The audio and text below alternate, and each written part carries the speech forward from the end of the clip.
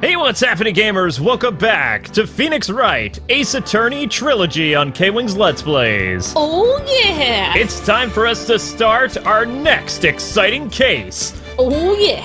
Case number 4, Turnabout Goodbye. Special thanks to our friends over at Capcom for providing early access for this game, as well as sponsoring the series.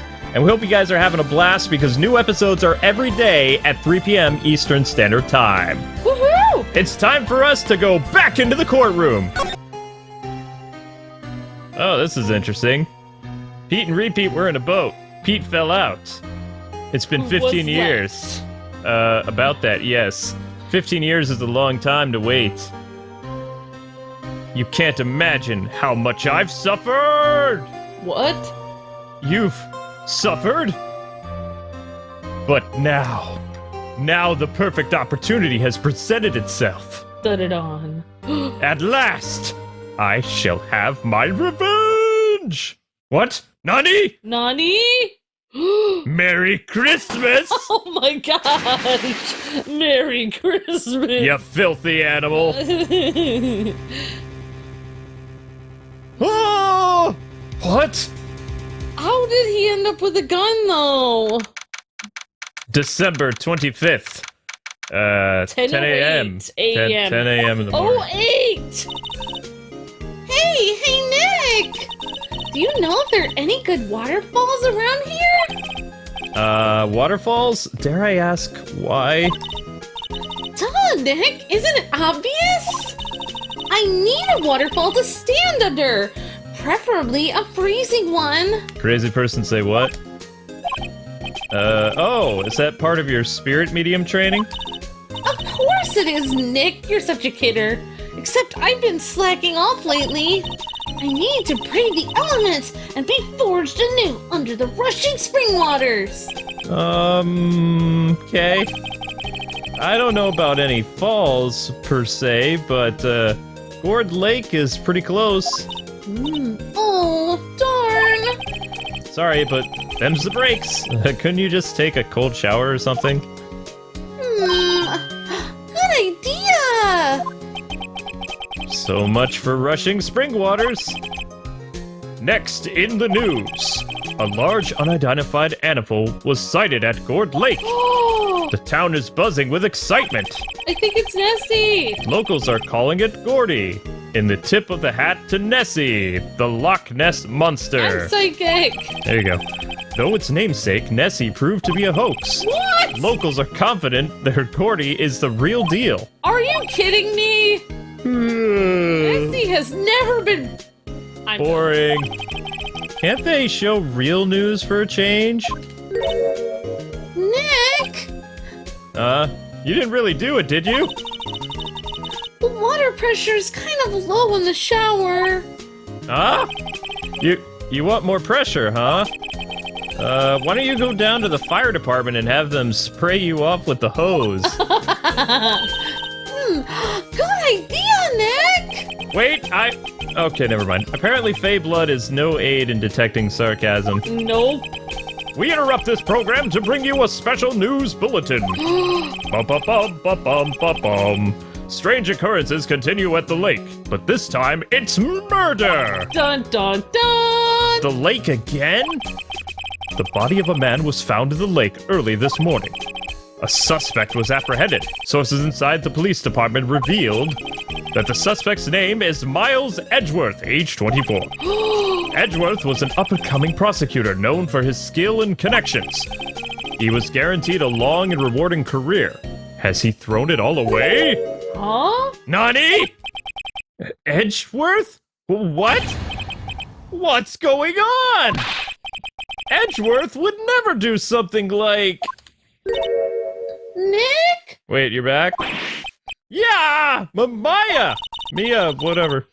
The fireman yelled at me when I called him. We've got even bigger things to worry about than that. They arrested Edgeworth. What? You mean the prosecutor? Yeah, he's a suspect in a murder. What? When? Where? Who? Why? How? I don't know. I know about as much as you. Let's go find out, Nick. You're just waiting for the cat to get punched in the face walking around. I do tend to use my hands talking. Well, what should we do? What do you mean? Let's investigate! We should talk to Mr. Edgeworth and check out the crime scene! You're right. We need more information. Save aimless and confusion for later. Any ideas? Well, got any good ideas for once? Not really. I do my best thinking when I'm standing underneath a waterfall. Okay. Oh, why would the fireman yell at Maya? That's so mean. She needed his help. She was doing some crazy stuff. December 25th. Christmas. It is Christmas. Why can't they just call Christmas? You know, Nick. What? We've all been in here one time or another, haven't we? I guess it comes with the territory. No, it doesn't. It's not normal for, like, lawyers to be arrested and... never mind. I'm not sure it's something we should mention to too many people, though. Yeah, probably not. Oh. Ah! Oh my God, it's a ghost. He's not there. Hey, Edgeworth, come back! Oh. What are you doing here? Nick! I don't think he's in a very good mood. You think? Well, he is in the detention center. Were you in a good mood when you were here? So you've come to laugh at the fallen attorney, then have your laugh. Laugh! Well, why aren't you laughing? I'm sorry. Nick! Should we start laughing now? Okay, 1, 2, 3. Let's stop. No, it's a trick laugh. He'll get mad or burst into tears. Wah. Edgy, we don't have so much free time we can spend in coming down here to laugh at you. What? Yes, you do. Actually, he's right! Oh my gosh. Sick burn. That was kind of a low blow. I hope you wouldn't come. I didn't want you to see me. Not like this. I didn't want to see you like this either, believe you me. He doesn't look like the very talkative type. I can never present my badge. I know. What happened? So you want to tell me what's going on? Why should I? What are you going to do about it? Duh! We're gonna help you, that's what! Help me? You? Don't be ridiculous. What now? You're a novice. You've only been in 3 trials. Hey! Sure, you got lucky and won all 3, but your luck's bound to run out someday. What? You need real skill, right? Experience. Nick! He's insulting you! Nick! Why am I always the one who has to get angry? What happened at the lake? The murder took place at the lake, correct? Yes. Late last night. The lake is a long way away from your offices and the courthouse. Why were you down there? I see no need to tell you. Mr. Edgeworth? You didn't really... Gordy. Huh? I went to see Gordy. Gordy? What's that? I'll tell you later. Why won't Edgeworth talk to us? Wait, he said he went to see the lake monster? Yeah. Aha! Your attorney's badge. Edgeworth. Let me defend you.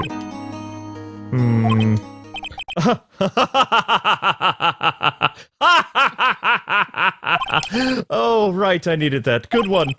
But I'm not that hard up, not yet. Oh my gosh. Well, what do you mean by that? Me? Trust a wet behind-the-ears lawyer with only 3 trials under his belt? Never! Well, what? My case is near hopeless, Wright. Every defense attorney I've talked to has turned me down. What? Simply put, they're afraid they'd lose. It occurred to me that it might be my fault that they, lack confidence. After all, I did get every single one of their clients declared guilty. I don't believe it! Regardless, I don't want you involved in this. You in particular, I cannot ask you to do this. I guess we'll have to go somewhere else. Did you do it? Edgeworth, this is a really hard question for me to ask. But you didn't do it, right? Right? Think what you will. I have only one request.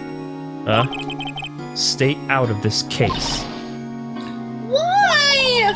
But Nick is trying to help you! I know that. But I don't want your help, okay? Huh? Why not? Look, just go away and leave me alone. Nick!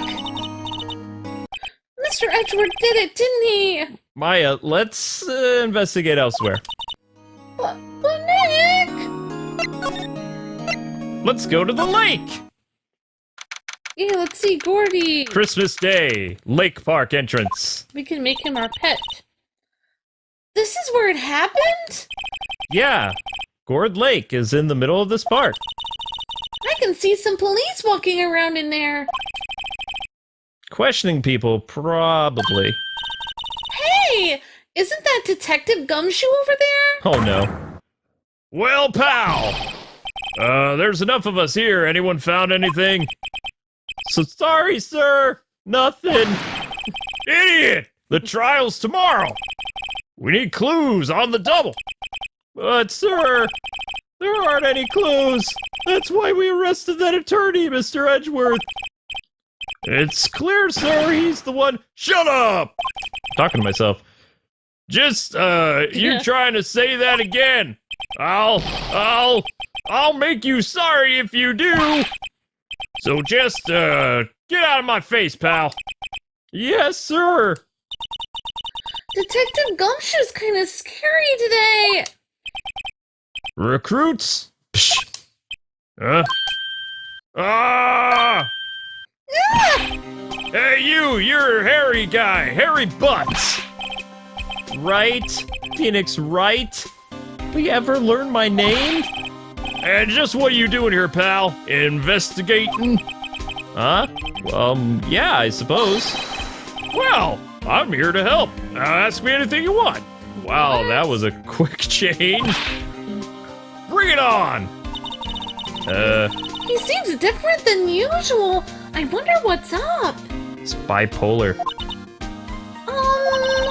Mr. Edgeworth hasn't actually asked us to defend him yet, though. Oh, you don't say. Okay, let's, talk to him. What happened? Detective Gumshoe, do you know what happened here? You don't know, pal? Nope. Wow, okay, Mr. Head in the Fluff Pink Clouds lawyer. Head in the what now? Never you mind, I'll tell you. It happened last night, about 15 minutes after midnight. I forgot what Gumshoe sounded like, it's been a while. There was a boat out on the lake, and in that boat were two men, Pete and Repeat. One of them got shot. How many were left? Yeah, the other with a pistol, or one of those men shot the other with a pistol. Never mind. Yeah. Old joke. One of the men was shot, the other with a pistol. Bang. And the shooter was Edgeworth. A cop who arrived on the scene arrested him. How did they get there so fast? Well, there was a witness. When the report came in, we raced to the lake. A witness? You don't think Mr. Edgeworth is a murderer, do you? Absolutely not. It's impossible. I don't care if he's a witness either. I don't believe a lick of it. Right! Who cares what the witness says? I care. You really believe in him, don't you, Detective? Of course I do. We're BFFs. But the police are pretty sure he's the killer. Nobody's even really taking this investigation that seriously. Oh no! After all the help Mr. Edgeworth has been to us, hard to imagine that no one's standing up to take his side. Well, at least you are, Detective. At least you are. He has nothing to say on that. Is it true? No one will take Mr. Edgeworth's case? Yeah, well, he's a bit of a celebrity. If you defended him and lost your reputation, you'd be sure to suffer. What's more, the case against him as well, it's pretty solid, guys. I suppose it would be if they have a witness. Hey, pal! Don't tell me you're gonna turn your back on him, too. Remember the Steel Samurai case? Mr. Edgeworth helped you get your client declared innocent. I know, and stop listening to my inner monologue. I went to Edgeworth, I tried. He really doesn't want us to represent him. He laughed in my face, especially not us. What? Well, that doesn't make any sense, pal. You should have heard him talking about you after that trial. He kept saying, write this and write that, over and over. Huh? Nick? I'm not sure that's a good sign. Neither am I. Why wouldn't he want your help? I don't get it. Who was this witness? Sorry, pal, that's confidential. Anyway, the witness saw everything, apparently. I'm sure they'll turn up at the trial tomorrow. Was there only one witness? Yep, and it was a pretty cold out on the lake last night, too. And it was Christmas Eve, after all. Still, we're being thorough. You never know when you're gonna turn up another witness. That's why we're here today, checking things out. So far, we're coming up empty, though. Oh, it's Christmas today! I forgot! What are you getting me for Christmas, Nick? Talk to Santa. Detective Gumshoe, sir! Sir! What? Find something? No, sir, not yet. But there was a call from the precinct, and they want to hold an investigation briefing. A briefing? Right. I'm off then. Oh. Sorry, pals. I guess you heard. I gotta go. And, any last things you want to ask me before I go? Autopsy. Well, yes! Do you have any information on the victim? Nope. Sorry. They haven't worked up the autopsy report yet. I'm still waiting for it myself. Actually, say, if you get the time, drop by the precinct. We can talk more there, pal. You're not coming back, Detective? Probably not, pal. So, what should we do if we have something to talk to you about? All right. Here, I'll show you how to get to the precinct. Come down and see me anytime. Oh, Directions to the police station received from Detective Gumshoe. yeah. Oh, hey, Detective Gumshoe. What? We'd like to take a look around in the park. Can we walk around? Yeah, I mean, no problem, pal. You got my permission. Also, it's a public park, but okay. Yeah. You know, Nick, I think there's something to be said for talking to people when they're busy. Yeah? They don't have time to think about not giving you information? Right! Now let's start investigating! All right. Well, let's examine out here first. We got some trees. I feel winter's chill from the bare leaf trees today. What's it about winter that turns people into poets? I don't know, but my toes are starting to feel numb! Then wear socks! I mean, yes, my poetry has that effect on some people. Pretty sure she's barefoot. Probably, she's probably wearing sandals. The sign says Gourd Lake Nature Park. Yay! This place is full of families picnicking on the weekend. Yep. But no waterfall! Not many picnickers come here for spiritual training, Maya. Oh, you crazy girl. What am I going to do with you? Nick. I do. Alright, so I guess we've examined that. Let's go to the beach. That's fun. December. Christmas morning! Lake Public Beach. Wowzers! This is Gourd Lake! Not gonna lie, that scared me a little. Yep. I'm not sure it warrants a wowzers, though. Probably not. But hey, look at that snack stand! Samurai dogs. I want a samurai dog, please! I bet they're great! With a name like Samurai Dog, how could they not be? They're a little behind the times, though. The kids are all into the pink princess now. I mean, like, you know. Nope. Alright, let's examine. Trash bin? The trash can is empty. Yay. At least the place is well maintained. Yep.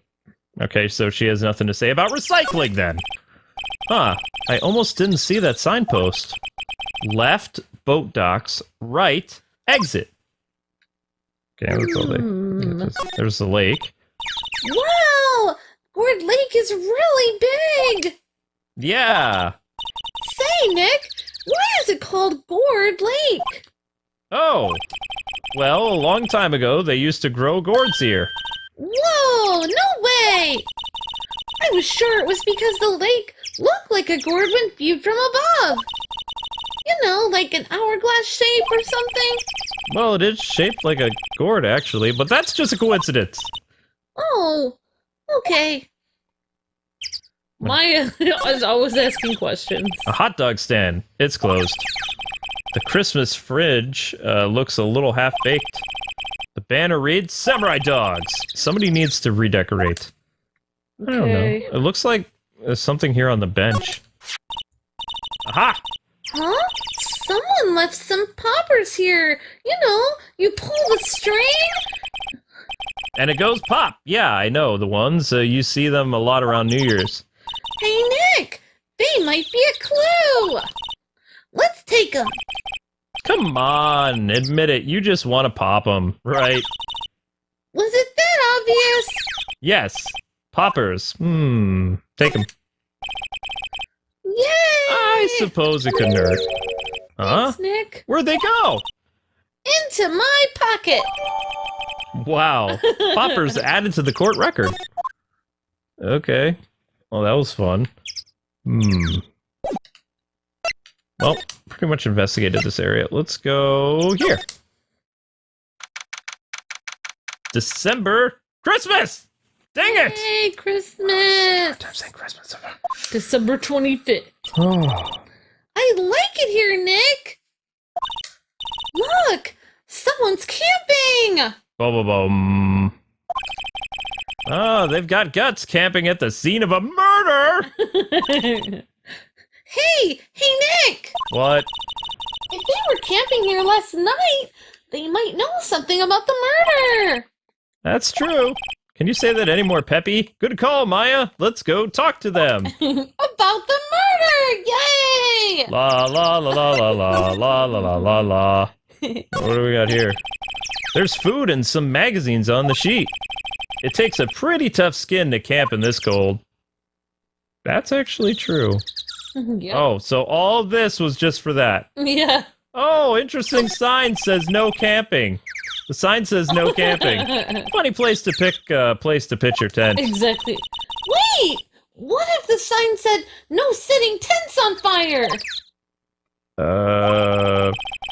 I don't think they have signs like that. Oh! They should, though. Because only you can prevent tents on fire. Hey, Nick! What? Don't tell me you're hungry again. No! I was just wondering, why are camping pots and pans made of aluminum? So they don't catch fire? They didn't talk about that in any of our law books, sorry. Oh, Oh, so there's no law saying they have to be made out of aluminum then? I'm not having this conversation. Okay. Ah, a Jeep. Oh, SUV. Excuse me. It's an SUV. And it's tinted all over. I can't believe anyone would drive their car down here. I know, the nerve of some people, Phoenix. Yep. Oh. Ooh, look at the lake. Maybe we'll be able to see Gordy. We should sit out here for 6 hours and No. wait for him. The trees grow quite thick here. Further back, the trees fade into the shadow where the sunlight can't reach them. Winter poetry. This camera has a mic and some sort of attachment on it. It must take pictures when triggered by a noise. Wow, cool. Let's try it out. Now, wait a second, Maya. Hi, I'm Nick. Maybe I'm not saying it loud enough. Hey, I'm Nick. That's being loud. Okay. Huh? Will you stop that? Nick! Yeah. Maybe it's broken. Don't kick it. Oh. Maybe it isn't set to respond to voices there, Einstein. Well, what then? These things? The party poppers? Ah! Oops, you broke it! Well, it responded. Yeah! Whoa! Hey, you! Get your hands off of that! Ah! What in the Sam Hill? Look at what you've done now! There goes a whole roll of film! What? Sorry's nice, but it won't pay my bills. Y'all know how much a roll of film costs? Hey, I'll pay you back! What were you thinking, setting off a party popper in a place like this? What? Don't try playing stupid with me, cause you think I'm some country bumpkin. Yeah, I know how y'all the Yanks think. I see those southern folks talk with that exaggerated drawl, they must be dumb. Well, let me tell you, just because I might be here dumb, don't mean we all are. Maybe it's just me that's stupid. Wait. Nick, help! And who are you now? Her chaperone? Chaperone? Yeah! So, that's the worst southern accent I've ever heard. Well, that's real. I'm from the South. Just figure out what y'all are gonna say and say it for bejesus's sake. Oh, gee, I'd rather sit through one of Pa's drawls than listen to you stutter all day. Oh, boy. I guess we should pay her for the film. Watch it! Yes, ma'am! On second thought, I'll pay you later. I'm really sorry. Wow. Just kind of crazy. That's my girl. What? Hey, you see, I'm changing the film on my camera here. Someone, I'm not naming any names, but someone used up a whole roll.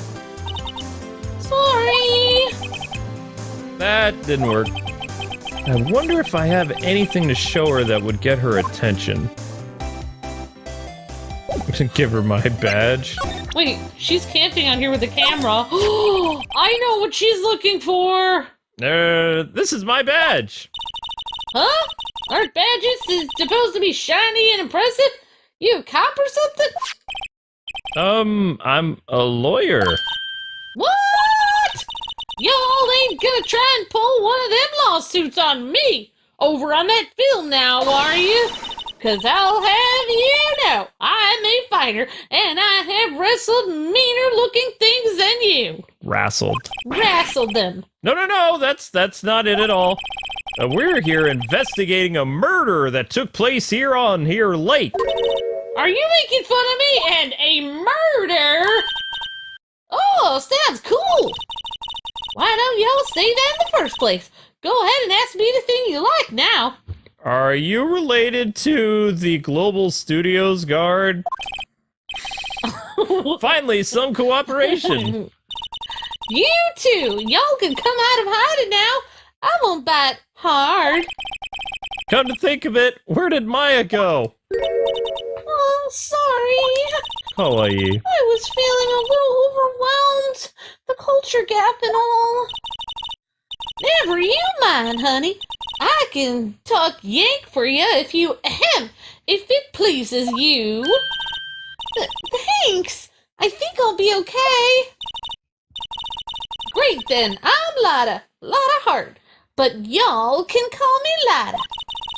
I'm here photographing meteor showers for a research project. Mighty pleased to meet ya. Wait, I don't feel like she's recording meteor showers here on Lake Gord. If there's a monster here, I feel like she's looking for the monster. This camera is rigged to respond to a noise, but it only responds to loud noises like a party popper. Okay, so... I've never had one of those party popper things. Let's go back and talk Maybe to her. she is really looking for meteor showers, though. Ah! Oh, yeah. Oh, that's yeah. When was that murder, anyway? I ain't seen much television lately, to be honest. It happened late in the night on Christmas Eve. That's so. Christmas Eve. A man on a boat was shot. Did you see anything at all? Well, let me see. A boat, y'all say? I reckon I might have seen one, not sure, though. Y'all gotta remember, I've been watching this here lake for a good 3 days now. I've seen enough boats to choke a mule. Kinda hard to remember which I seen when. Okay. So, what is it you do, Lotta? Me? Y'all don't really want to know that, do you? Actually, I'm a research student at Country U, right in the heart of the heartland. Wow, neat! Nick, she's a research student at a university, Country U. So I heard her say. Oh, so when did you, come up here? Let me see, I guess it was about 3 days ago. What are you photographing? Didn't I tell you that already? Meteors! Yep, meteor showers. Falling stars? Right. That's quite a camera you have there. Y'all better know it. It's a German-made, genuine Solingen. Isn't that where they make knives? So what's that device you have stuck to the camera then? Huh? Device? Yeah, that's what she said. Your camera, it went off all by itself when I fired my party popper. The mic triggers the shutter whenever it detects certain sounds and such. It's programmed to pick up loud noises right now.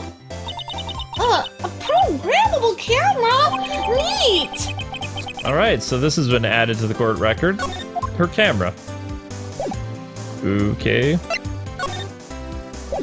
You have anything else to say? Lotta? Yeah? So, your camera, it triggers on loud explosion noises? Yep. Actually, the victim in the case we're researching, he was shot with a pistol. A pistol? Right. Now, wouldn't a gunshot make a similar noise to our party popper? I guess it would. Your camera didn't get a picture of the murder, did it? Hey!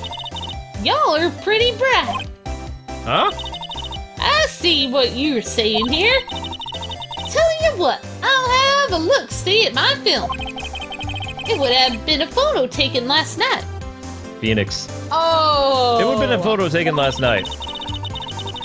I checked them once, don't remember if there was anything on them though. But what if I got something? I could be a witness to a genuine murder. Yeehaw! I know, exciting stuff. I'll go check out the film. Y'all come back now, you hear?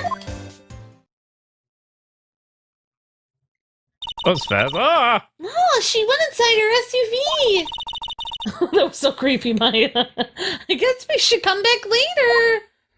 Alright, well, nothing more to do here, so let's go back to the beachfront.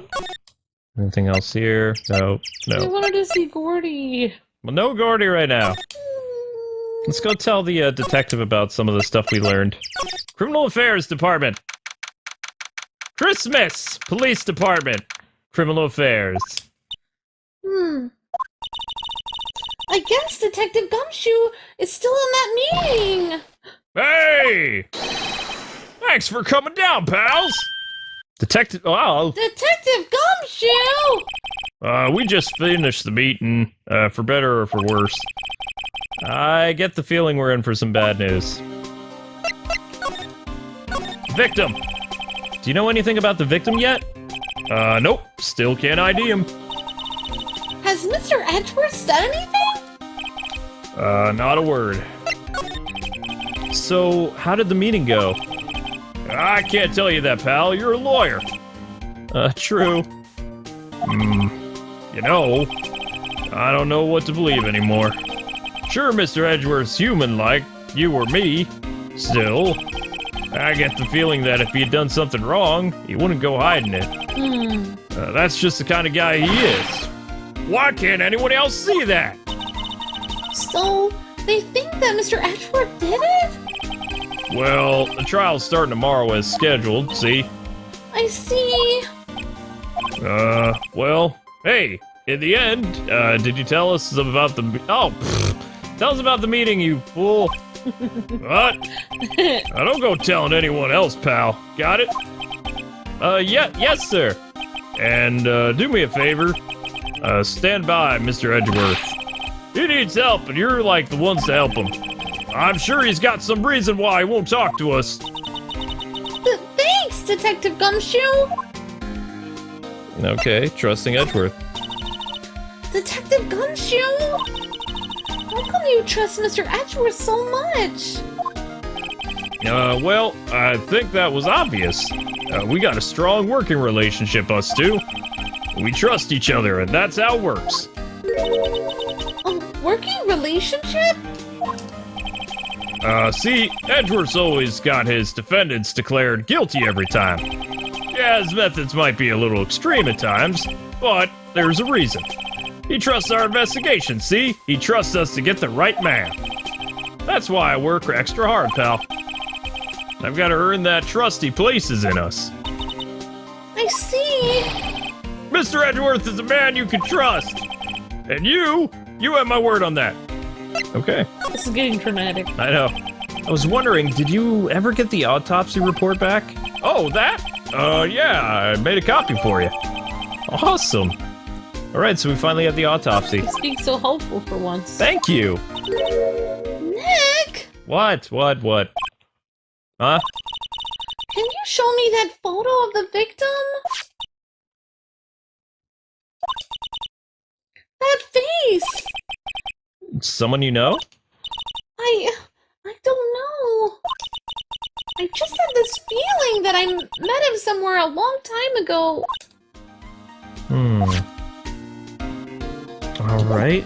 So now where to?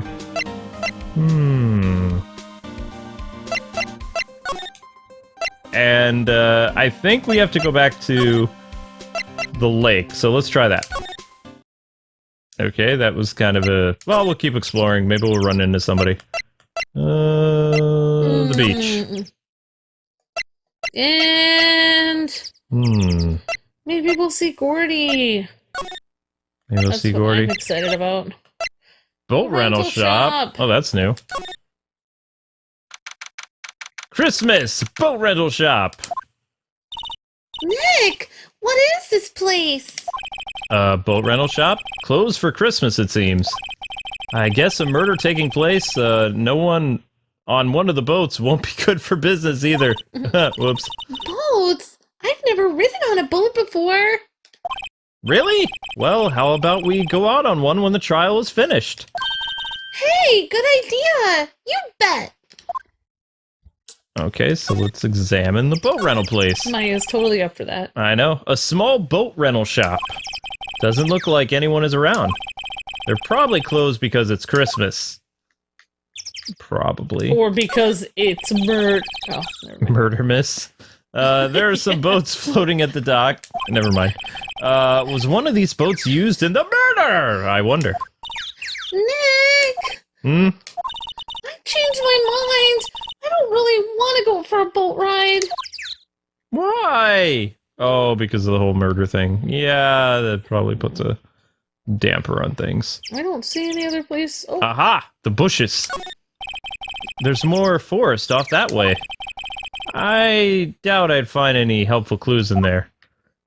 But maybe we would. you should present your badge to the boat shop. No, I'm not doing that. That's weird. Fine. Well, the only people left is that crazy lady again. Christmas! The lake! December 25th. Hey, y'all! Oh no. Lana! What? Wait up a sec. We got bingo! Bingo? My automatic camera took 2 pictures last night. Whoa! Hey! This is them. Take a look. Wait! What? See? See? He's shooting him with that pistol. It looks like that, yes. But you can't really tell who that is shooting. Yeah, well, there wasn't a fog out there last night to strangle a bullfrog. But, you know, seeing these photos reminds me of something. What? I saw a murder happen. I'm a witness. What? Are you serious? Of course. How do you forget? Never mind. Y'all reckon I should tell the cops? I reckon so. I reckon so. What's that? Now, don't y'all go trying to mock my accent. I'm a sensitive lady. Hey, so I'm off to talk to the cops now. Y'all can have this photo, though. Later. Wait! Lana! What? Can't y'all see that I'm kind of busy right now? Tell us what you saw too, please. Oh, nice try, honey, but I wasn't born yesterday. I'm a witness, and that means I'm on the side of justice, and that means the cops. I'd sooner eat the south side of a northbound skunk than tell y'all. What? Don't let it get your skivvies in a bunch, though. Friends today, enemies tomorrow. Or was that the other way around? No matter, I'm gone. Hey, maybe they'll let me do some testifying, hot darn. Oh, she left. Well, that's one more witness. What do we do now, Nick? Well, if she saw something, there's not much we can do about it. The question is, what exactly did she see? I guess we'll find out in the trial tomorrow. Lake photo added to the court record. 2 guys in a boat. Pete and repeat. One fell out. Who was left? Repeat. 2 guys were in a boat. One got shot. The other fell out. Who was left? Repeat! There you go. Looks like the police have given up on their interviewing. Hey! Santa! Santa! Ah! Nick! I think Santa's mad at you! Long time no see, Nick. Ho, ho, ho. Nick! You know Santa? Wow! Nick and Saint Nick. Hey, I see the connection. Don't be ridiculous. Hi, Santa! Dude, it's me! Huh? Larry? Hey, what are you doing here, Larry? Isn't it obvious? I'm working my day job. I'm Santa Claus. I sell samurai dogs. Want one? Gotta get money for dates, you know. My girl, Kanyance? I would say Keonce. Keonce deserves the best, yo. Keonce? Not another model, I hope. Oh, Keonce's fine. Fine woman, Nick. It was her idea that I wear this costume. She was all like, you go, girlfriend, you know? She brought me this costume. That's great, Larry. Whoa! A Santa costume! She must be really nice! Whoa, cute. Nick, who's she? She's not your... Not my what? No, she's not. No. I'm his partner, Maya Faye! Dang it, Maya! I'm, the little sister. Sister? Wow, Nick. It must be tough. Working 9 to 5, having to take care of a little sister? No! I'm not Nick's little sister. I'm my older sister's little sister. Ah, sounds great. Don't worry, Maya, he's not listening. Oh, wow. He remembers Mia, though, but he's not paying attention.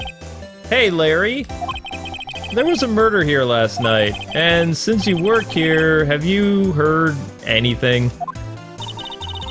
Nick, you're wasting your time. Last night was Christmas Eve. He was with Keonce, obviously. He wouldn't have been standing out here in the cold. Huh? I think what you just said caught him off guard, Maya. No, it's Keonce's not in town right now. She's in Hawaii on a photo shoot. A model. I knew it! Well, anyway, there was a murder here on the lake. The trial's tomorrow. Huh? Neat! The defendant is Edgeworth. Miles Edgeworth. Nick? Why would Larry know Edgeworth? Whoa, Nick! You don't mean that Miles Edgeworth? Old Edgy? Yeah, he's a murder suspect now. Whoa, the murderer. Huh? You know Mr. Edgeworth, Larry? Larry knows everyone. Yeah, of course. Edgy was in the same class as us in grade school. What? Samurai dogs. Tell me about the dogs. Huh? Oh, you mean the samurai dogs? Why are they samurai dogs? I mean, they kind of look gourd-shaped. Oh, well, originally they were gourd dogs, you know, like gourd dogs. Ouch! The samurai thing was Keonce's idea. She's my woman, you know. She was all, change the name and you go, girlfriend. She made that banner. Man, the kids can't get enough of those samurai dogs. Something about that just seems wrong. Oh, and guess what? We're getting a ton of customers here at the lake. What with the big news and stuff.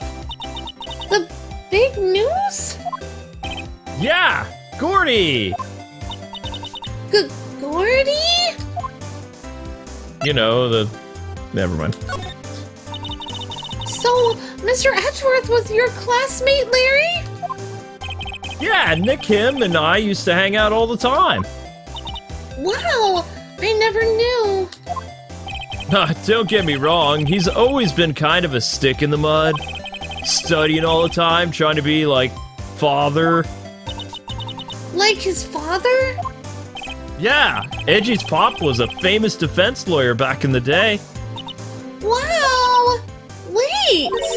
You said defense lawyer? Yeah. Wait a second! But Mr. Edgeworth is a prosecuting attorney! Bum. What? Edgy's got a proboscis on his knee? No! He's a prosecuting attorney! That's like the total opposite bit of a defense lawyer. Huh? Ah, go figure. He always used to talk about defending the weak who were unable to defend themselves.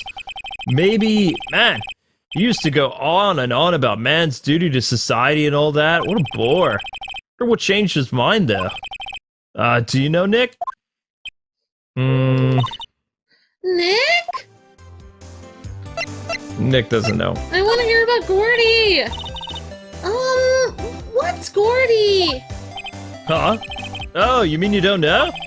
It's here in this very lake, a giant, mysterious monster! Gordy! A monster? Yeah! Check it out! This is an article from yesterday's newspaper. There's a photo and everything.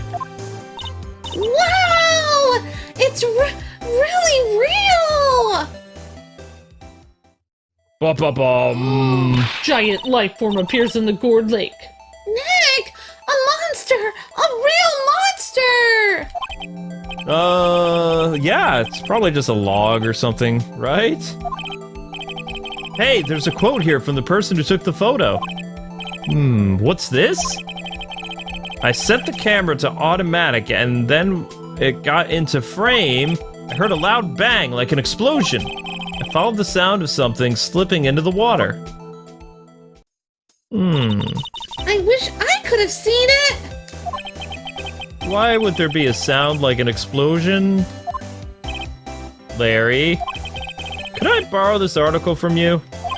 Sure thing, bro. That'll be like $1 million. 1 million? Grow up, Larry. Gordy article added to the court record. Alright, so that's all for Santa. Santa! He's not the real Santa. Is he not the real Santa? I don't think he is. I think we should investigate that. Whether Larry is the real Santa. I thought she was gonna say he couldn't be here on Christmas Eve because he was handing out toys. Ha ha ha, yeah. Hey, Santa. Let's try going back to the entrance. What are our options? Let's try this. There we go. What is it? Oh! Nothing. Just something's really been bothering me. Could you show me that autopsy report once more?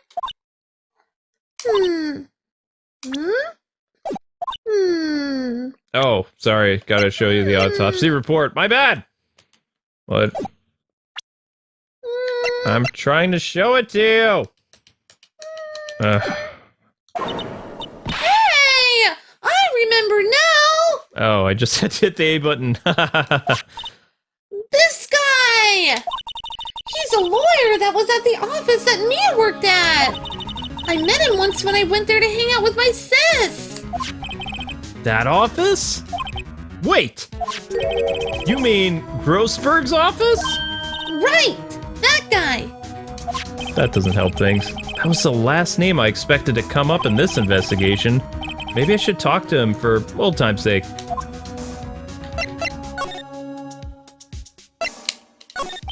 Well, penny for your thoughts. Thoughts? Thoughts. Yeah! Why won't Mr. Edgeworth tell us anything? And why did he refuse to ask for our help? What a jerk! Wow.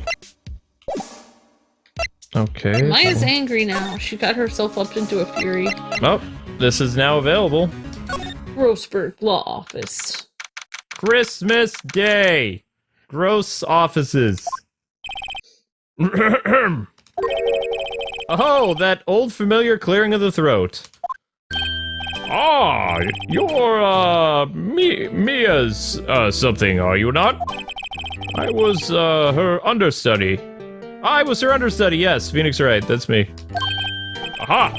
And you are, Mia's something too, are you not? Her little sister, yes. Splendid! You've grown. You've come to look at your like your sister, you know. Whoops. Kind of. Okay. It takes me back. Ah, the days of my youth. Like the scent of a fresh lemon, you see. Mr. Grossberg, sir? What is it? Oh, yes, I beg your pardon. Of course you came here to discuss something. What is it? Something the matter then? What happened? There was a murder last night. A murder? You haven't heard? I just got up, you see. Well, Miles Edgeworth shot someone with a pistol. Edgeworth? What? Why? Did he shoot? Who did he shoot? Well, the identity of the victim is still unknown. That's terrible news indeed. I guess he hadn't heard anything. I know, it's weird. Where's your painting? Whatever happened to your painting? Oh, yes. I do not think it shall ever be coming back home to this office. Aww. Can't exactly claim it as stolen. I suppose it's my just desserts. Old, bitter desserts. Oh, I kind of miss that he can't have his painting. It's me a little sad. I know. It's just like a barren space there now on the wall. Yeah, you would think so. Let me talk to him about... Present my badge. Yeah. You've really grown up in the past few years, my dear. How proud Mia would be if she could see you now. She said she was more worried about me than anything. Aw, just go on and take the compliment, will you?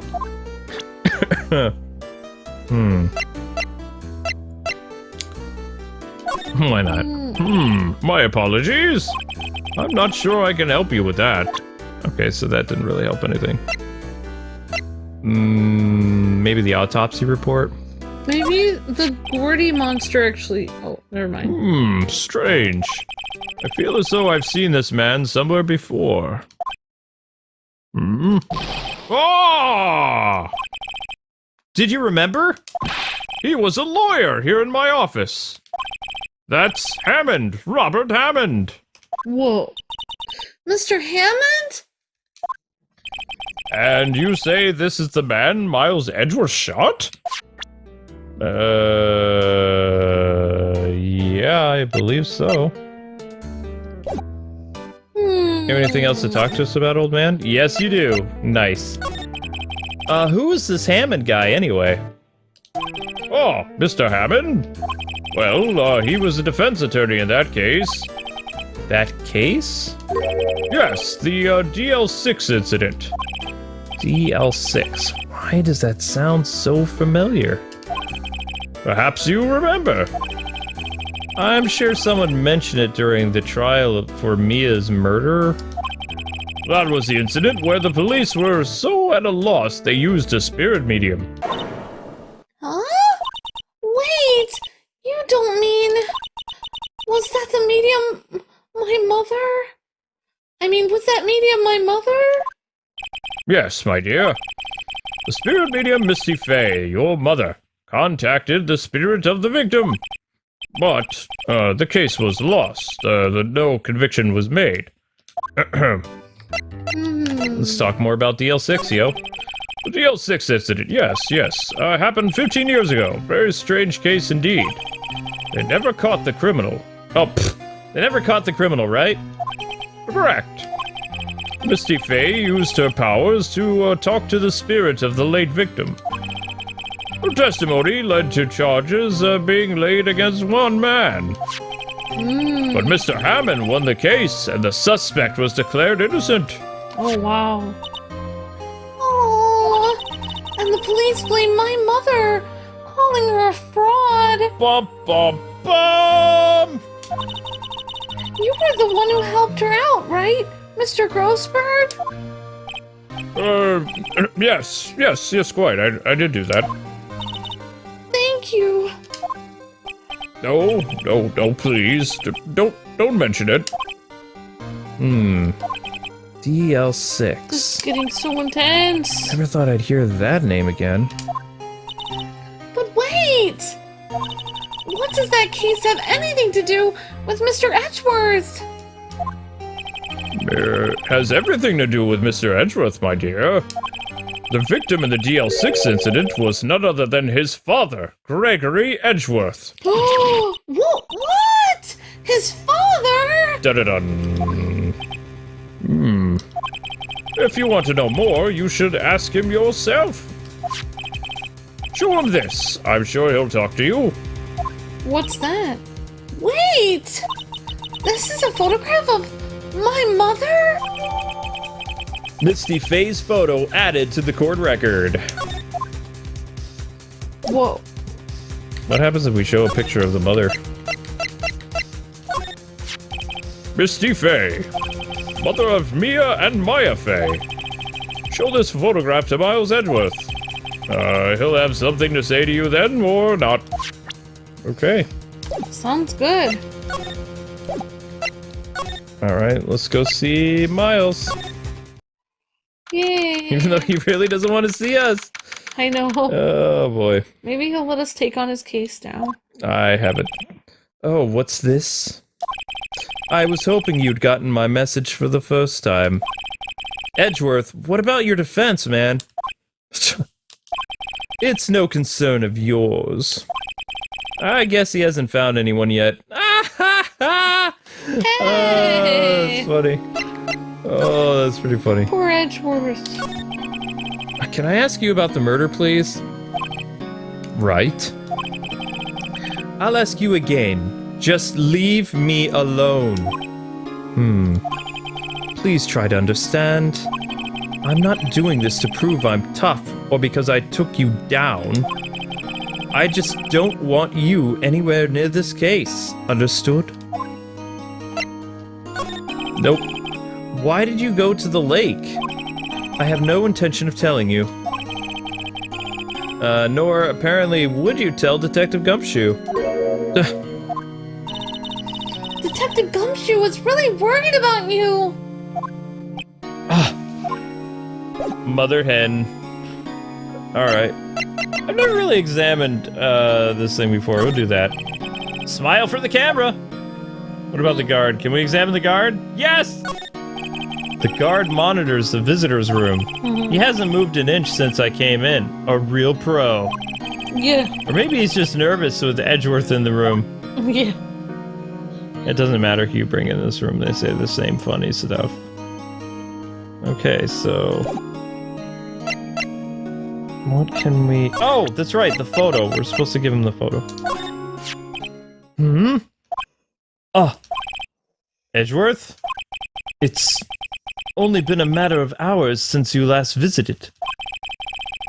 Yet you've made incredible progress in your investigation. I'm impressed. I'll admit I'm surprised and impressed, Wright. You were always single-minded in your work, though. Once you start on something, you always see it through to the end, don't you? Yeah. Anyway, about the DL6 incident. Right. DL6. I didn't want you to find out about it. That is why I refused your offer to defend me. I'm sorry if it sounded like, I thought you weren't up to the job. I just wanted to keep you away from DL6. So, do you still think it, would have been better for me to stay away? I don't know. But, I see no point in hiding anything from you now. Very well. Ask whatever you like, and I will answer to the best of my abilities. Okay. Edgeworth? Oh my gosh, we already did this one. Sorry. Oh yeah, we already said that. Sorry guys, sorry. Wow, Mia and Maya's mom is really pretty cute. I feel so bad, like what happened to her after that incident though? She just ran away or something? I have no idea. The DL6 incident is when my father died. Oh my gosh! What? Right before my eyes. And thus Edgeworth Batman was born. Oh my god. He was shot and killed, and I saw it all. What? My memories from that time are foggy at best. I suppose it's a self-defense mechanism. In any case, a suspect was arrested, a man. It's pretty clear that he was the one who would have killed my father. The spirit medium they used to talk to my late father said the same thing. It was an attorney by the name of Robert Hammond. That cleared the suspect's name. And Hammond is the victim in Gourd Lake murder. Correct. That spirit medium, that was my mom. What? You mean you're... It's strange. I thought that terrible incident was about to end, and now this. About to end? Explain. The DL6 incident happened 15 years ago. 15 years ago on December 28th. December 28th? The statute of limitations on the case runs out in 3 days. Whoa. Whoa! Oh, Nick, what does that mean? Trouble. When a case's statute of limitations runs out legally, the case never happened. 3 days from now, DL6 will be closed forever. Oh man. What happened to the suspect? The one who got off innocent? I don't know. He disappeared from public view. Nobody knows where he is. If he's still alive, he'd be about 50 years old now. I guess I can understand why he'd go into hiding. It'd be hard to live a normal life after being a murderer suspect in such a big case. Okay. Your father. So was your father a lawyer? He was. Gregory Edgeworth. He was quite famous at the time, apparently. So you were sort of trying to follow in his footsteps. I'd rather not talk about it here. Okay. Seems like I ran into a dead wall. That's dead wall. Edgeworth is Batman. It seems In like a it. lawyer outfit. Harvey Dent. Harvey, I believe in Harvey Dent. Your attorney's badge? I can't say I really want to see one of those right now. Okay. Show him the picture of Nessie. I don't think he wants to see it. I would want to see it. It's awesome. That's because you're interesting, Amber. Thank you. Okay, so... Show him the potted plant. Maybe we should try to show him the lake photo?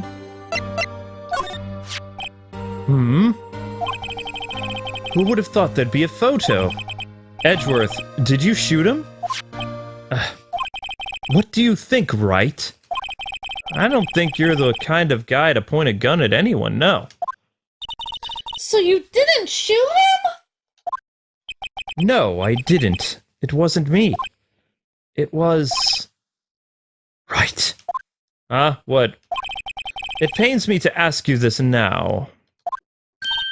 I know! You want us to defend you! Yes. Will you? Of course we won't. What? Sorry, Edgy, no way! Right. Nick! Aww. Hey, don't look so serious, guys. I was kidding. Just a little joke. There was nothing little. Or joke-like about it! I thought it was funny. Nick, do it over! Yes, Your Honor. How could I refuse you, Edgeworth? Thank you, Wright. I think, although your childish antics leave me cold. Childish antics. This is my chance to finally pay you back. Pay him back? Pay me back? For what exactly? I don't remember ever owing you anything. Never mind. I guess you really don't know. My letter of request. Please give it to Detective Gumshoe. Oh, we got a fancy parchment. Well, I guess we should... What's that? Earthquake! Nick, it's a big one! Whoa! It's calming down! Whoa! That was so scary! Phoenix, huh? Where's Edgeworth? Oh! There! He's on the floor in a ball, shivering! I guess he doesn't do so well with earthquakes. I've heard of running, but curling up in a ball? Well, I guess we're done then. Mr. Edgeworth doesn't seem like he's gonna stand up anytime soon. That's funny. Let's go, Nick, and leave him here in a huddled ball on the floor. Right. Well, we have to give Edgeworth's letter of request to Detective Gumshoe. That was random to have an earthquake happen. Yeah, I know. It's I kind don't of even interesting. understand why that just happened. There's earthquakes in Japan all the time. Oh. Well, there is. I mean... What's going on here? Ah! What's wrong, detective? This wild lady comes in here just a little while ago, says she came to talk after all hearing what Mr. Wright had to say. What's this all about, pal? A lot of heart. Why are you going around finding more witnesses? You want to give Edgeworth the death sentence, pal? No, not at all. I mean, she did see something. There's nothing I can do about that. I can't go around covering up evidence. That'd make me Phoenix wrong. You trying to say something about the way I do my job? No, sir. What is he saying? That's how he does his job, is covering up evidence. Wow. So, what did Miss Hart say?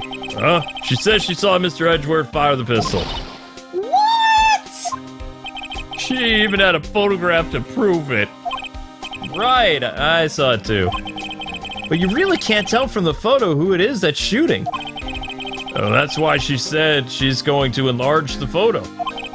She said it'll drop the quality a mite, but should let us see who's who. She can do that?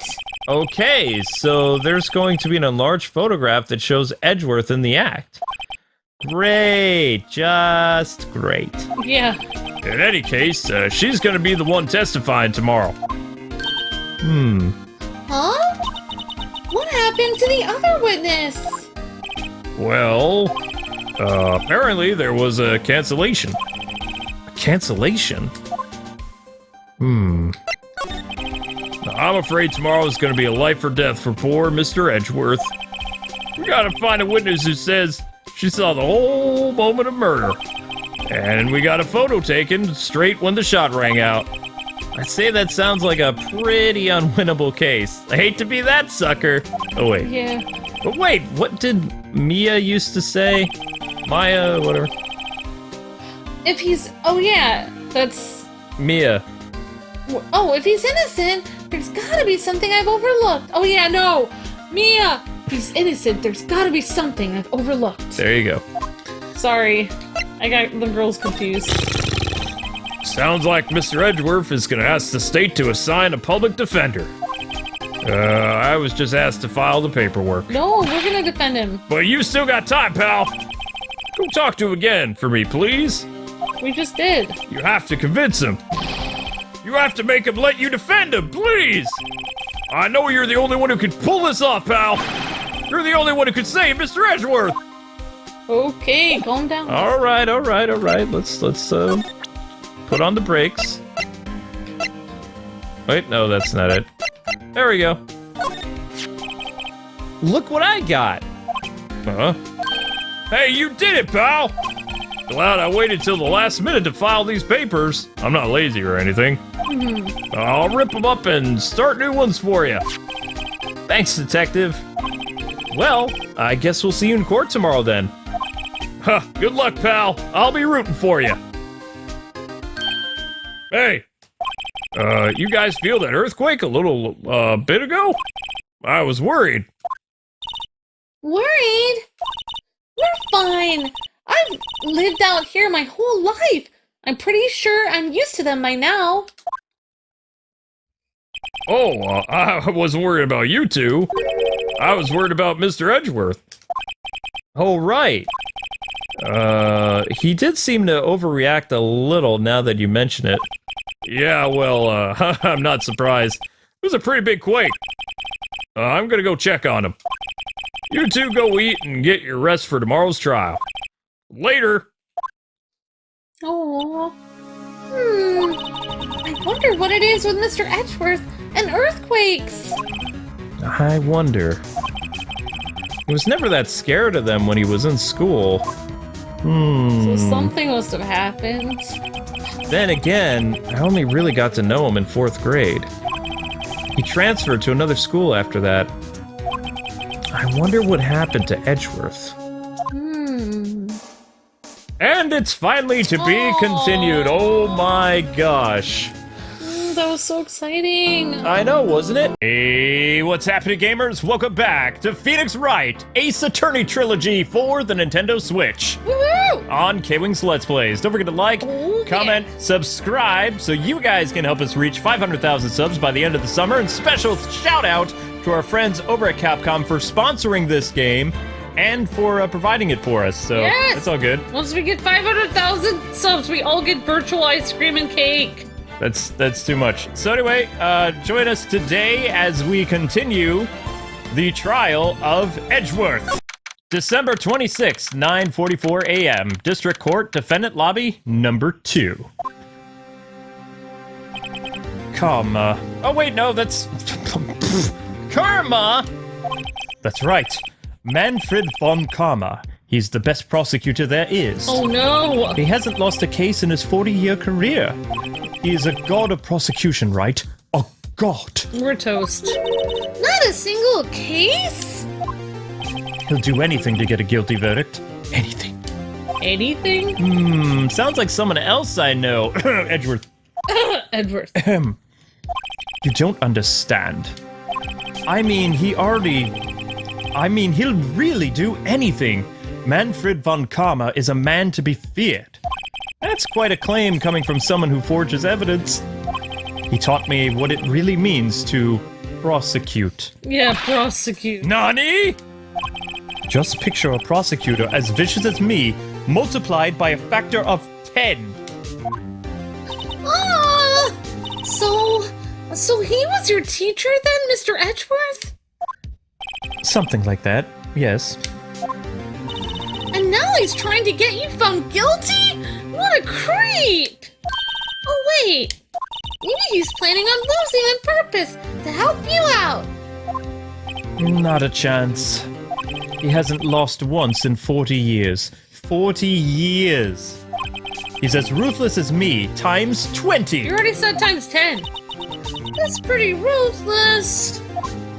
Like I said, he is a god among prosecutors. I guess that's something like, Mia was to me. Speaking of Mia... Maya! Uh-huh.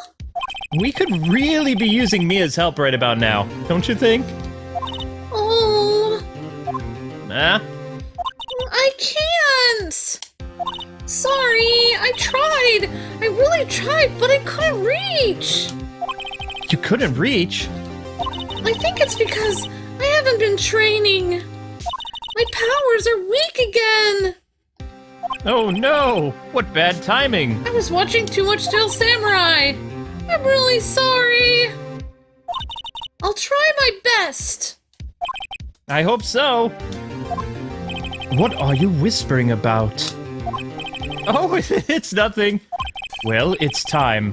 Let's head in. Man, I really wish our neighbors wouldn't have started their laundry. I know. We're whispering about... December 26th.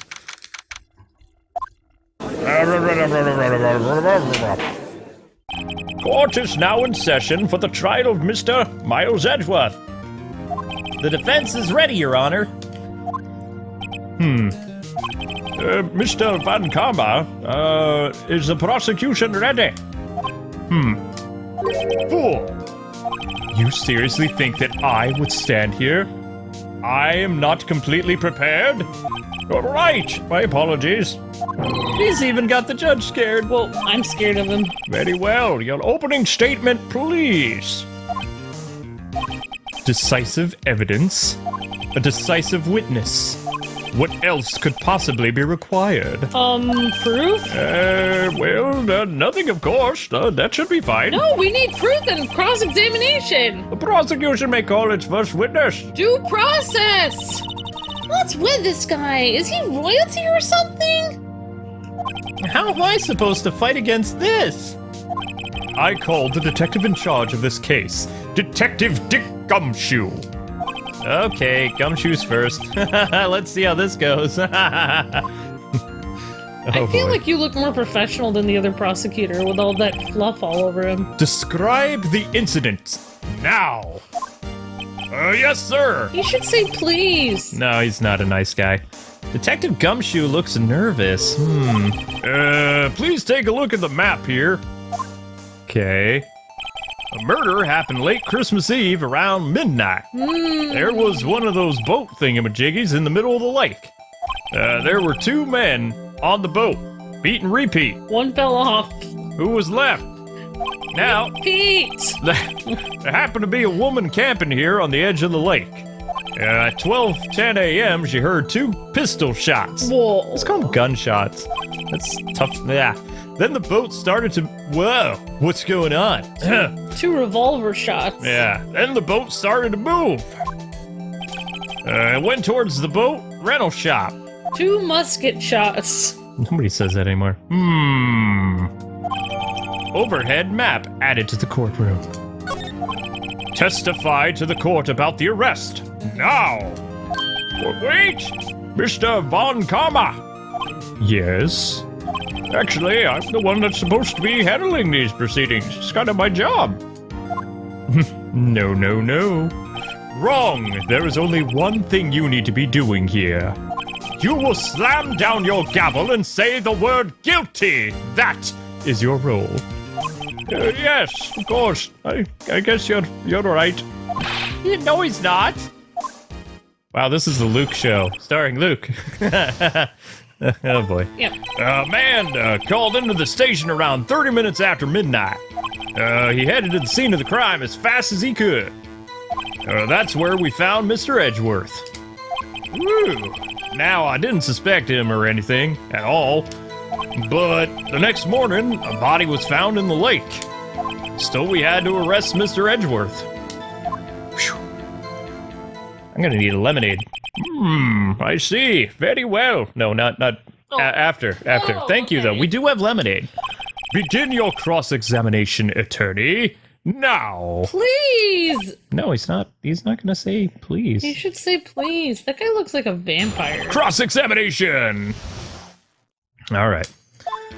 A man called into the station around 30 minutes after midnight. He headed to the scene of the crime as fast as he could. That's where we found Mr. Edgeworth. Uh-huh. Now, I didn't suspect him of anything at all. Hold it! Why didn't you think he was suspicious? You should know. We have a deep trust and relationship with the prosecutors. Oh my gosh. Ah, why does it say it like that? Detective, the court isn't interested in your musings. Deep, trusting poppycock. Oh my gosh, his voice sounds so weird. I've never heard so many flippant comments from an active detective on the force. His voice when he says objection sounds like a demon. Objection! Sounds like a demon. Yeah, no. Detective Gumshoe doesn't look so good. Continue now. Oh my gosh. But the next morning, body was found in the lake. Hold it! Did you find any clues on the body? A single bullet was recovered from the body. How convenient. I know. He was shot through the heart, and you're to blame, fatally. Judge, here's the bullet, and no useless 80s references. You give guns a bad name. Stop it! didn't strike bone, so its shape is well preserved. Very well. The court accepts this bullet into evidence. Pistol bullet! Musket bullet. Demonetized. So we had to arrest Mr. Edgeworth. Hold it! Why is that? Well, we found the murder weapon in the boat. A murder weapon? Question. Pistol. You know, a gun. Detective Gumshoe, don't use words like that or we'll be demonetized. That is a vital piece of information, though. Please revise your testimony. He's becoming more like Sean Connery as this series goes on. Right. Sorry, Your Honor. Yeah. The murder weapon was found in the boat and it was decisive evidence. Hold it! What about the pistol made it decisive evidence? Yeah! He has the same evil laugh as Edgeworth. I know. Well, there were fingerprints found on the pistol in the boat. They were clear prints from Mr. Edgeworth's right hand. Naughty! I'm just never saying whatever again. Yeah. Order! Order! So Mr. Edgeworth's fingerprints were found on the murder weapon. Yep, that's right, Your Honor. Objection. Oh. Judge, this is the weapon in question. Accepted into the evidence. I seem shocked. Gun added to the court record. Demonetized. Yep. Members of the court, we now have the pistol used in the murder and the bullet found in the body. Detective! Yes, sir. Was the bullet found in the body fired from this pistol? Yep. The ballistic markings on the bullet match the pistol. Hey, Nick! Yo, what's up? What does he mean, ballistic markings? Shocking. To imagine someone here does not know something as basic as ballistic markings. Nick, he's glaring at me! Tisk. Very well, I shall explain. Actually, Judge, you do it. Me? Well... He's so mean! Ballistic markings are like the fingerprints of the gun, Maya. The barrel leaves distinctive marks on each bullet it fires. You can examine these ballistic fingerprints to see which gun fired the shot. It's quite accurate. Indeed. This leads to one inevitable conclusion. The bullet found in the victim's heart was without a doubt fired from this very pistol. The pistol, which as many you recall, was covered with the defendant's own fingerprints. Gasp! Order! I will have order! This is bad! This makes it look like Edgeworth did it! Well, Judge, I'd say it's almost decisive, yes. Look how shocked he is. Honestly, I could declare a verdict at this point. What? However... You wish to hear the witness speak, no doubt. Very well, I will allow it. I am somewhat fatigued, and so I will take a brief break. I will call my witness after the recess, which will last 10 minutes. Judge? Yes, what is it? What are you doing? A 10-minute recess begins now! But wait, Just bang your flimsy gavel and get on with it, man! I'm trying to snap Yes. at the same time. I can't even snap my fingers. This court will take a 10-minute recess. Who's running this court anyway? Not you, Phoenix. December 26th, 11 a.m. District Court Lobby number 2. I hope you guys appreciate this series because I'm going to lose my voice. Edgeworth, what's going on here? Your fingerprints are all over the murder weapon. Come on, man. Well... And that foggy photo makes one thing very clear. The only one who could have had the shot, the man on the boat, was the person in the photo. True. Was that you in the boat? Yes, it was me. Nani? But you must believe me. I didn't shoot him. Then what? Who did? I don't know. I think it was Gordy. You don't know? Weren't you, like, right there? How does... I heard a gunshot from very close by. Huh? Then the other man fell from the boat. I can't say why, but I thought at the time that he had shot himself. You mean it was a suicide? Well, that's the only explanation I can come up with. Huh? How am I gonna convince anyone of that? Say, Maya, Huh? What? any progress with Mia? Oh, sorry. It's no good. Ugh. I know. I'm no good for anything, am I, Nick? If I can't call my sister, I might as well not even be here, right? You're useless! Oh my god! No, I need you here. No, of course not. I need you here for now. I can see you're always trying to help out, even if you're terrible at your job. Wow, thanks! Oh, never mind, he says it anyway. Even if you don't actually help, it's the thought that counts. Oh my gosh! It's okay, Nick. You don't have to make me feel better by insulting me. That was like a backhanded compliment. Ouch! I don't know anything about trials, or defense, or bullets. I don't know. What's more, I'm a spirit medium who can't even contact spirits. What's wrong with you? Oh, Aw, everyone has their off days. Not as much as you do, though. I mean, I've just been getting lucky lately. But you never know when my luck is gonna run out. Really? whoa there, Wright.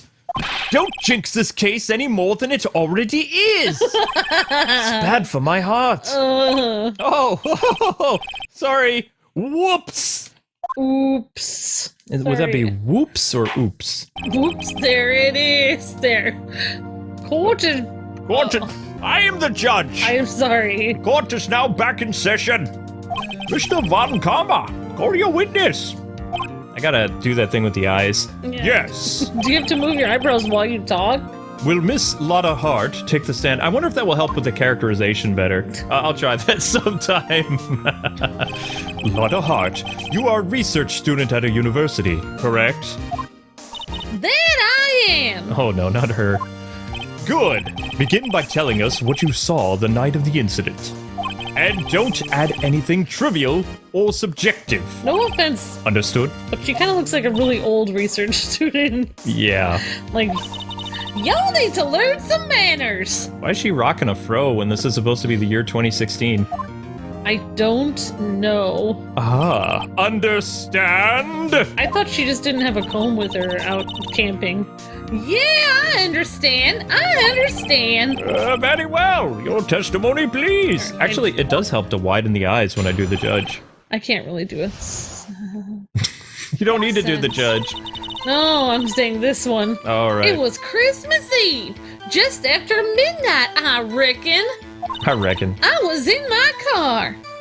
I heard this bang come up from the lake. Oh, the bang. I heard it. When I looked out the window, I saw two gents in a boat. Then there was another bang. There wasn't nary a thing on the lake but that boat. Very well. Enough. Huh? Judge, she happened to take a photo of the incident. This is that photo accepted as evidence. Well, yes, this is a surprise. This looks like the very moment of the murder. Dun dun dun. Ooh, getting good now. Order! I will remove people from this courtroom if they do not have order immediately. As the witness testified, she looked at the lake when she heard the shot. There were no other boats on that lake. So the man in the boat with the victim must have been the one who shot him. Yes, it was the defendant, Miles Edgeworth. I think I'm gonna become a thespian. Order! Order! I will have order, please. You already are, Luke. Thank You you. already are. Well, Judge, The evidence is decisive, yes. I have a very little doubt about this case. I mean, all our stuffed animals are already watching you perform on this couch. Oh, yeah. Very well, this court finds the defendant. Wait a second, Your Honor! I haven't even cross-examined the witness yet! A cross-examination? We have photographic proof. What question can there possibly be? Vampires say what? This photo is worth 1,000 words, and they all read guilty! All of the 1,000 words say guilty? Yes, you lose, defense. Or do you claim to have found a contradiction in her testimony? Very well. If you have to, you may cross-examine the witness. I found a contradiction in your style. You will only flounder and ask meaningless questions. I am dressed impeccably. You look like you're like from the... Silence! You will fail to find anything.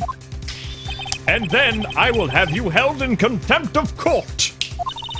Aw, Nick! Contempt? Contempt of court, you know, bad stuff. Oh, I guess I understand, but not really at all. Well, what are you gonna do?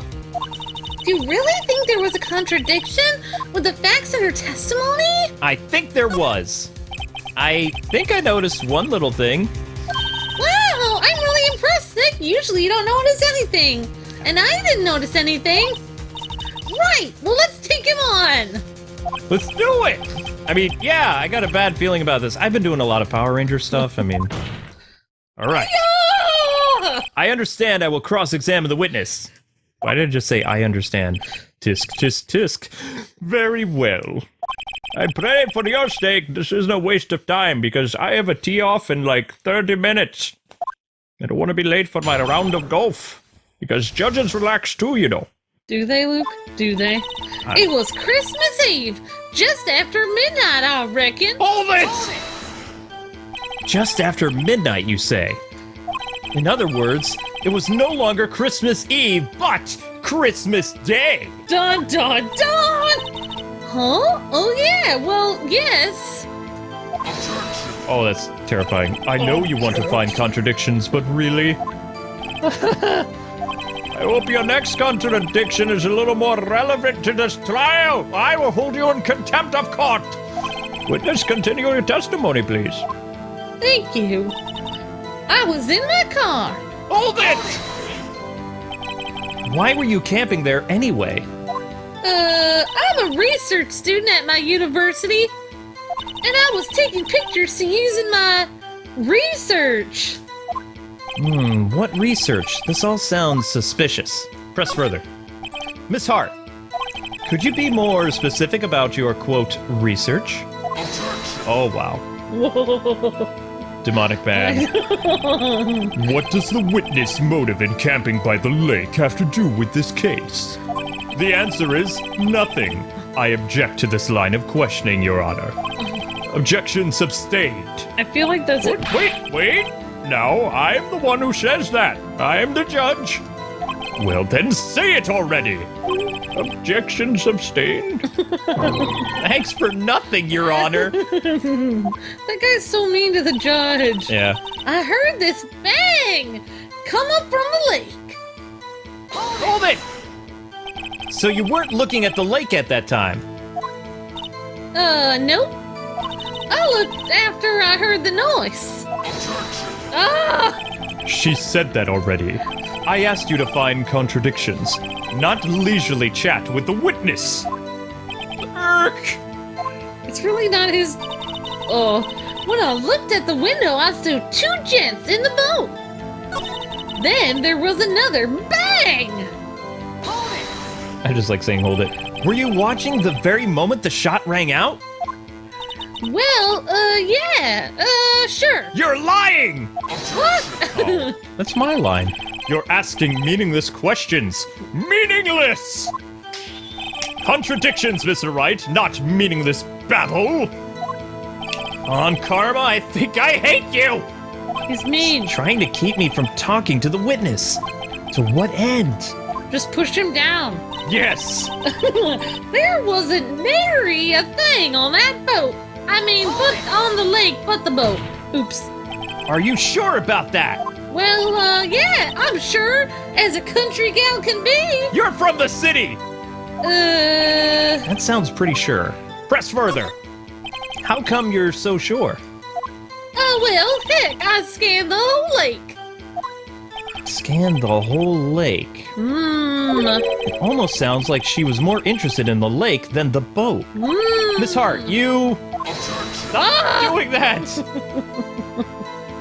Mr. Wright, The witness has answered the question in full. I feel like he has a demon waiting for him to say objection. no need for further questions. Objection sustained. That's what I... Sustained! Yes, of course. Oh, great! What am I supposed to do now? There weren't any contradictions in there. Oops. Sorry, Nick. If only my sister were here instead of me. Maya's really taking this hard. Ah! It was Christmas Eve, just after midnight, I reckon. I was in my car. Hold it! Why were you camping there anyway? Well, I'm a I think I already answered this question, but I am a research student, and I was taking pictures of Gordy. Research for my class. Gordy. Back off. I think I'll let that one slide for now. Okay, I heard this bang, so we did that one. I don't know what we're supposed to do. Saw two gents on the boat. Try There this we go. Could you clearly see the two men? Just look at the picture, y'all. Clear enough for ya? Uh-oh. Press further! No, it's not clear. Wait a second! I wasn't asking you about the photo. Yeah! I was asking if you saw the two men. Up there goes the voice. Yeah, not the camera. Oh, yeah, well, of course. The witness has testified that she saw them. There's also a photo. Yes, but the camera saw them. You best look elsewhere for your precious contradictions, Mr. Wright. Or for good style. He jumped in quick. He's hiding something. I knew he is. Uh-oh. Enough! I'm done. I have to go to my golf party. Man! I think we've heard all we need to hear, Mr. Wright. Golf time. It seems you are unable to find a contradiction in the testimony worth noting. You just want to play golf, Judge. But, Your Honor. That's enough. You keep your promise, Mr. Wright. If you want to keep your friends. Phoenix Wright! I'm afraid that I will have to penalize any further outbursts by holding you in contempt of court. And if that happens, you will have to leave the courtroom immediately. Understood? Uh-oh. Nick! Lotta's testimony is fishy, Nick. Really fishy. I know what you mean, Maya, but if I can't say anything, what can I do? I believe we've covered the evidence sufficiently to make a decision. Then pass your judgment, you old fool. Very well, let's not call names. Mr. Miles Edgeworth, please take the stand. Hold it! Wait, what? Who said that? It was me! Maya? Is there something wrong? Do you need to use the restroom? No, I do not! Are you sure? Because, I've been sitting here a while, too. I do not need to do that! I have something important to say. Lotta Hart! Your testimony, it stinks! It's unclear whether you were actually looking at the lake or not. It's highly doubtful that you actually saw Mr. Edgeworth at all. Tell us the truth! Whoa. This is a matter of life or death! Lotta! Did you really clearly see Mr. Edgeworth that night? Did you see him fire that pistol? You will stand down right now. No, I will not! No potty break. The court does not acknowledge the defense's outburst. Answer me, Lotta! Hey, what's the big idea? Treating me like some kind of criminal or something? I saw him, I swear. I saw Edgeworth. Sure I did. Enough! Judge, declare the defense in contempt of court. Yes, of course. He's like a zombie. He's doing whatever he I'm says. sorry, but you were warned. Guard, escort Mr. Wright out of my courtroom. He is in contempt of court and must leave. No. No. No. No. Wait! I was the one who made the outburst, Your Honor! Nick is innocent! I thought you were the one that said you needed to use the potty. No, I was saying something important! She's not talking about the bathroom, Your Honor. What's the difference? Potty jokes are fun. All that remains is for the guilty verdict to be declared. I was talking about justice, not... Silence! Isn't that right, Mr. Phoenix Wright? Mr. Wrong! Wrong! What? Nani? Did you hear what Miss Hart just said? She said clearly that she did not see Mr. Edgeworth. That was not in the testimony. That changes her testimony, and I have a right to cross-examine her again. Actually, she said she did see Mr. Objection! Okay. Order! Order! How many times are you going to say order? He's actually ordering fries. You're in contempt of court. It is too late for wild claims. Judge, sustain my objection. I'm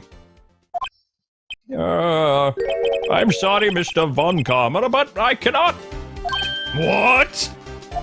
Miss Hart has made a new testimony. The defense does have a right to cross-examine her again. Oh, yeah. But he is in contempt of court. No! I am! If you're gonna arrest someone, well, arrest me! Well, this is interesting. Well, all right, very well. My affair. You will leave the courtroom immediately. Nick! I did what I could! You have to do the rest! Good luck! Maya. Oh, So dramatic. I care not for the melodrama. Listen well, Mr. Wright. Isn't he the one who's being melodramatic all the I time? know. I do not tolerate badgering of my witnesses. I'm running out of time here. I'd better find a contradiction in here, or else... Mr. Wright, begin your cross-examination. Cross-examination. I saw it clear as day. The man on the boat was Mr. Edgeworth. Hold it. Well, what about the other man? Oh my gosh. Ah! You cannot expect to be allowed to belittle, ignore your promise. Lively. Who says that? Mr. Wright? That guy, apparently. Yes. I believe you claimed there was a contradiction in the witness's testimony. Well, find it. If you can. You? Mr. Wright, I have to assign you a penalty. Ah! Oops. Darn! Blast! That's it. Uh-oh. I don't know if I can find anything in that. But I can't squander Maya's efforts either. Okay. I saw it clear as day. The man on the boat was Mr. Edgeworth. Wait! The photo! You lied! Here we go. Gotcha! What? Gotcha, Miss Hart. Finally. What? You got what? You! Look at this photograph, please. The photo I took? The very same. There's something I want you to see in this photo. It's quite clearly visible. What? The fog, Miss Hart. The fog. So? This picture was taken with professional high-quality film, correct? Yet even it could not capture the faces of the men on the boat. Yet you claim you saw Mr. Edgeworth. How? What? Meh. Mr. Wright has a point. Oh, yeah!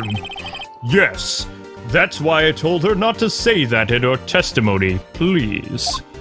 Oh, he can say please. Yeah. Yet now she has said it, Mr. Von Karma.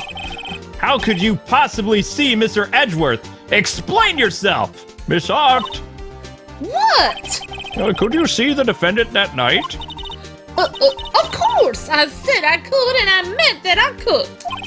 Then please testify as to the circumstances of your sighting. I did it!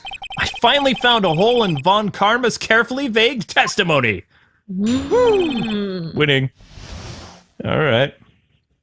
So we're on the Winning. You're right. It was cold. It was a cold night, and the fog was thick as grits.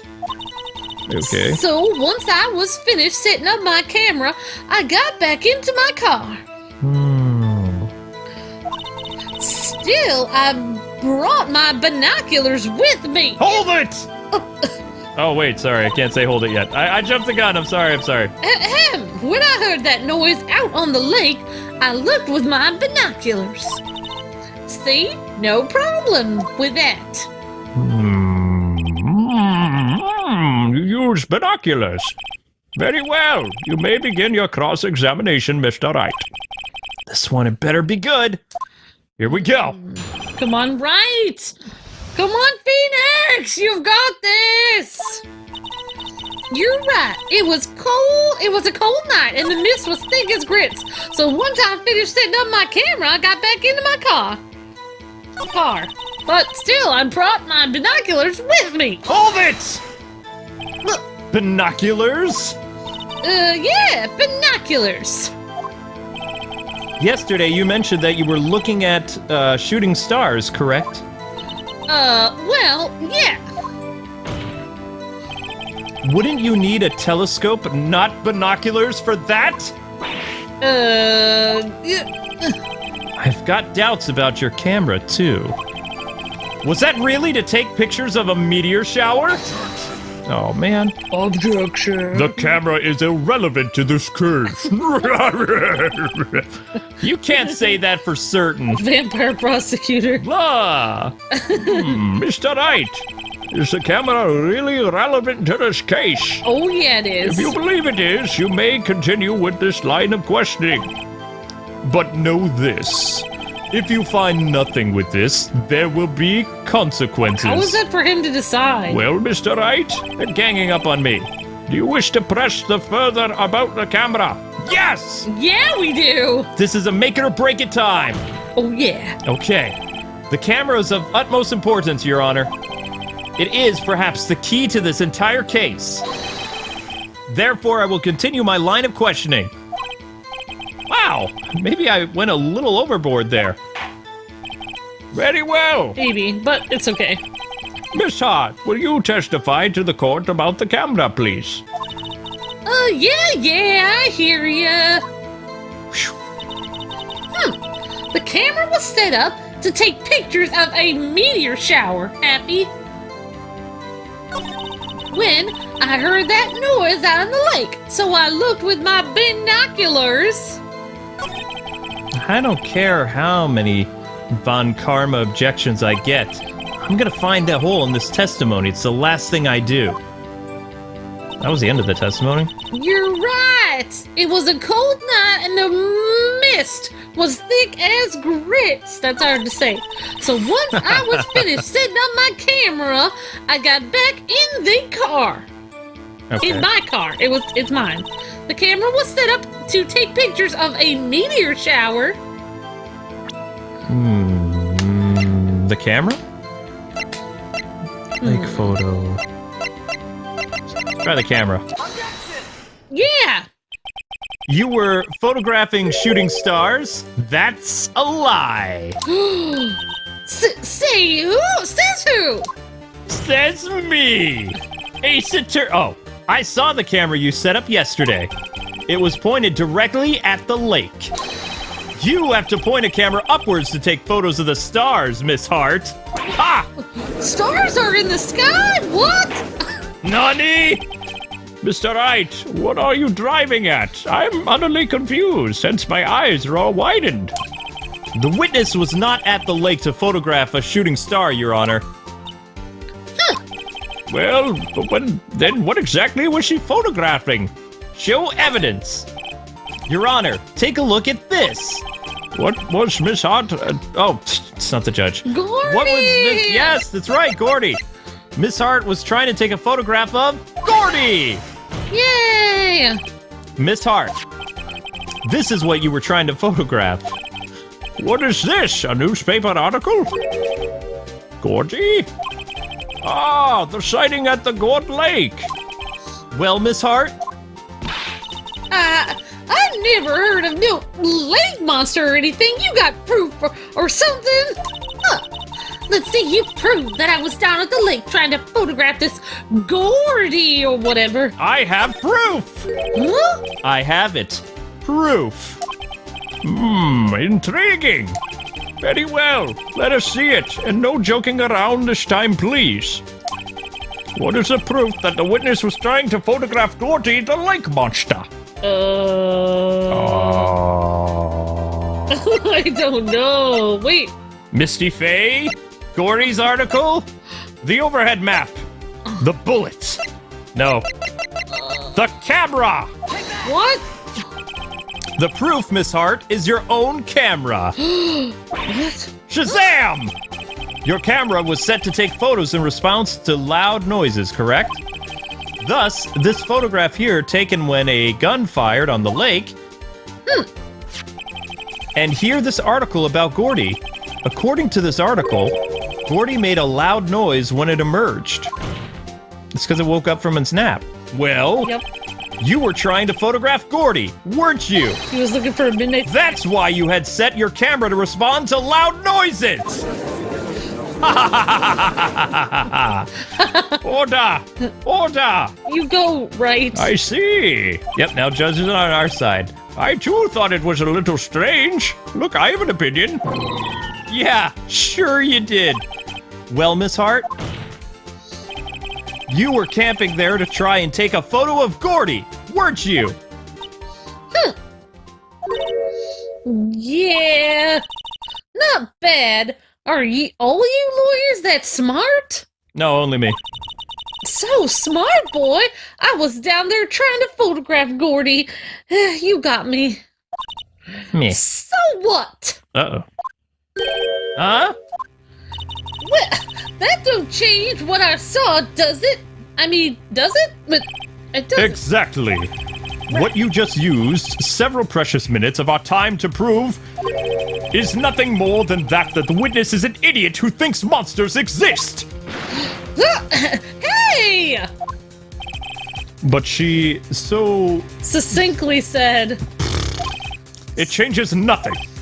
Not true. You were hiding the whole thing about Gordy for some reason. I knows it. But what could it have been? Whatever it is, I'm gonna get to the bottom of this. Oh, yeah. Miss Hart, why did you hide the fact that you were searching for a sea monster from this court? Please revise your testimony because I like sea monsters. Right. Fine. I'll testify. It won't change nothing, though. Oh, will it? Something will change. It has to. And I'm gonna spot it. Testimony. Boom, boom, boom. Her entire hair shakes when she scratches it. Well, actually, I'm not a research student at a university. Yep, she's nervous. Perfect. I'm an investigative photographer. Imagine what a scoop it'd be if I got a picture of that monster. That's why I was camping out by the lake. But that's all I was hiding. When I heard the bang, I looked right straight out into that lake. There wasn't much else to look at, so I just watched the boat the whole time. Then I saw a flash near one of the man's hands, and I heard another gunshot. I was looking right at that boat the whole time. Not anywhere else. The whole time I was looking right at the boat. Cross my heart, and I hope to fry the entire time my eyes were on the boat. All right. Well, Mr. Wright, you may cross-examine the witness.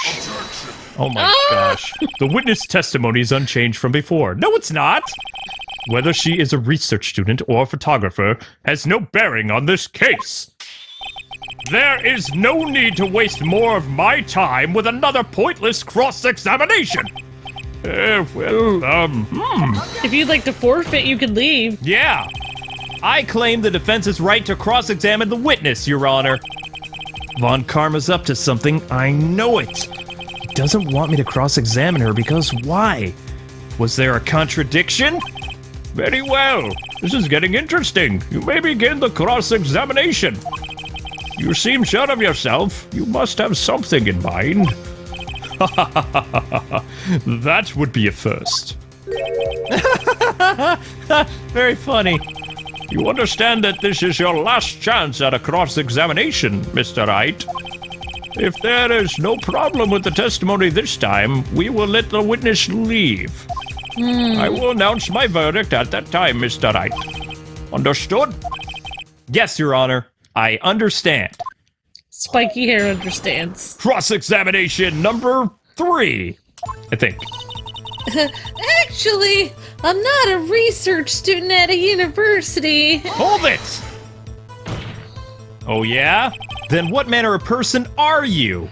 Well, I'm not sure I'm highfalutin enough to be called a manner of anything whatsoever. I'm actually an investigative photographer.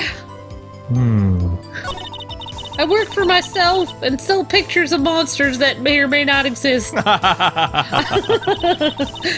why I was camping by the lake. Well, that's all I was hiding. I think it's time you told us why you felt you had to hide your true purpose at the lake.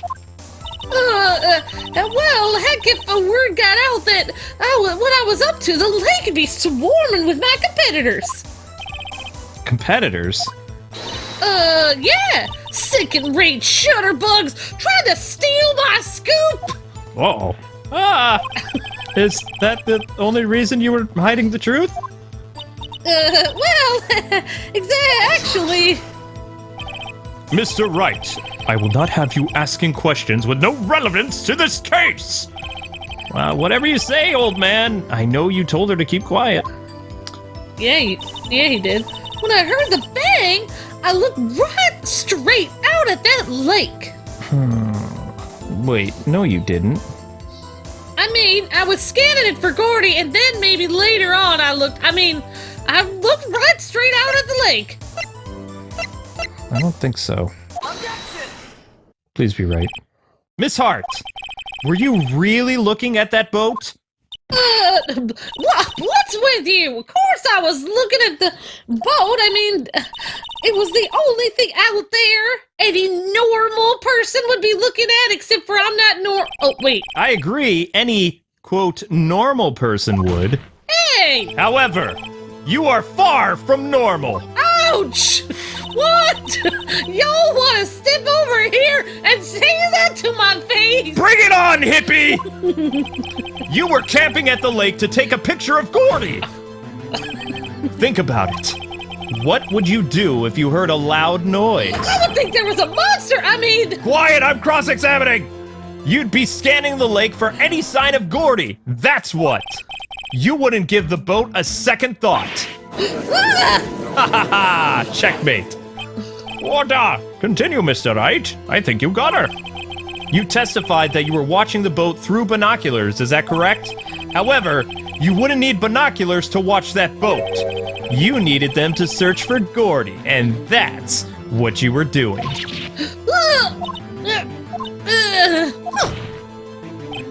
Well? Well, now that y'all mention it, I did sort of take my binoculars and kind of scan the lake for a bit. I mean, Gordy might be out there at all, you know. Miss Hart, what? Are you saying that you were not watching the boat then? What? Oh, sorry, y'all. I totally lied about everything. I wasn't really fibbing, though. It was just not the truth. I thought, you know, I really wanted to be a witness to a murder and all. I mean, it would be so cool. I kind of got excited. I was sure I was watching the boat till now. I just realized I wasn't. What? This is totally uncalled for. But hey, you got this photograph, so you have proof. Still, we can't see who is shooting who in this photo. Right.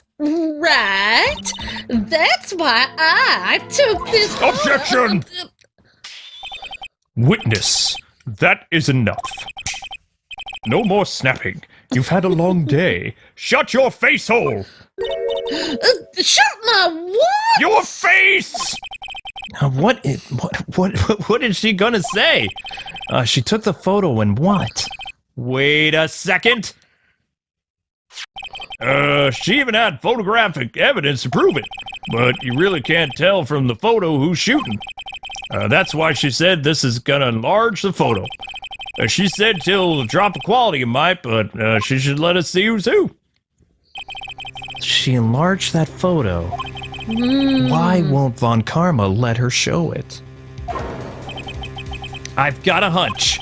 I bet that enlarged photo shows something bad for Von Karma. This is my last chance.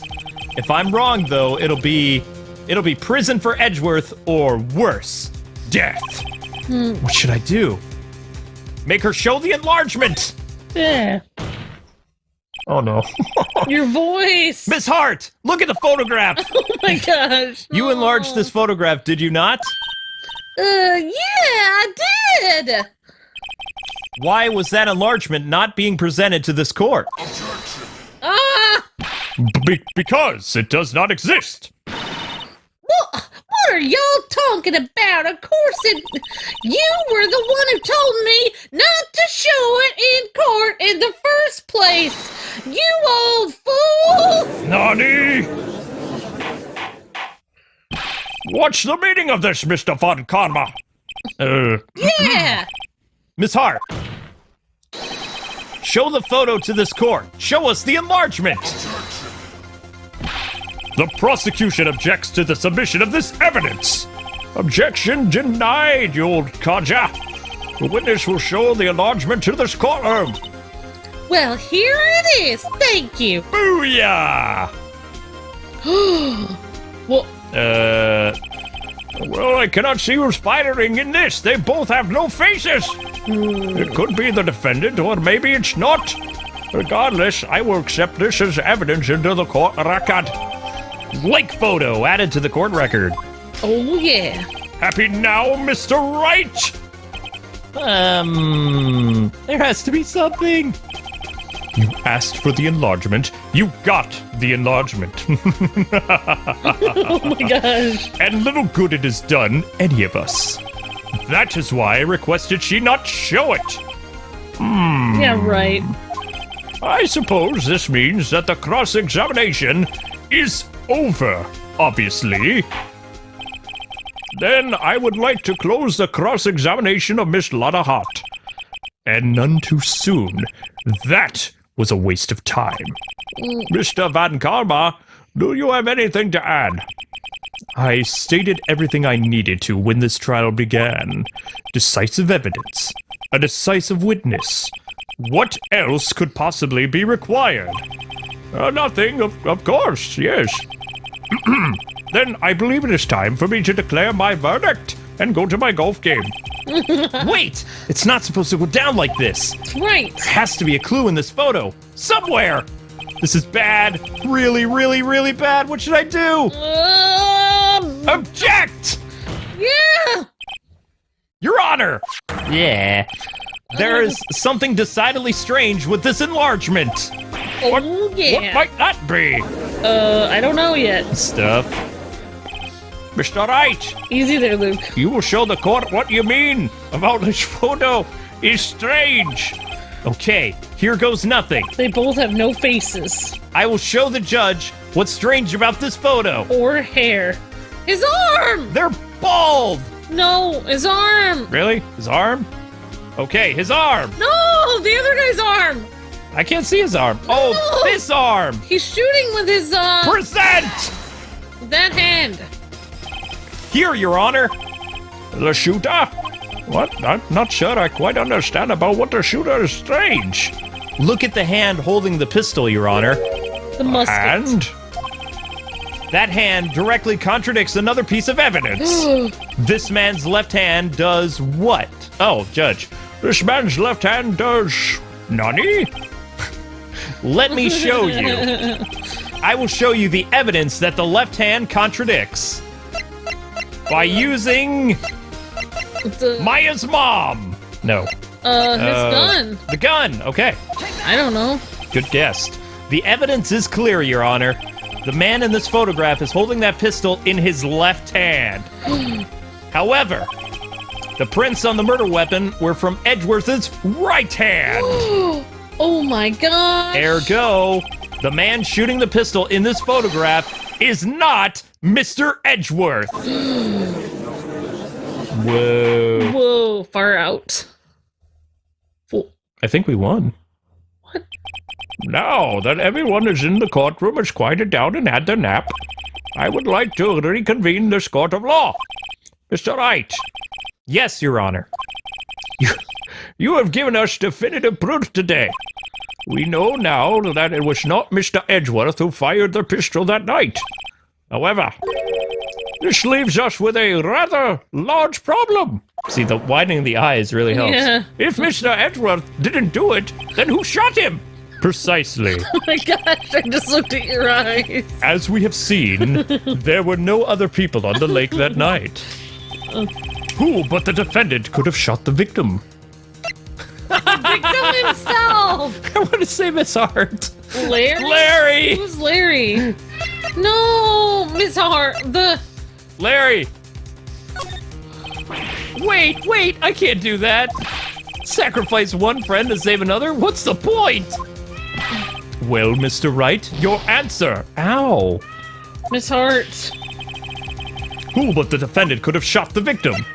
I'm gonna say the victim. There's only one explanation remaining. You did it! No. The man who shot the victim was none other than the victim himself! Oh my gosh, look, you're Order! Order! You're yelling so much. So you're saying that the victim committed suicide? Yes, Your Honor. I can think of no other explanation. Stop watching my face. It's making me nervous. And it does seem to be the only remaining option. Oh boy. I am very, very sorry, Mr. Wright. But suicide is out of the question. What now? An examination of the victim's wound reveals the distance at which he was shot. The distance? The victim was clearly shot from further than a meter away. What? A meter? That's 3 feet. Maybe his arms were 3 feet long and he held it way out from his... There is no way he could have been a What suicide. if he had long arms? He reached in outward and then... Order! Order! Mr. Von Karma! Are you sure of the accuracy of your data? Of course. I already considered the possibility of suicide, you see. Autopsy report handed to the court record. It appears I'm going to lose my voice. I see. Very well. Allow me to state my opinion for once. Considering the situation, the shooter had to be the defendant, Mr. Edgeworth. But we already found out he can't I'm do still that. speaking. However, the prints on the gun revealed that the shooter was not Mr. Edgeworth. Oh, right. Thank you very much. This is a conundrum.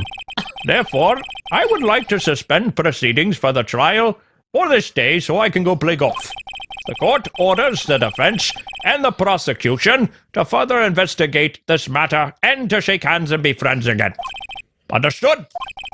Yes, Your Honor. Very well. But I'm not shaking hands. That is all. The court is adjourned. I will not be back until I finish my round of golf. Good day. Have fun with your golf, Your Honor. No.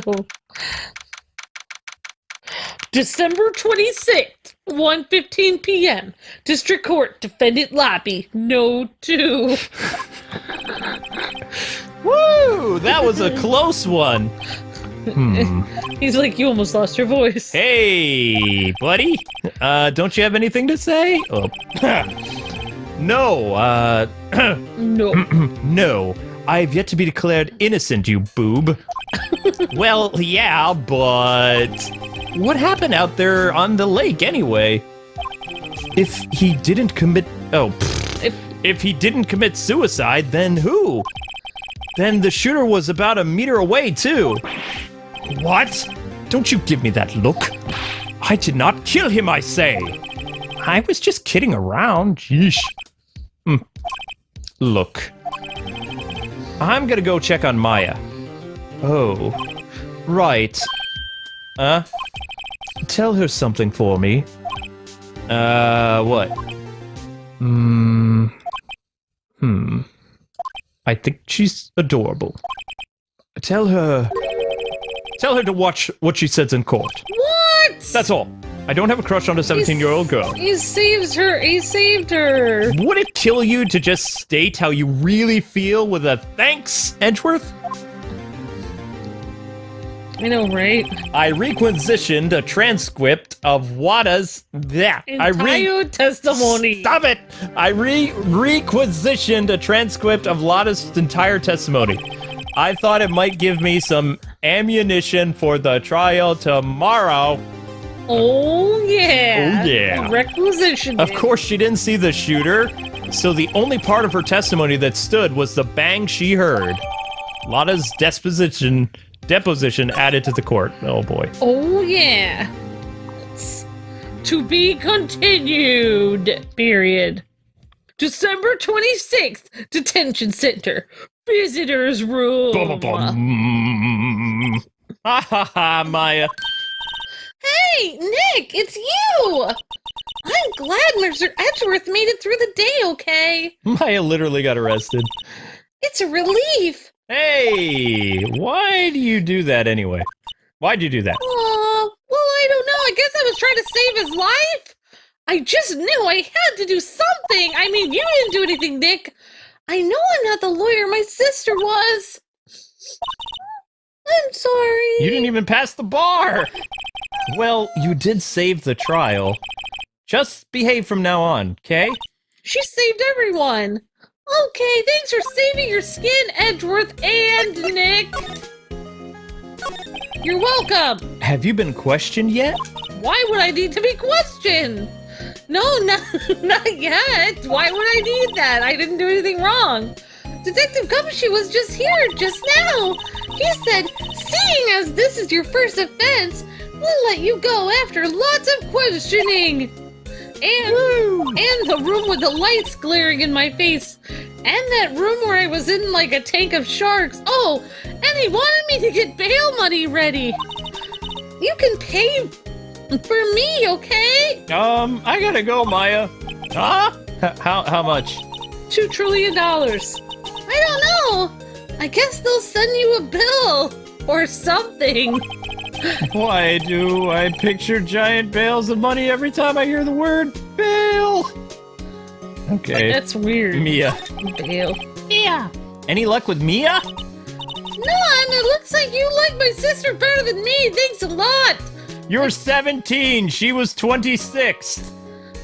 So, I'm awesome. I tried. I really did. But she tried to come through, but then I decided to push her back. I don't know what to do. I think I probably shouldn't have stopped my training. You think? Sounds like she really did do her best. I should check and see if there are any waterfalls in the local area. You said I couldn't have one. You can't hear my inner thoughts! It's all your fault, Nick. I asked you for a waterfall. You'd given me one 3 weeks ago. I wonder if I'll ever see my sister again. Probably not, because Nick won't give me a waterfall. My mother, why would you do that and bring up terrible memories? Now that I've shown her the picture, I'm not sure it was the right thing to do. No, it wasn't. No, I'm pretty sure it was the wrong thing to do. I'm gonna come through this glass and destroy you, Nick. It must be nice, Nick, having the guards preventing me from coming at you. You can just show that to anyone and say, I'm a lawyer! But spirit mediums, well, we actually have to work hard for a living. I don't know, with your clothes, I bet at least some people would recognize you. But these are medium and training clothes! Shows how much you know, Nick. I wonder if I'll ever be a proper medium. Especially without a waterfall. I want to see Gordy too! If he really exists. So he exists! Well, I'd say a photograph is pretty good proof, huh? Once this trial's over, let's get some fishing poles and we'll go down to the lake and catch him! Even if there is a monster in that lake, fishing poles sound like a bad idea. Okay, let's go. No, you forgot, Nick. We're using the giant fish as bait for Gordy. No, we're good. After we catch the fish on the pole, then we put it back into the water and Gordy will get to fish. Then we reel him in. December 26th, Police Department, Criminal Affairs. Detective Gumshoe's not here. Gumshoe's at the scene of the crime today. Huh? Oh, really? Yeah, he's a live wire, that one. Got into a fight with the chief for not following protocol. Not following protocol? I bet he wouldn't help them build the case against Edgeworth. Okay, well... Okay, let's do this! Examine. This must be the chief of the detectives here. He's glued to his computer screen, probably playing Minecraft. What? Rook to bishop. Up. Checkmate. I don't believe it. What? He must be playing chess on the computer. That's not working. Well, there's a government employee for you. My taxpayer dollars are going to nothing. That must be one of the detectives. Down the drain. He's mumbling something to himself. Don't do anything rash. Why jump? You have every reason to live. Wait, he's gonna... Must be doing image training for talking down a potential suicide. Sure. He's playing Super Mario Brothers. Let's go with that. Hey, if you jump down there, you get a free guy. These are the detective desks. There are computers and files on each one of them. Funny, they're a lot tidier than I'd expect. I guess the detectives don't spend a lot of time at their desks. Unlike these guys. They're working hard. A poster of a female police officer. Wait, no. That's the latest Babes in Uniform calendar. My bad. What? Wow. Hey, is that the police department's mascot? That's the Blue Badger. It was my idea. I made it. It's my mascot. I see. How nice. I'll get him assigned a mascot of the Criminal Affairs Department if it's the last thing I do. Good luck. Wait, that's gonna be the mascot? That is the mascot. I don't even know what kind of animal that is. Remember when computers used to look like that, Luke? Yep. So That's weird. what computers look like when we were in school. I know, right? Let's go to the lake entrance. December 26th, Gourd Lake Park entrance. There are fewer than there were yesterday, but the cops are still around, and that doesn't make any sense. There are fewer than there were. Whatever. I wonder if Detective Gumshoe is here today. Let's find out. There are fewer than there were yesterday. I am Shakespearean in this. I guess go here. December 26th, Gourd Lake, Public Beach. Haven't seen Larry around today at all. Probably off paying through the nose on a date with the lovely Keonce. Yeah, I think. I guess go back. I'm changing my name to Keonce after this. You don't have to say Lakewoods. Ah! Ah! Hey, Detective Gumshoe, you just shortened my lifespan. Hey, pal. The trial today at Yeah, what about the trial? Well, I was gonna say good show, but it wasn't really all that. Hey! Though you did save Mr. Edgeworth, I guess. I just wasn't sure how to thank you, you know? A thanks would be good. Let's talk. Tomorrow's trial. Detective Gumshoe. Any idea what strategy Von Karma is planning for tomorrow? It sounded like he's bringing in another witness. What? Another witness? What? Oh, right. He said something about that in the trial today. Oh boy. There were 2 witnesses. That's my only cameo in this episode. I was wondering who that other witness was. Who was it? Sorry, pal. As much as I'd like to, I'm not at liberty to divulge that information. Right. Divulge, I'm not at liberty to What is going on? say that information. Right. Oh, right. I wanted to ask you something about Edgeworth. Huh? What's up? Is he afraid of earthquakes? I never heard anything about that before. Mr. Edgeworth doesn't talk about himself too much, see? But there's one thing that's clear as day. Him hating crime the way he does. And him becoming a prosecutor. And him being scared of earthquakes. It's all started with that incident. The DL6 incident? Yeah, that's the one. 15 years ago when he saw his father shot before his very eyes. Yes. Still feels the pain now. You can see it in his eyes. Oh, poor Edgeworth. I wanted to talk to you about Maya. Huh? She's not out on bail yet? Oh, that's strange. We don't have any money. I told them to let her go as soon as they had their report written up. Man, I don't know what would have done happened in that courtroom today if it weren't for her. Seeing her getting dragged out by the bailiff. I'll be honest with you, pal. I shed a tear or two. Aww. Mr. Edgeworth was so moved. I saw his lip trembling. Really? Cold as ice, edgy? I was really grateful for what she did, you know? I'm gonna head back to the station. All right. I'll get that report on Maya and get her out of there as soon as I can. Thank you. Oh, wait. I was wondering, how much is bail gonna be? Don't worry about that. Mr. Edgeworth is posting the whole amount. What? Nani? Edgeworth? I did not tell you. He's so grateful to her for what she did.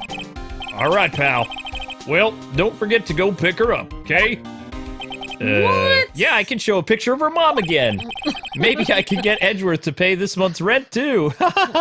Yeah, she's not talking to you anymore, right? Because you literally put her mom's photo that literally passed away and Oops. shoved it in her face right when she's at her lowest point, stuck in jail.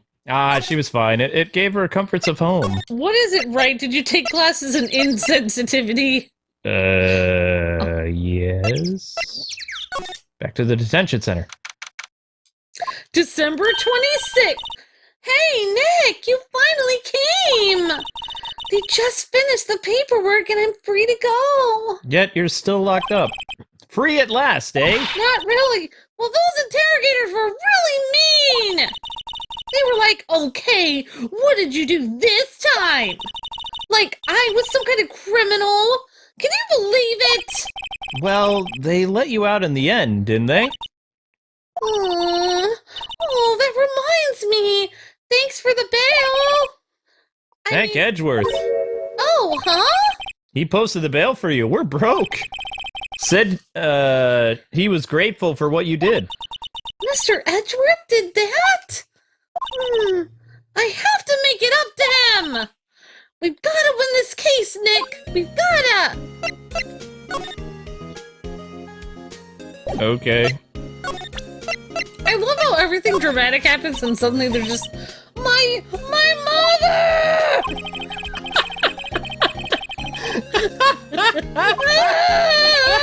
Oh, good you! I hate you, Nick! You know what? On second thought, I don't need a ride home. I'm walking. And I'm not going back to where you are. I'm getting a new job. You're so mean. That's so fun. There aren't many cops around today, are there? So no one will be able to see what happens. They're probably back at the precinct. Say what? Working up the case against Edgeworth. Interesting. Oh, Lotta's back. Hey, y'all! Oh, don't. Lotta's here. I can't do anything to Nick. Hey, it's Lotta! Y'all really did it today. What did we do now?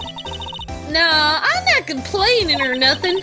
See, I did a little thinking, using my noggin. A little self-reflection, you might say. I realized that Being a witness is a mighty big responsibility. But I just went up there and started blabbing any kind of old thing that came to mind because I didn't care. Lotta! So, you see, I want to make it up for y'all. Make it up? Does Just that like I made up my testimony. There you go. What did you think of the trial? To be honest, I was doing it half just to say I'd been a witness. Even though I didn't really see anything at all. Don't. I kind of convinced myself I had, though, because they paid me money to be I'm sorry. I know I caused y'all a lot of trouble. Well, memory is a tricky, vague thing. Like, no one will remember what happened to Nick. Yeah, I sure know about that now. I'll be fine the next time I witness a murder. I'm ready for it. Foreshadowing. Right! You mean the first time you witness a murder? Oh, yeah. What about Gordy? Right!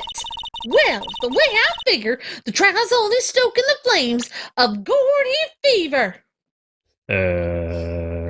Pretty soon, there's gonna be people crawling around here looking for... I'll get my exclusive photos and rock it to stardom! All right, Lotta, you go, girl! I wish I could be an investigative reporter. Photographer like you. Finish your spirit medium training first! I think I'm gonna try lots of different things and never decide on one like Amber. Lotta, what do you mean by making it up to us? Well, you see, actually, I've got a bit of information for you. What? That Von Karma didn't want me to say nothing about. What information? Now we're getting to the heart of it, y'all. See, I reckon we might be able to do ourselves a little exchange, if you know what I mean. Exchange? Yeah, like exchange. I thought this was to make it up to us. You give me $1 million and, oh, right. I propose a little exchange to make it up to you. You really have to do the hand mode. Yeah. Exchange. What? Information do not come cheap, my friend. Hey, I see you thinking, my, how unsophisticated these southern folks are. Well, it's written all over your face. I see you judging me.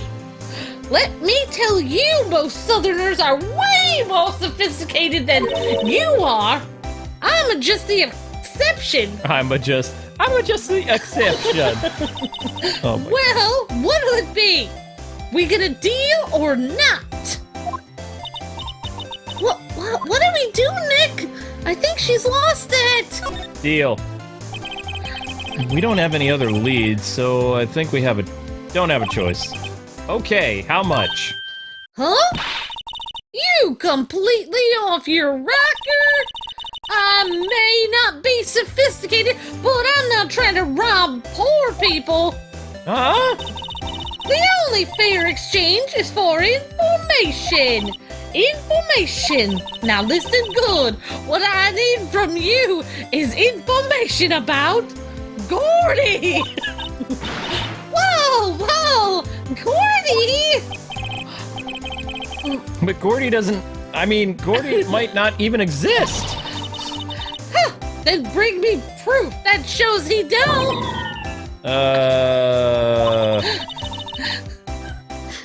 Wow. I'll be keeping watch from the car for the next 7 days, y'all. You see something? Y'all come to me first. You got it?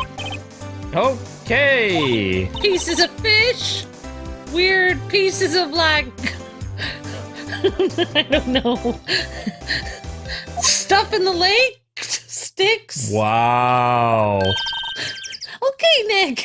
Let's get hunting. Hunting? You don't seriously mean... I'll get my spear. Gordy, I sure do. What about Edgeworth? We're searching for Gordy for him, Nick. Don't you get it? We have to find Gordy so we can find him. Okay, and how exactly do we search for a make-believe monster? Maybe we can find a monster myth specialist? Where are we on this weird tangent? Finding Gordy. This has nothing to do with the game. I have no idea. Oh my god. Ah! The Steel Samurai! December 26th, Gourd Lake. Ba-bum-bum, ba-bum, ba-da-ba-bum. Yeah. What's that? The Steel Samurai, Nick. Hey, Maya! Larry? What the heck is that? Oh, that is my girl Kiance's idea. She was like, if you all like put this here, it would be like really cool. Dude, she gave it to me along with the banner.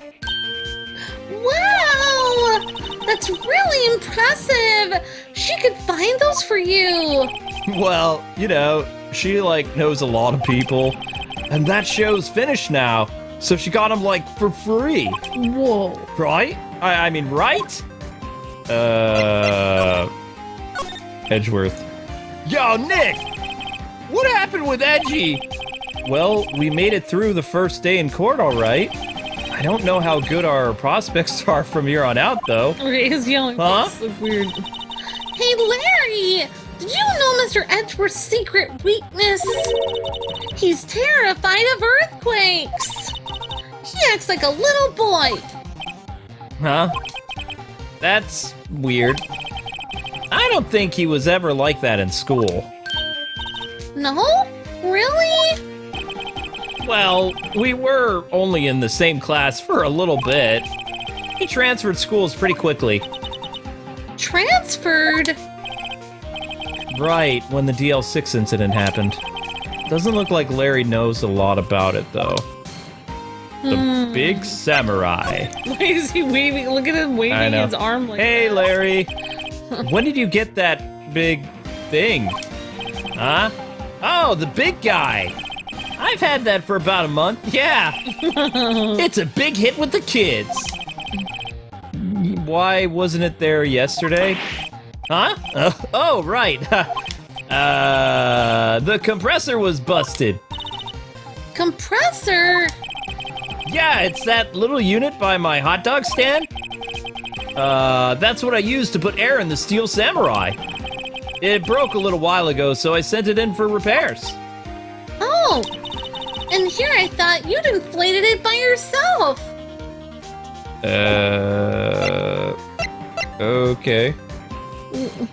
Ask him about Gordy. Let's try to examine this balloon. Okay. Doesn't that Steel Samurai look a little out of place? I mean, it's so huge. I guess it's good advertising. Something about this Steel Samurai just doesn't work for me. Really? It looks pretty well made to me. Still a novice, aren't you, Nick? Really? True connoisseurs like Cody and me don't fall for this kind of stuff. These Steel Samurai fans are obviously in a league of their own. Okay, so... Wait, what's wrong with the... I think it looks awesome. I have no idea. Can't get over the samurai dogs. The original samurai dogs, no less.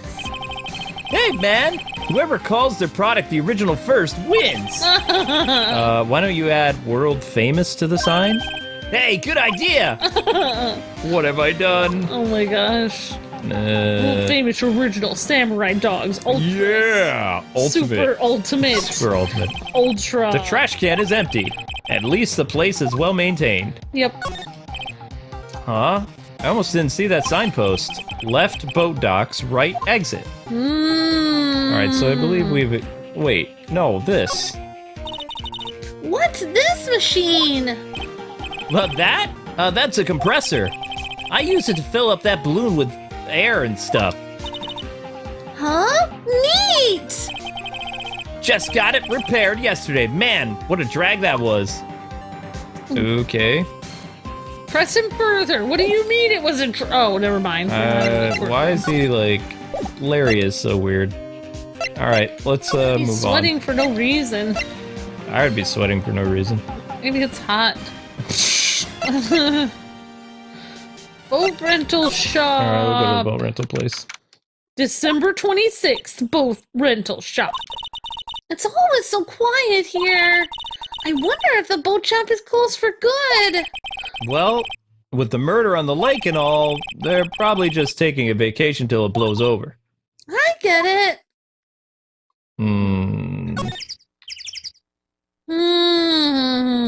Bushes?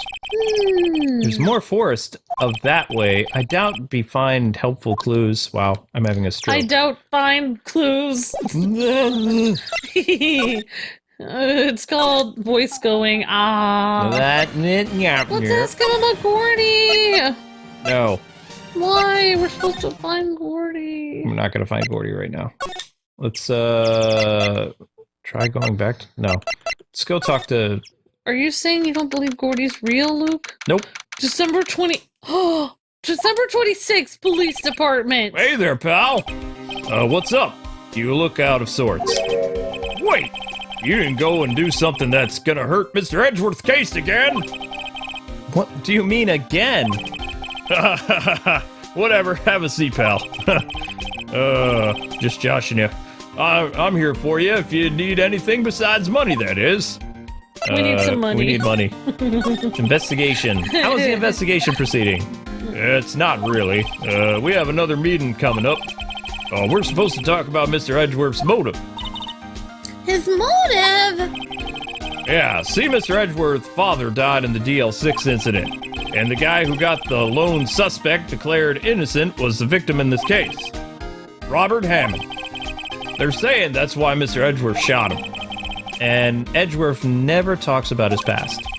I bet they'll drag that out and hit him with it in court tomorrow, too. Poor Mr. Edgeworth. I gotta admit, it doesn't look good, pals. Say, Detective Gumshoe, did you know Gordy? The monster down in the lake? No, not personally. We've never met. Wow. Well, we're looking for it. Huh? Aren't you two out of your minds? Ah! You got time to go wild monster hunting? How about doing a little questioning for me then? Oh, Detective Gumshoe is scaring me, Nick. She's crying again. Oh, I told Detective Gumshoe about the deal with Lotta. Nick, try telling him sooner next time. Sorry, get out of my thoughts. I'm in your thoughts, Nick. I must like you then. I see, pal. Sorry for shouting at you. Okay. I, Detective Gumshoe, will aid your search for Gordy. Huh?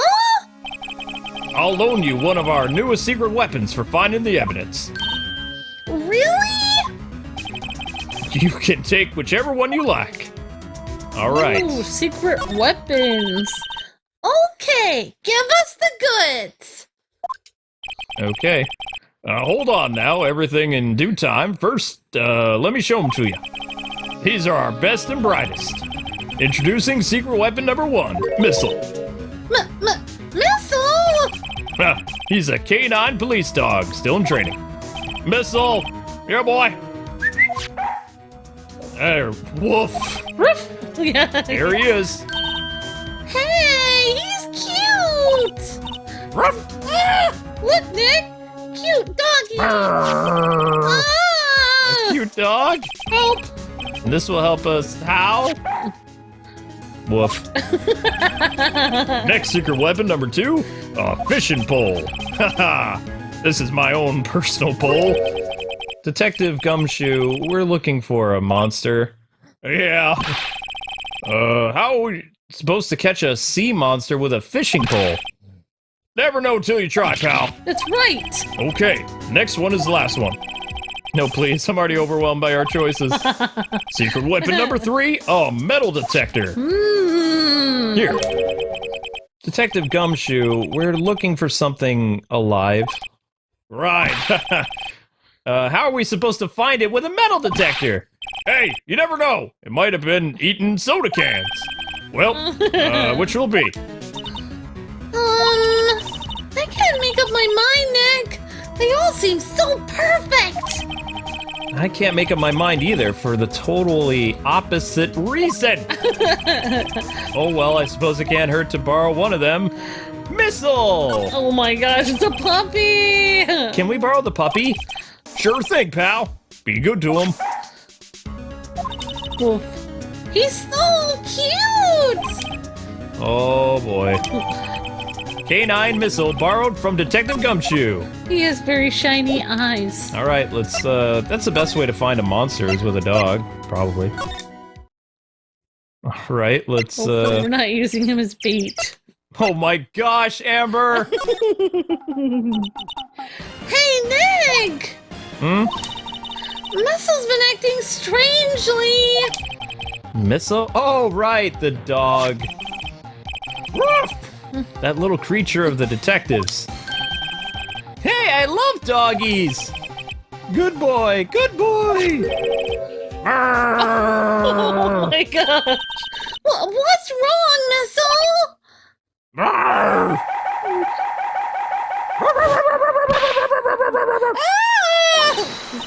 Missile!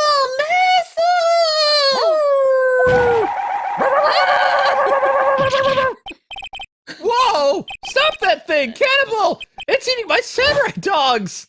Oh, he ate the hot dogs. He ate all of them. No! My samurai dogs! Wow!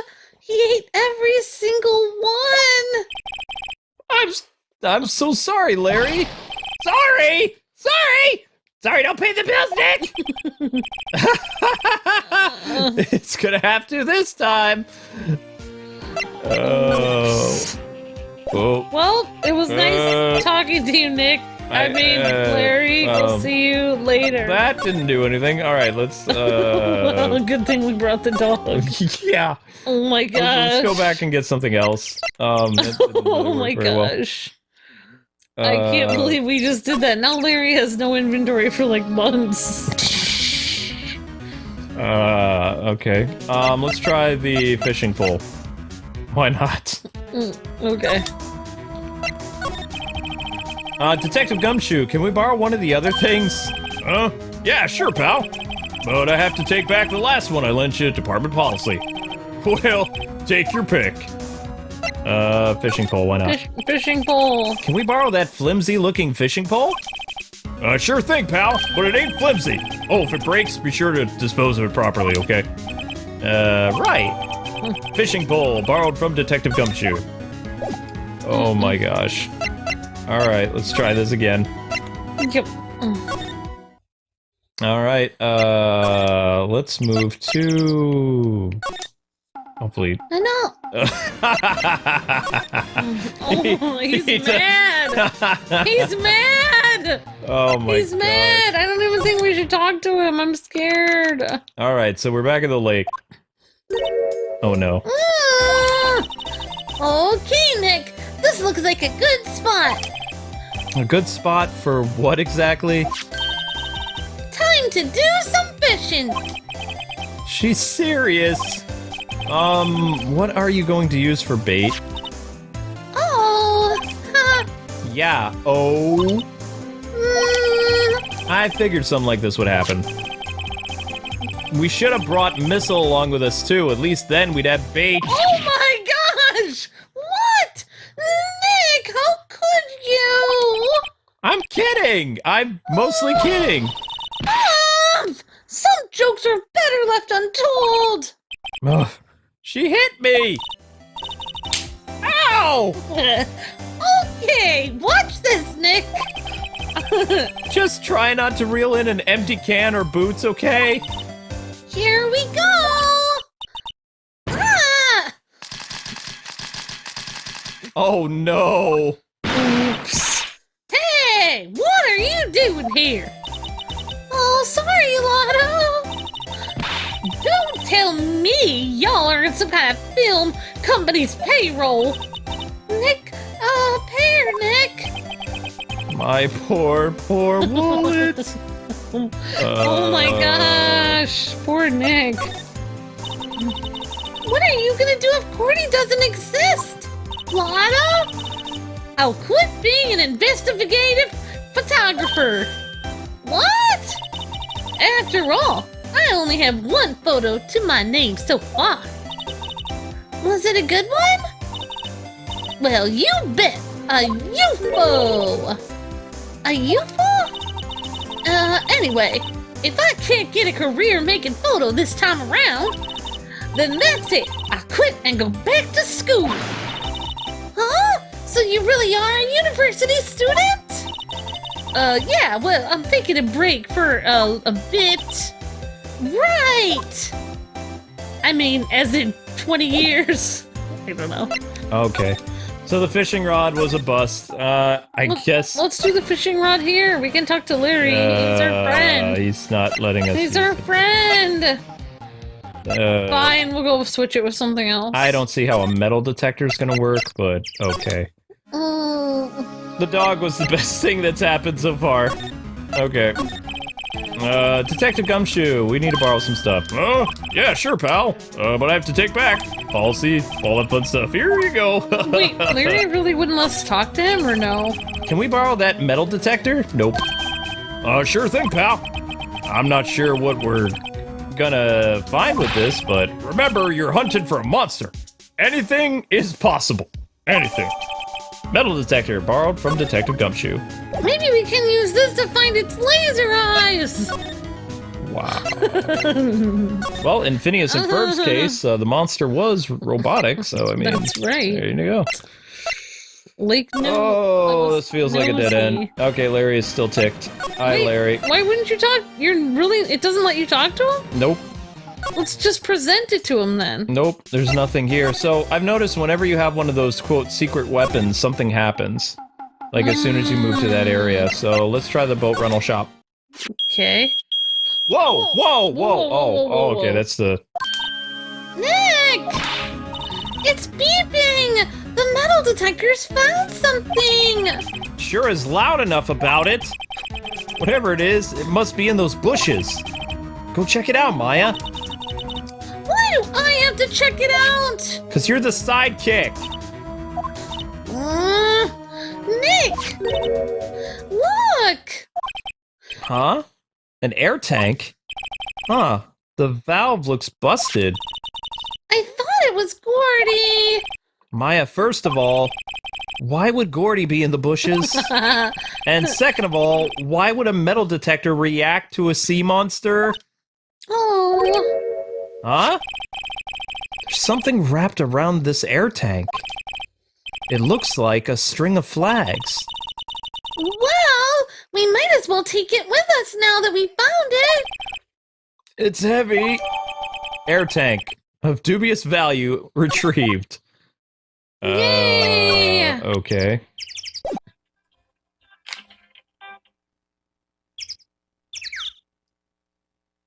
Okay, and I get on Amber's case for cell phones ringing.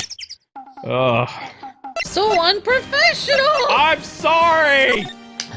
That's on me.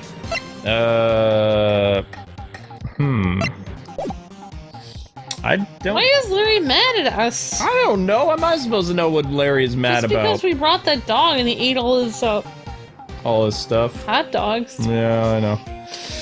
Oh. Hey, what's happening, gamers? Welcome back to Ace Attorney, Phoenix Wright, the Trilogy for Nintendo Switch. Yay! Don't forget to like, comment, subscribe as we continue more of our investigation. And special thanks to our friends over at Capcom for providing early access to this game as well as sponsoring this series. So, in our last episode, Maya found a tank with a metal detector, and now we're gonna go, I guess, talk to Larry. Let's go talk to Larry! Larry. Hey, Larry, old buddy, old pal. He doesn't want to talk to us. All right. Let's just show him something. Hey, Larry, how about this? Sorry, Nick. I don't know much about that. I'm a mere seller of hot dogs. Looks like he's being fake nice with you because I think he hated you before this. Sorry, Nick. I don't know about that hot lady. Okay. Give him air tank. Air tank. Huh? An air tank? What about it? Larry, I wanted to ask you about this tank. Is it yours? Say, is this air tank yours? Why would I have a thing like that? Why is he twitching? He's twitching. Look, see how there's a string of flags around the tank valve? That string of flags around your steel samurai there. Yeah, it looks the same. Must be a coincidence. There are strings of flags everywhere these days. Twitch. Like elementary schools. And used car dealerships. I've never seen a string of flags. Look, why would I need a tank anyway? I've never seen flags on a used car dealership. I have. You used this to inflate that, didn't you? I inflate what? Be more specific. What else? That big puffy steel samurai! Yeah!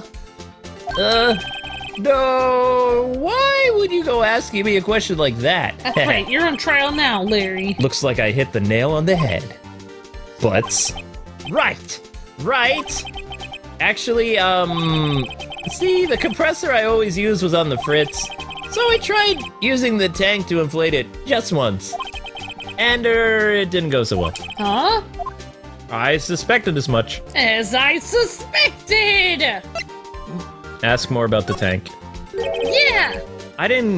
It didn't go so well. Yeah. Do you think you could be a little bit more specific? Come on. Look, it's embarrassing, so I really don't want to talk about it. Tell us! Fine. Whatever. It's like what I said. The compressor was busted. So I took the tank and tried to fill the samurai up with that. And then... blam! Oops. Whoa. The valve busted open and made this incredible noise. And the tank there took off like a rocket. Whoa. And it took my poor deflated steel samurai with it. What? Off into Gourd Lake? It sure scared me out of my gourd, that's for sure. Wait, I guess we can ask him some more questions. I hope so. Yes, we can. The big flying air tank. So the tank and the Steel Samurai you were trying to fill up flew away. What happened next? Well, all that happened on the 20th or so. 20th? A week ago. Now, as far as I could see, the tank went flying out into the lake. So I went in every night in a boat looking for it. I mean, Kianse gave me that steel samurai after all. And when did you find it? Just the night before last. It flew away out here. It took me 4 whole days to find it. Whoa. The night before last? The night of the murder? Murder. Oh, sorry for not telling you, Nick. Actually, I was here on the night of the murder. But, you see, I went home before midnight. So you didn't know about what happened? No, That's too bad. it's not all bad. We've solved one mystery at least. A mystery? Maybe we should go tell her. What mystery did we solve? I have no idea. All I can think of is that Phoenix is out of his gourd. Alright, I guess Phoenix thinks he solved something. Oops. Hi. Gordy. Well, Mr. Lawyer, I've got the info y'all need. Y'all got the scoop on Gordy for me yet? We found him! Gordy? Oh yeah, we found him already. What? I haven't seen any monsters yet! Y'all for real?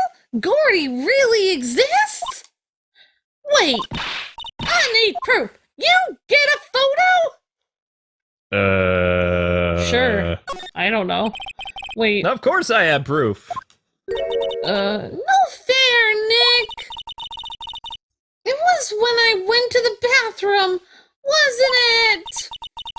That's when you made contact with Gordy and petted him. Enough gibbering already. Let's see your proof! Take that! Larry's air tank! What are you doing with an air tank? This is Gordy. Excuse me? What exactly are you saying, Nick? There's a stand near here, a hot dog stand. There's a giant inflatable samurai doll there. About a week ago, an idiot who happens to be a friend of mine tried to fill it. Oh my god. He used the air tank, and then the valve blew and the tank flew into the lake. Apparently it made a pretty loud bang when it flew. A bang? The tank, along with the still deflated samurai, fell into the lake. At the same time... Yep, a couple was taking a photograph on the lake. This photo. Wait!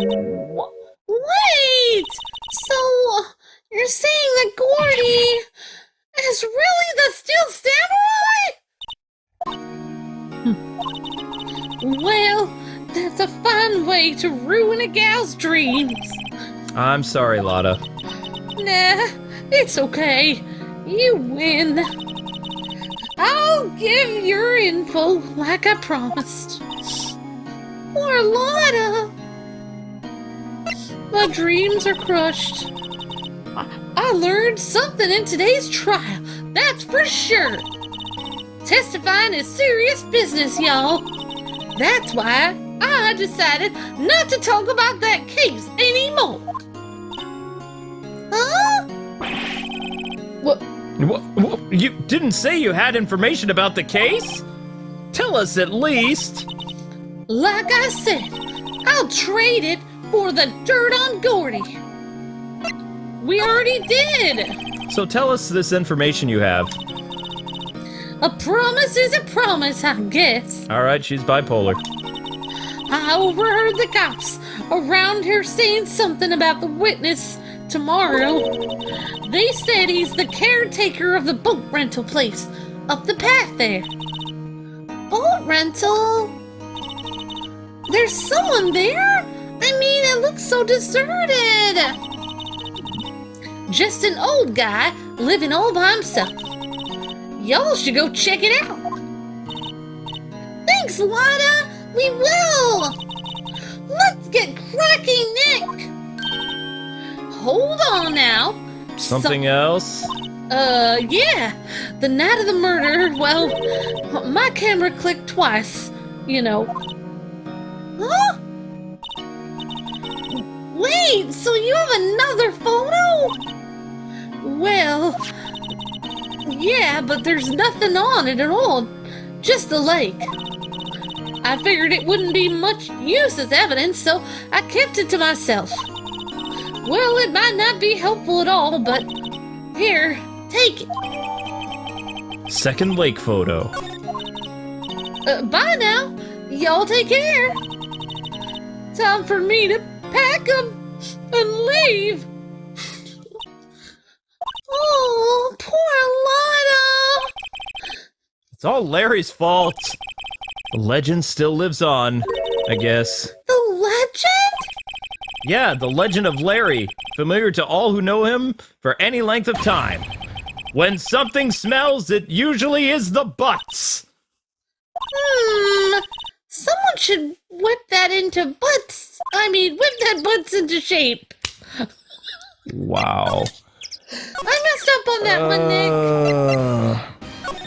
I feel so bad for Lotta. Her dream is gone. It's all Larry's fault. Her dream. I think she quit school to search for that monster. Oops. December 26th, boat rental shop. Hey, Nick. This is the boat shop that Lotta was talking about. You're right. Doesn't seem to be anyone around, though. Well, let's check it out anyway. Okay. Might as well. Might as well. A small boat rental shop. Doesn't look like anyone is around. They're probably closed because of the murder. Murder! Murder! They are probably closed because... There's some boats floating at the dock. The murder took place in the boat from this dock. How many times can we say murder to get... Apparently, the police took away the actual boat that was used that night in the murder. With a Indeed, gun. there's a space for the one boat at the dock after the murder with the weapon. In the boat. It says boat rentals. Wait, I thought we were supposed to check this out. I don't know. There's okay. Move. Oh, we're gonna bust ourselves in breaking here. and entering. Okay. Yeah, this is... Oh. December 26th. Caretaker Shack. Wow, this looks depressing. Ah! Meg, is that you? Hey, is that Keith with you? Yeah, where have you been? I've been worried sick. Nick, you handle this. Now, I think I'll leave this one up to you, Maya. Meg? Yes? Finally made up your mind, have you? My mind? You'll run the pasta shop when I'm gone, right? Pasta? Glad to hear it. Glad to hear it. Yeah, you make your old man proud. When you kids left the house, I didn't know what to think. Actually, I don't even know if I'm thinking at all. How am I supposed to keep this place running? An old man like me? Ollie, the kids are home. Hello! Hello! Squawk! Oh my god. Nick, what was that? Parrot. The one on that perch over there. Keith? Yes! I'll leave the wet noodle in your capable hands, Sonny. Nick, what's the wet noodle? Based on the available evidence, I'd say it's the name of his pasta shop. Oh my gosh. That's a relief, isn't it, Polly? What? Hello! Hello! What? Yeah?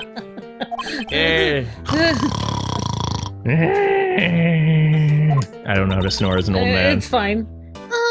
He fell asleep.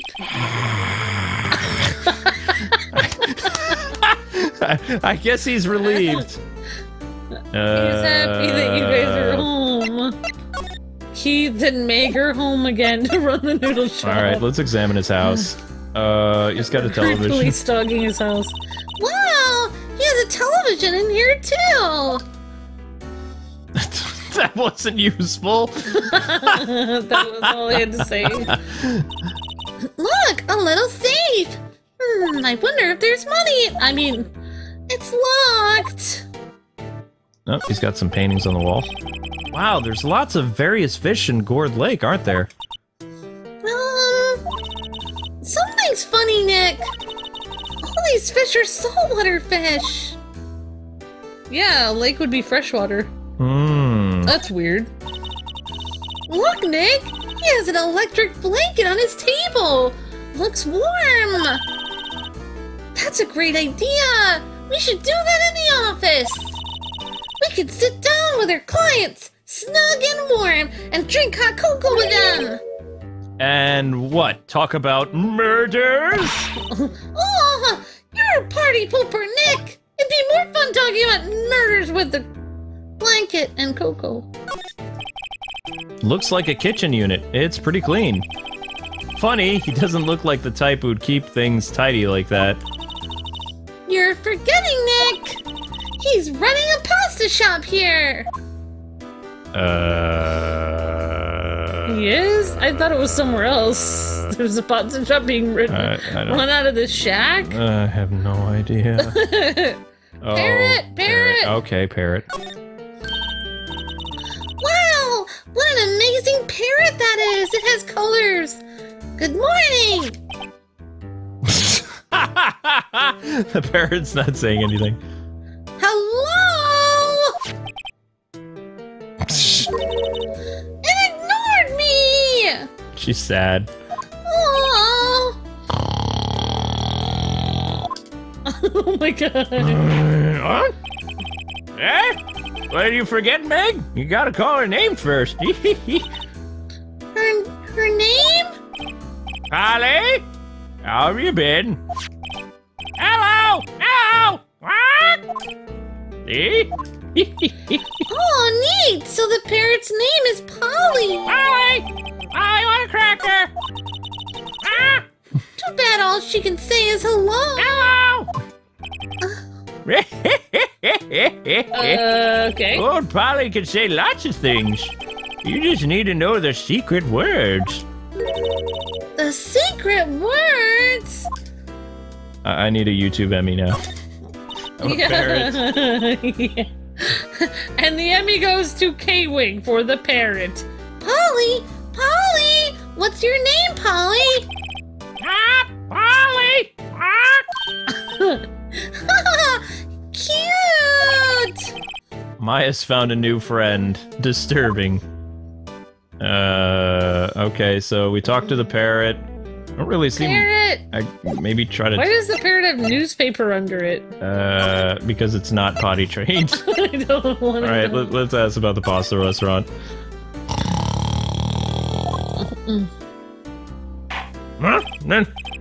Huh?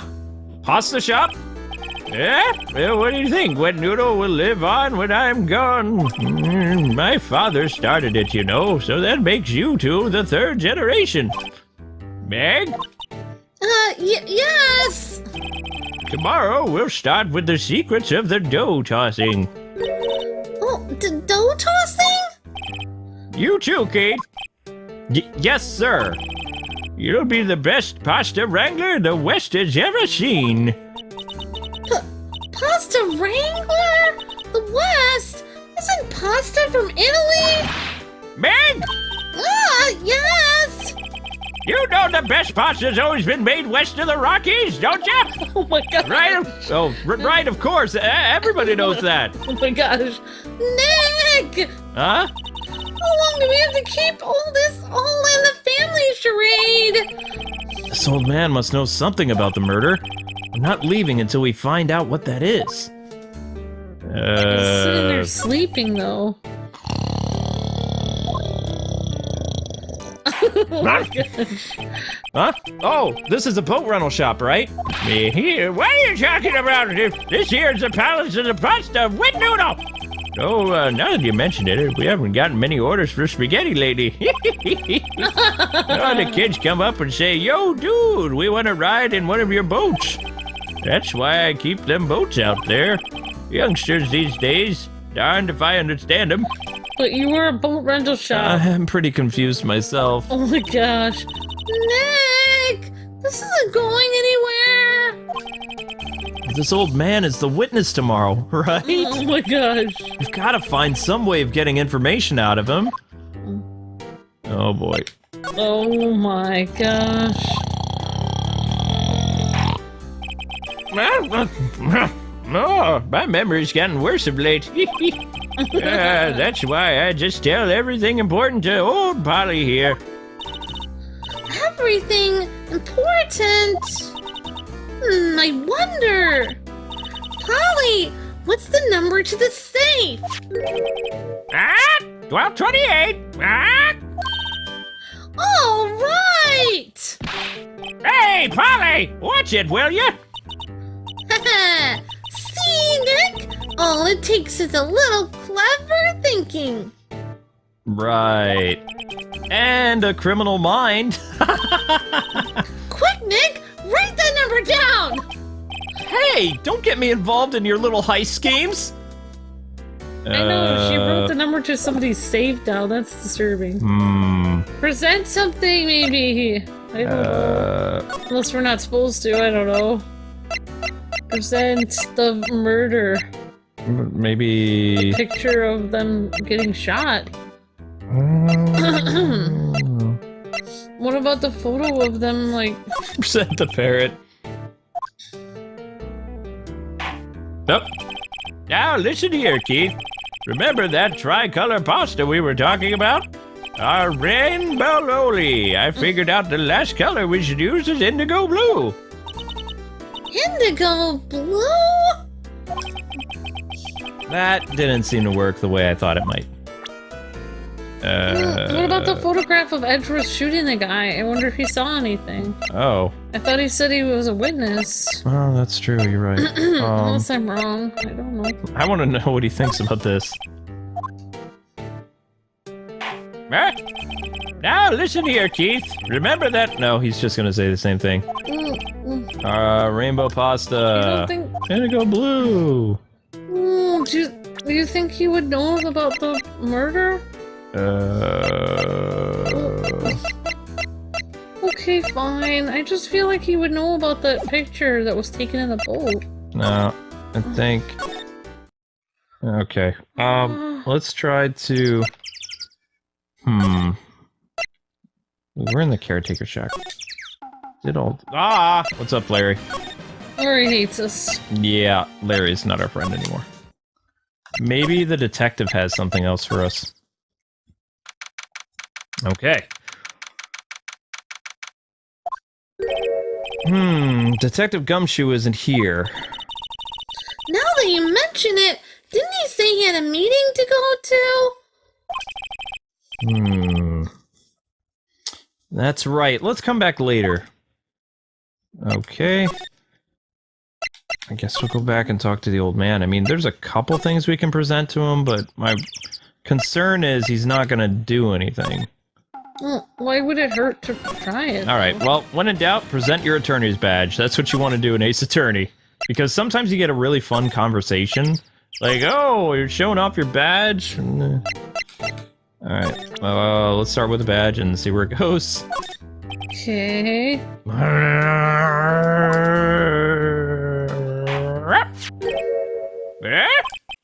That lawyer's badge, Keith?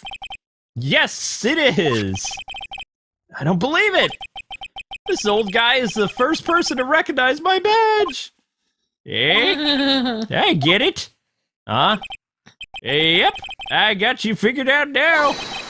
You're not Keith! Whoa. Nick! Now's our chance to clear things up! Sir? No, I am not Keith. And I'm not Meg either!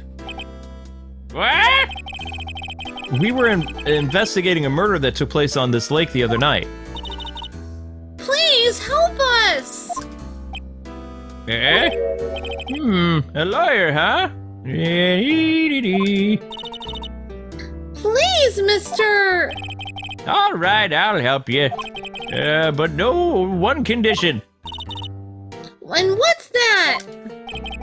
When this case is over and done, you'll run the wet noodle. Promise to run the... Why not? Yep, we will. Okay, we promise. Nick, are you sure about this? Hey, anything to get this case solved. Also, who wouldn't want to eat Phoenix noodles? I guess so. That's my boy! Good for you, Keith! Wait, didn't I just say... You too, Meg! Yes! You bring a tear to your old man's eye, you know? Now, what was that you wanted to know? Speak up, Polly! Hello! Hello! What? Well, Polly. Now he's talking to the bird again. How do we get him to talk to us? I still feel like the photograph of the murder. The lake photo? Yes. Yep, I've seen this. You know something about this? Good call, Amber. Keith?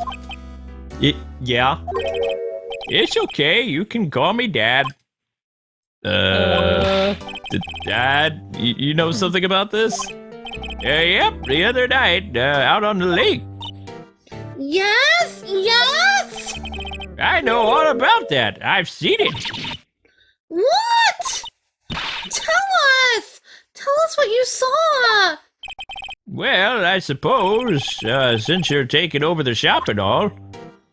But you didn't say anything else. I don't know. Show him the other lake photo? No. Like, Yeah? He fell asleep. Oh my gosh. I'm the most impatient person ever, and I'm getting so annoyed with this guy. Okay. Oh, good. He has another option. Thank God. I forget the time, but it was pretty dark outside. Probably at night. Yep. Yeah. It was after midnight, but okay.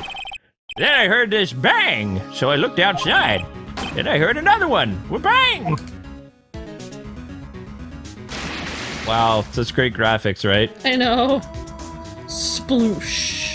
It reminds me of how I used to do reviews with still pictures. Yeah. A little while later, this boat comes back, and then a young man walked by my window here.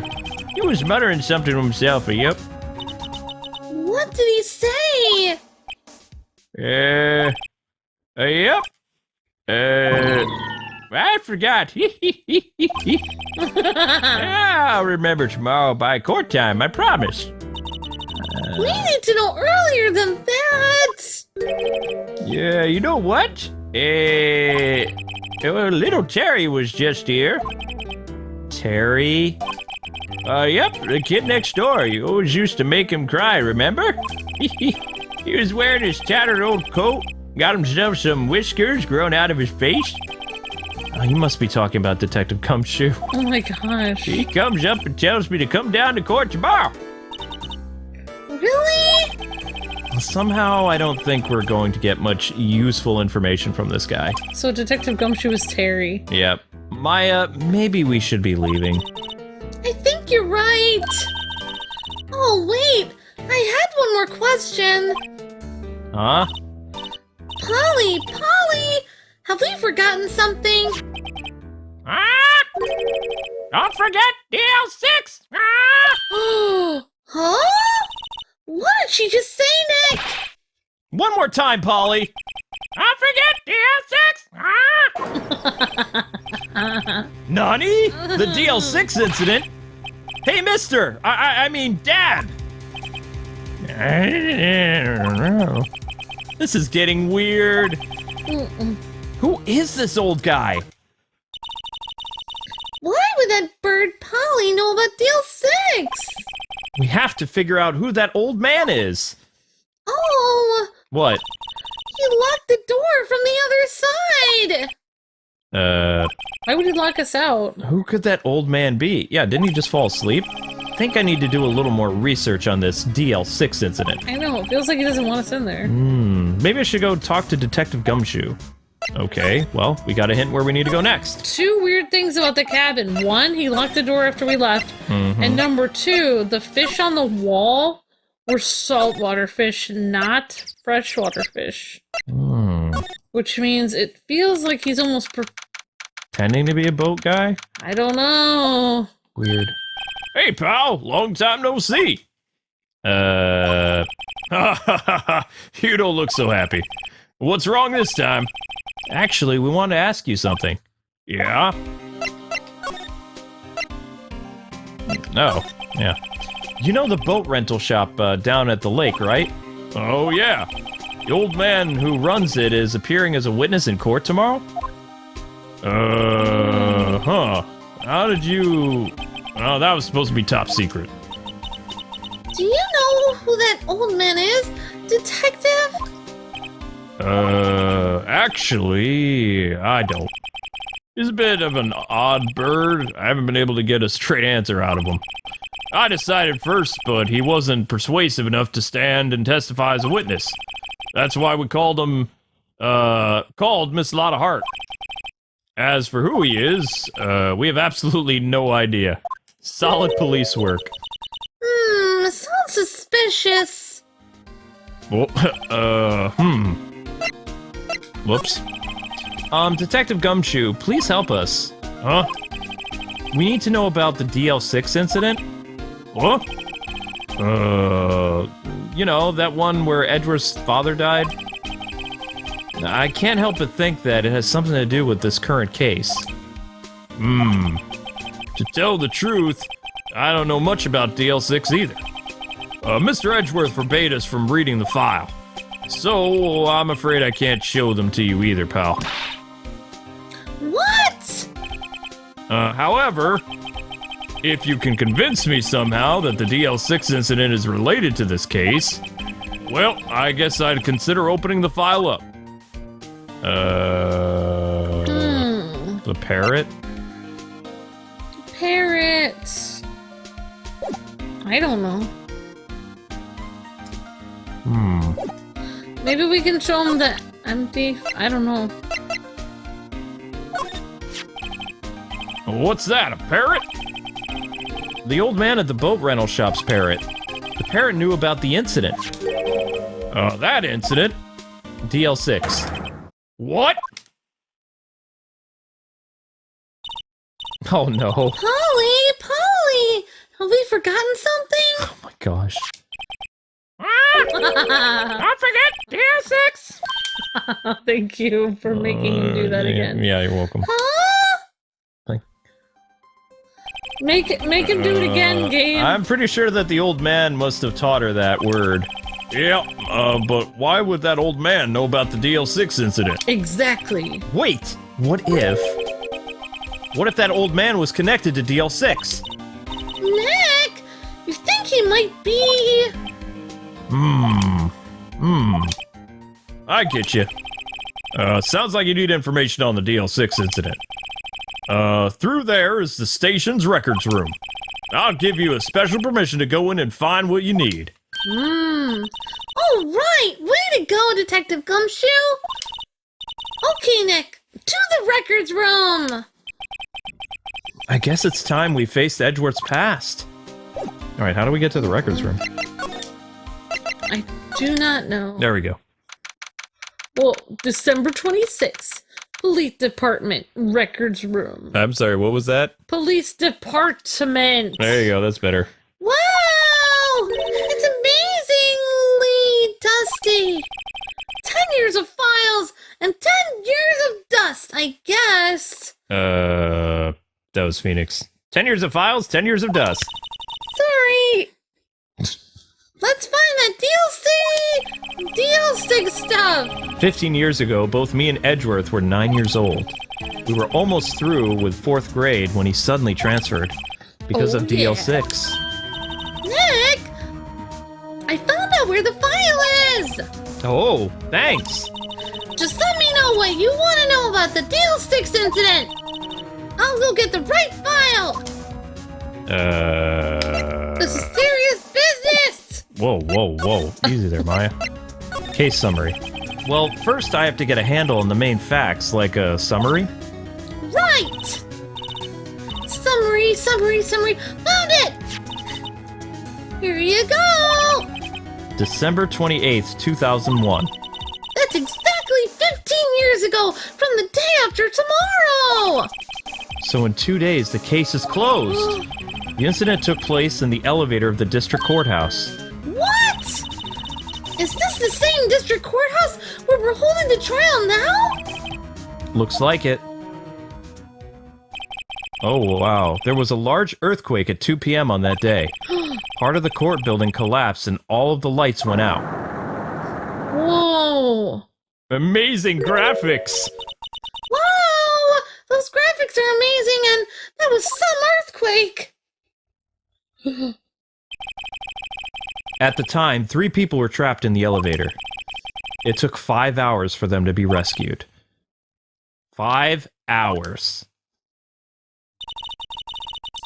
That would be so scary like that in the dark. Ugh. 5 hours in complete darkness? There was a lack of oxygen in the elevator and the survivors were unconscious. The survivors? 1 of 3 in the elevator had been shot in the heart. That was Mr. Edgeworth's father, wasn't it? He said that his father was shot before his very eyes. So Miles Edgeworth was one of the other passengers in that elevator. Okay. Victim data. Do you have any data on the victim? Edgeworth's father? Yeah, hold on. Victim. Here, found it. Gregory Edgeworth, age 35, defense attorney. If he were still alive, he'd be 50 now. He had lost that day's case in court and got in the elevator with his son, Miles. Miles? Miles Edgeworth, of course. So he was in the elevator with his father! Yep. From the angle of the bullet and the other evidence, it could not have been a suicide. The murder weapon, a pistol, was found in the elevator. That pistol had been fired 2 times. Wow. Whether I've heard that before... Where have I heard that before? Huh. Sounds just like the current case. What's going on here? Alright. Yeah, I know, right? Got any data on the suspect in there? That would be the guy that my mom got arrested! Hold on! This is it! The man arrested as a suspect in DL6 was Yanni Yogi. He was a clerk in the court, apparently. Sorry, Nick! I got too excited! So he must have been the 3rd person in the elevator. Oh, wow. So he must have been the 3rd person in the elevator! Well, then he'd have to have done it! But he was found innocent, thanks to his defense lawyer, Robert Hammond. Hammond? The victim in our case? Right. The suspect, Mr. Yogi, was oxygen deprived so much that he had brain damage. Oh, wow. He lost all memory of being in the elevator. After he was declared innocent, he disappeared. Where could Yogi have gone to, I wonder? I wonder. He may be closer than we think. Closer than we think? I guess I know generally what happened now in the DL6 incident. Still, I don't know what sort of impact the whole thing had on Edgeworth. Nick, are we gonna take the whole file? There's too much! We'll never get it out! You're right. How about we just take what we think we'll need? DL6 incident, added to the court record. Okay. Right. That's probably all we'll be able to find here. Now all that's left is the trial tomorrow. I wonder how Dad will do testifying in court. Oh, thank you. To be continued! Bum, bum, bum. Da-da-da! 10 a.m. District Court, courtroom number 3. Court is now in session for the trial of Mr. Miles Edgeworth. The defense is ready, Your Honor. Very well, apparently the prosecution is also ready. Who is the judge here, anyway? Mr. Von Karma, your opening statement. Very well, no opening statement. So, Oh, there he goes. Not so fast, Judge. I was taking a meaningful pause before speaking. Right, of course you were. I'm sorry. A prediction. Today's trial will end 3 minutes from now. I don't think so. Right. Order. I will have order. Mr. Von Karma, what is the meaning of your statement just now? I know, right? You must question everything. It will be over in 3 minutes. We have no time to waste. I got time. I call my witness now. Right, okay. Call my witness, my decisive witness, to the stand. Is that mysterious boat owner? Yeah, he's like fake witness or crazy witness. Witness, state your profession. Boat dude.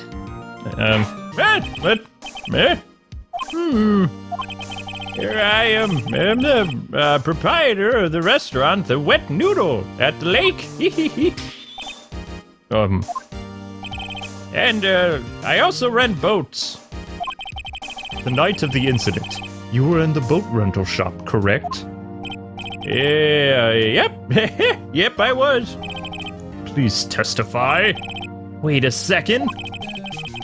We still haven't heard who this old guy is yet. Raise an objection. Well, wait, no. Sorry. This one. Objection! Wait a minute.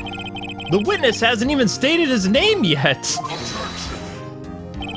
Because I did not ask him, Mr. Wright. Bah! I had predicted this trial will end in 3 minutes. Stop asking trivial questions and cooperate. Yeah, right. The witness will state his name for the court. Huh? Yeah, what? Yeah, well, I'm not really sure. What do you mean? My memory... Your Honor, the witness does not remember anything beyond the last several years. Ergo, he cannot recall his own name. He can't recall, you say? Yes, but the incident in question took place 3 days ago. You know, he's slowly becoming like one of those Warcraft workers. We can testify. Very well. Let's hear his testimony then, shall we, witness? All right, witness testimony, the night of the murder. The old man. It was the night of the 24th, just after midnight, yep. I was in the restaurant where I rent boats, as usual. Then I heard a bang. Yep. When I looked out the window, I saw a boat just floating on the lake. And then I heard another bang. Well, Yeah, just about then the boat comes back to shore and a man walks by my window. Very well. I'd like you to begin the cross-examination. Not so fast. There is nothing to question in my witness's testimony. Ergo, no need for a cross-examination. Besides, there's only 10 seconds left before the 3 minutes are up. Judge, your verdict, now. Yes. Mr. Wright. what? I need to cross-examine. What are you doing? Talking about? Yeah. What are you guys trying to pull? What are you saying? Of course I'll cross-examine the witness. Very well. You may begin. Why do they keep questioning? Ah! Excuse me, Mr. Von Karma. 3 minutes just passed. Yeah, I see. Well, then, let's take our time. You may cross-examine the witness. Go, Thank you. Judge. Thank you, Judge. Oh, the judge is cool. Mr. Von Karma is really getting on my nerves. Yeah, well, he's got something to hide. It was the night of the 24th after midnight. I was in my restaurant renting boats. I then heard a bang. Yep. When I looked out the window, I saw a boat floating on the lake. Then I heard another bang. Just about then, the boat comes to shore. Hold it! By your window? Yep. By my window, Sonny. Right outside the window of my little shack. And could you see the man's face? Well, the fog was pretty darn thick, but I was right there in front of me. I saw him. This is rather important detail. Please add it to your testimony. Hey. Tisk, tisk, tisk. Have a bad feeling about this. He's like, Not so fast. That man was the defendant. He was saying, I can't believe he's dead. Hang on a second. Are you sure? I feel like this guy is not. The dad! Run. Dead certain, Keith! He said, I cannot believe he's dead, and he was walking by to. Dad. Oh my gosh. Keith got him. Witness, are you sure that the person you saw was Miles Edgeworth? It was him! It was Edward, that boy! Oh my gosh. Nice. Witness! This sounds like decisive evidence indeed. I see no room for doubt. On Karma? He lured me into a cross-examining so he could set me up for the fall. Dang it! Nick, I don't like the way things are going here. Everyone in the courtroom is glaring at us. I'd better act quick or else this trial is gonna be over. Raise an objection! Yes! Here we go. Yeah! Your Honor, we proved in yesterday's trial that it could not have been Edgeworth who fired that gun. That's right. Oh, wait. Mr. Wright, are you referring to the fingerprints from Edgeworth's right hand found on the weapon? And the photograph showing a man firing with his left hand? We're referring to evidence. Exactly. What? What? That is easily explainable. Yeah, by a liar. He could have wiped his prints after he fired. What? What are you talking about? You are ignoring the truth of the matter here. Everything in this witness testimony is true. The judge is lost in thought. What should I do? Raise an objection! Raise objection! Your Honor, this witness claims that Edgeworth said, "I can't believe he's dead." But his word is all we have. If he were telling a lie... Oh, man. Mr. Wright, in a court of law, the evidence tells all. Apparently you have yet to realize when this is basic fact. If you say his testimony is a lie, show us proof. Huh? Nick, do we have evidence? It's a no good. There's nothing I can do. Are you sure? To be honest, yeah, I don't know what to do anymore. Please! Can you hear me, sis? Please! We need your help! Nick needs you. 3 minutes was perhaps too high an expectation. However, 15 minutes isn't bad. This must be a new record. What? Enough! The witness may leave the stand. Wow. I tried to snort. This court sees no reason to further prolong the trial, nor is there any need for more time to decide the case against the defendant. This case is extremely clear. I see no room for misinterpretation of the facts. What? No!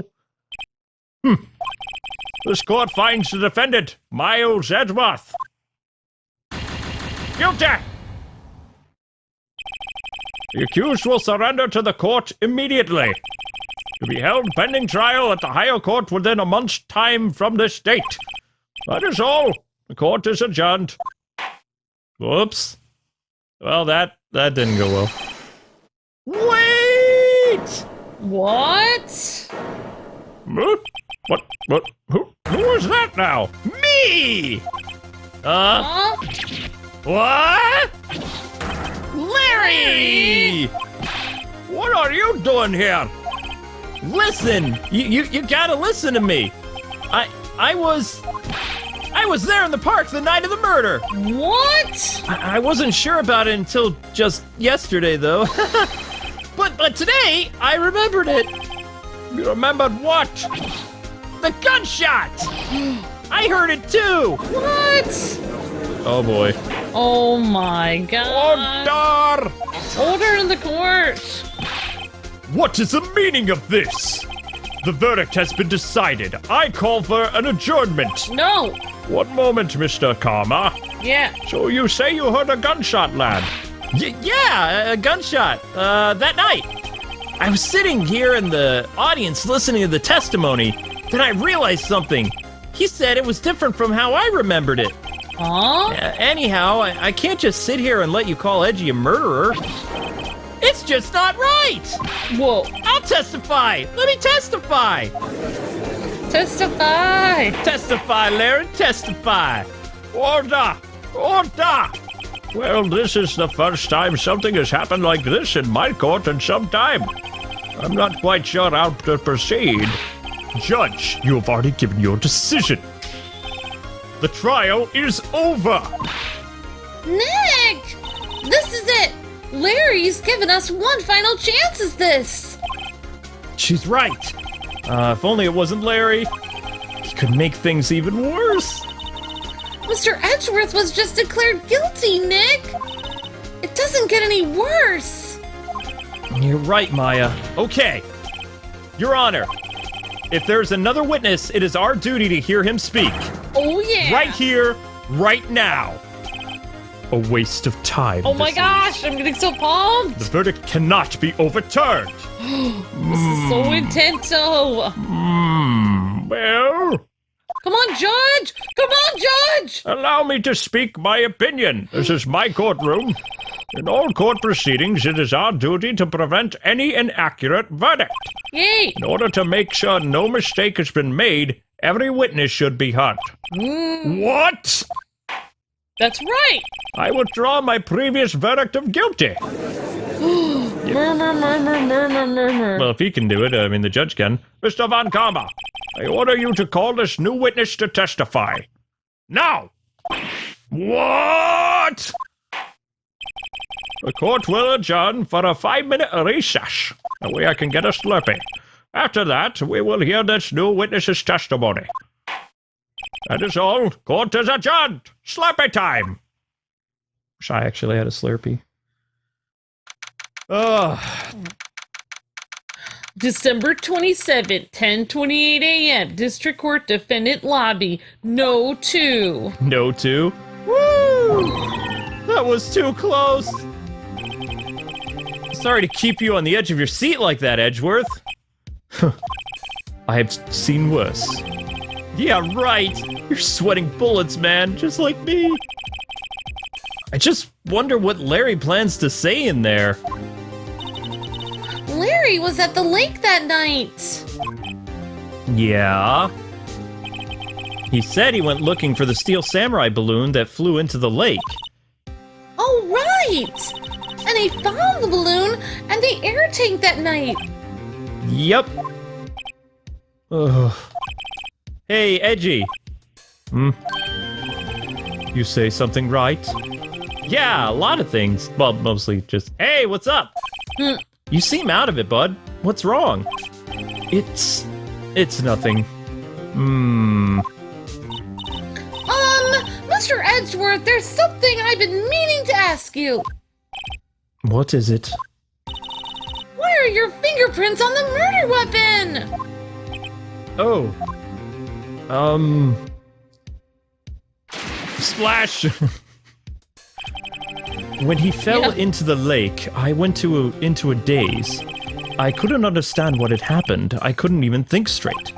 Then I saw the pistol lying on the floor of the boat in front of me. I picked it up without even thinking. I didn't have a reason, really. That's weird. not a good... I see. Right. Yeah, what is it? This might be our chance. Our chance? Von Karma has only ever run perfect trials. Perfect trials. Perfectly prepared witnesses, perfectly complete evidence. That's the secret to his success. This is the first time he's ever had to deal with something unexpected. He also had to let someone he hasn't even talked to testify before the court. And that someone is Larry. What are you getting at, man? It's likely his testimony will be full of holes, right? Oh no. That's right, Nick. No 10-minute trial this time. We'll milk this one for all it's worth. Oh boy. Hey, it was a 15 minutes. 15! Everybody's on Larry now. Oh boy. Here we go. December 27th, 10:30 a.m. District Court number 3. Larry. Court is now back in session. I've had my Slurpee. Witness, please testify to the court about everything that you saw that night. Thank you very much. Right, leave it to me, Pops. Leave it to Larry. Please, Larry, don't mess this one up, yo. I hate to admit it, but you're our last chance. Oh. Von Karma didn't even have the time to prep his witness. I just hope Edgeworth is right about this being our big break. Yeah, because Larry is, well, Larry. Yep. And Larry will appear in all the Phoenix Wright games, by the way. That night, I was out in the boat of the lake. I was looking for something, and I found it. So I quietly slipped the boat back in the rental shop thing. Then I just was thinking how about going home, and I heard this bang. I looked over the lake, but I didn't even see a boat. So after I heard that single gunshot, I went home. Single gunshot? That was an unusually vague testimony, even for this court. In any case, Mr. Wright, you may begin your cross-examination. Yes, yeah, Your Honor. What's wrong, Nick? It's Larry. I have no idea what he's gonna say if I press him. I'm a little scared. Well, we've come this far. There's no way to go but forward, Nick. Yeah, it's true. Oh, boy. Larry. That night I was out on the boat in the lake. I was looking for something and I, found it. Hold it! Looking for something, Larry? Yeah! Mr. Butch, what was it you were looking for? Please tell the court. What the witness is searching for is irrelevant. Most likely he was hunting for his Gordy. That's surprisingly close to the truth, in a sense. This is all irrelevant. Let's get it over with. Haha, so I quietly slipped the boat back in the rental dock thing. Then I was just thinking about going home. I heard this bang. Okay, so we heard a gunshot. Yeah, I guess you'd want to press him. Where did the sound come from, Larry? Yeah, well, I wasn't sure about that. I looked around, you know. Did you look at the lake? Yeah, I looked. I looked over the lake, but I didn't see a boat. Weird. So after I heard that single gunshot, I went home. Wait, single gunshot? After I heard that single gunshot. No, that's not right. It's not right, that's not right. I thought there were 2 gunshots. Right, there is 2 gunshots, but there's a document that says there were 2 gunshots. Yeah, right there. I heard 2. Sounds Yep, there we go. just after midnight. Wait a second, Larry. What? You only heard 1 bang? You're sure? That's what I said, bro. But Miss Lotta Hart testified yesterday that she heard 2 bangs. And the old man just now said the same thing. They both heard 2 gunshots that night. Huh? Were you even listening? Were you paying attention at all to what they said? Yo, Nick, please, brother. And so. Huh? You know something's been bothering me? I'm a witness, see? I'm like a customer here. So you gotta treat me nice and stuff, okay? What? Oh my gosh. Mr. Butch, Larry knows he's important. What? you've only heard 1 gunshot. Are you sure about this? This could make the case swing wide open. Well, to tell you the truth, I'm not sure. What? Not sure? How could you not be sure? Yeah, well, I might have missed the other gunshot. I was, listening to something else. Something else? Listening to his headphones? My radio, dude! With my headphones. Oh. Larry. Larry! Nani! Order! Order! And stop with that booing! Mr. Butts! You were listening to the radio with your headphones? Yeah! So what? That's a crime? I listen to my radio, dude. Everybody listens to radio. What's the big deal? Mr. Von Karma, your opinion, please? Waste of time. I do not accept this witness nor his shoddy testimony. Well, Mr. Wright, should we continue the testimony? Let's do it. It can only get worse from here. Do this! Your Honor, please allow the witness to continue blabbing his mouth. Bah! Nothing is more pitiful than a lawyer who doesn't know when he's lost. Very well, Mr. Butch. This is quite entertaining. Please give your testimony and be sure to include the details like your radio. Righto! Leave it to me, Pops. I wouldn't see if there were any other out of this. Oh, man. There we go. Second testimony for Larry. Oh, my gosh. Yeah. It's lonely being alone on Christmas Eve. What? That's why I was listening to an all-request show on the radio, see? Aww. I was listening to the real booming loud and stuff. But I'm sure I heard that gunshot. I remember exactly what the DJ was saying when I heard it, too. You were listening to your radio at high volume? Yeah! What's the big problem? Can't a man listen to his radio in peace? Isn't this a free country? I truly believe Larry has no idea what the problem here is. Judge, can you believe a word this witness even says? What he heard was probably nothing more than a drum beat from his radio. True enough, it is difficult to believe his testimony. Hang on a second. Yeah. Wait a second, Your Honor. The witness said he remembers exactly what the DJ said when he heard the gunshot. Excuse me? Not DJ? An announcer, the guy who says things on the... Are you being serious right now, Judge? Anyway, what this means is when he heard the sound, no music was playing.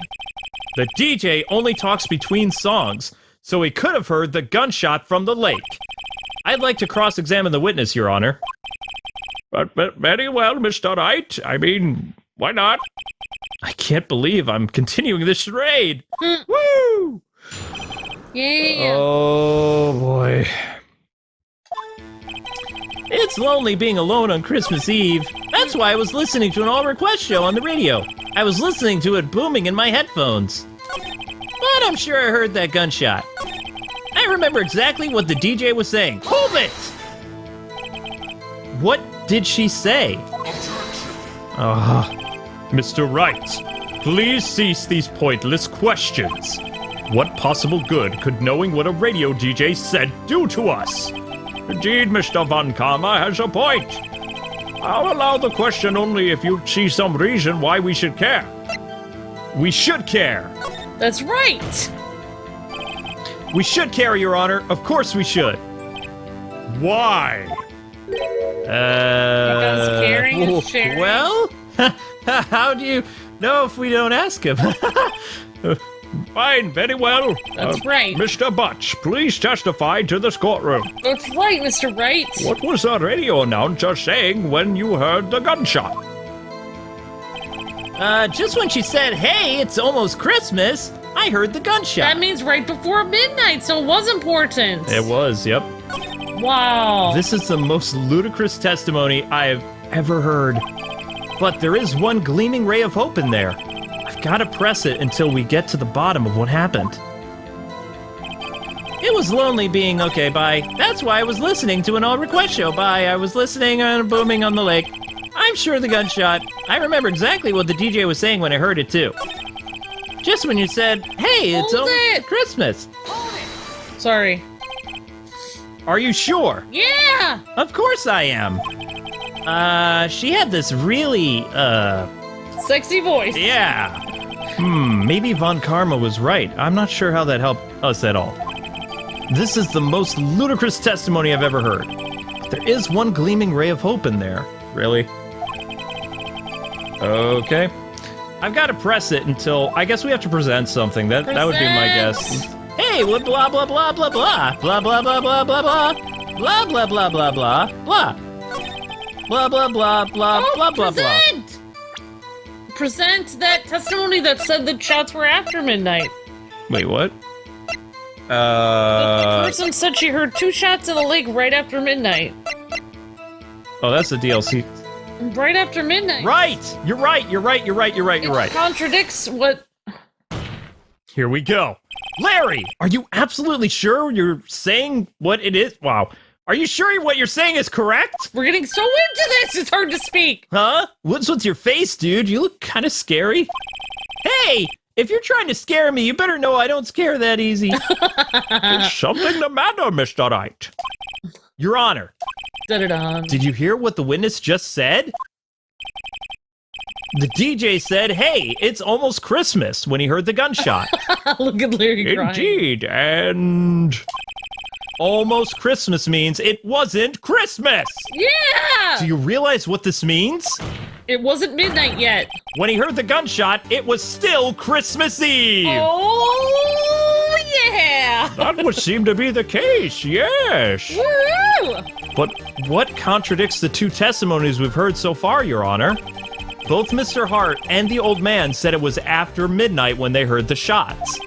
In other words, when they heard the gunshots, it was already Christmas. That is a clear contradiction, Your Honor. Whoa. Order! Order! What does this mean? 2 prior witnesses heard gunshots after midnight?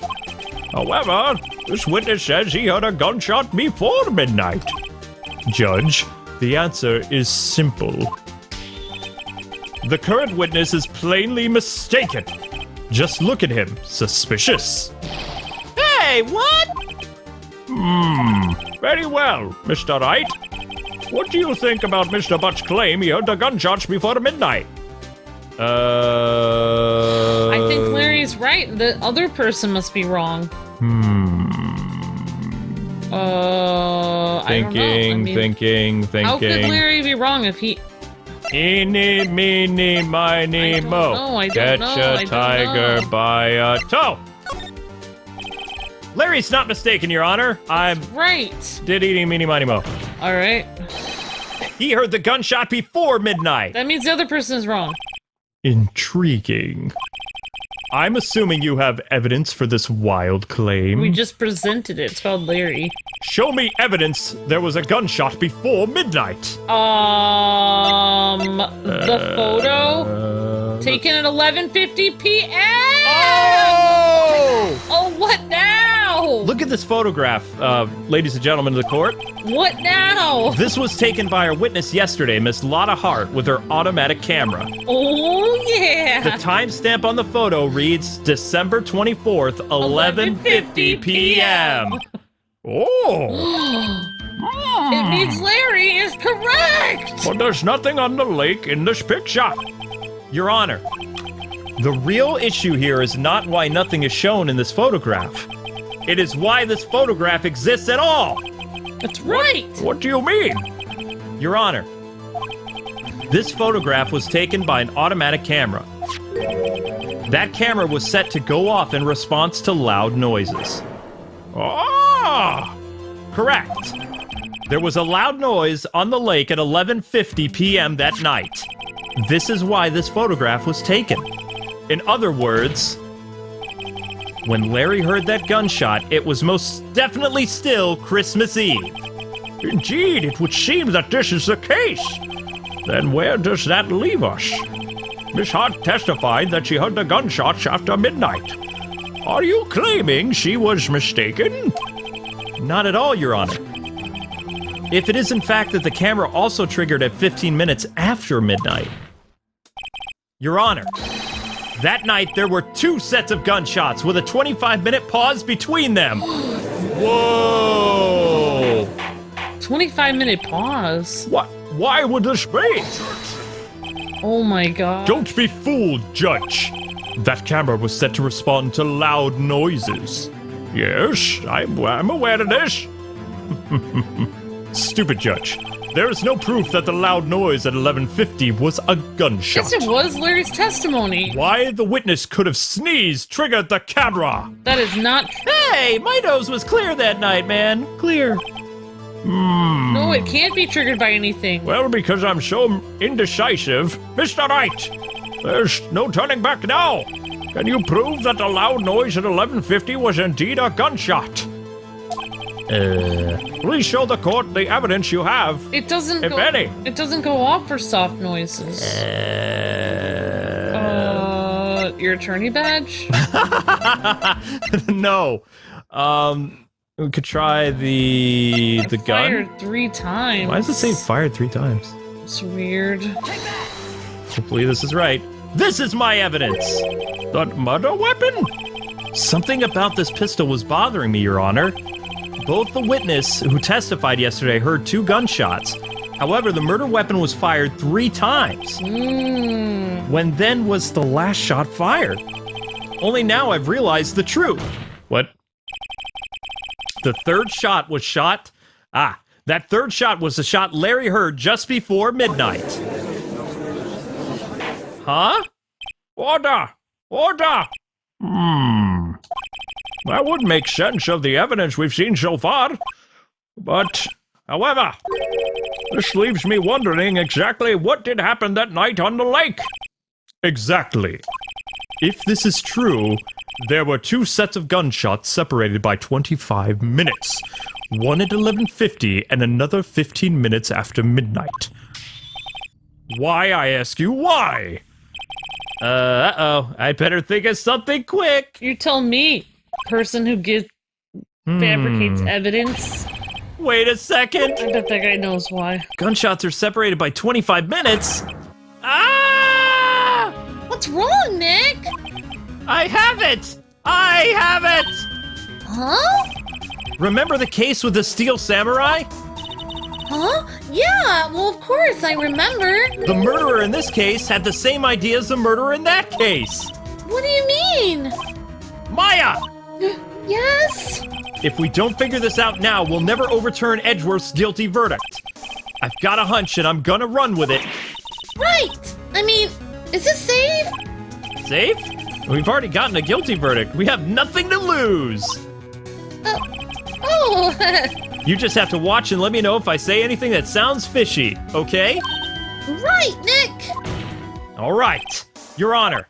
Yes, Mr. Edgeworth. I mean, Mr. Wright. Wow. The testimony just now has cleared up this entire case. Yeah, you're so intense you sounded like Mr. Edgeworth. No, I didn't have a British accent. What do you mean, Mr. Wright? Da-da-da.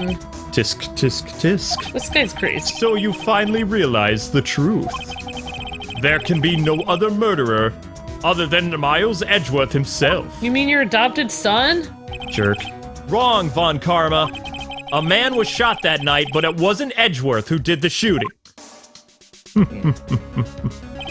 Listen, rookie. Take a deep breath and consider the facts. At the time of the murder, 1 boat was on that lake. This was shown by the witness's photograph. The defendant, Edgeworth, and the victim, Robert Hammond, were on that boat. Bang. Bang. Bang. Bang. Wilhelm screamed. Yeah. There was a gunshot fired on the boat and Robert Hammond fell into the lake. Sploosh. The distance of the shooting was 1 meter. It couldn't have been a suicide. Well, the guilty party has to be the other man on that boat. Or he could have been shot before he got on the boat. Ah, I admit that it's hard to imagine any other possibility. Yes, but this assumes that the victim was shot at 15 minutes after midnight. What? What do you mean by that, Mr. Wright? We have photographic evidence. The judge, dang it. We have photographic evidence of the time of the shooting. The timestamp on the photo says 15. But Larry heard a gunshot 25 minutes before that, Your Honor. Robert Hammond was killed then, 25 minutes before the shot on the lake. That's the only way that Edgeworth could be innocent. Gasp. What? Mr. Wright, are you quite mad? I think you are. Explain how the 2 men on the boat are. Explain them. Edgeworth and the murderer. Or... Of course it was Edgeworth. And the murderer! After the murderer killed Robert Hammond at 11:50, he assumed the guise of Mr. Hammond and met Edgeworth. What? What? Nani? Are you serious? Yes, Edgeworth won't tell us why he went to the lake that night. However, I have a hunch. That night, Robert Hammond called Edgeworth to the lake. Now, Edgeworth didn't know Robert Hammond's face that well. That's why he didn't suspect anything when the murderer took Robert Hammond's place. What? I'm not sure what to make of all this. That's right, he hadn't seen him for years. Ludicrous! Mr. Wright, tell us the name of the murderer then. Well, the murderer's name... Right, it's... I don't know! Actually, I don't know the murderer's name. You don't know? Bah! Again you waste my time! I don't know because he never told us. What? What? The murderer is the caretaker of the boat shop, that old man. What? Wow. At 11:50, he was the one who killed Robert Hammond. The caretaker of the boat shop? Where did he do this? Why?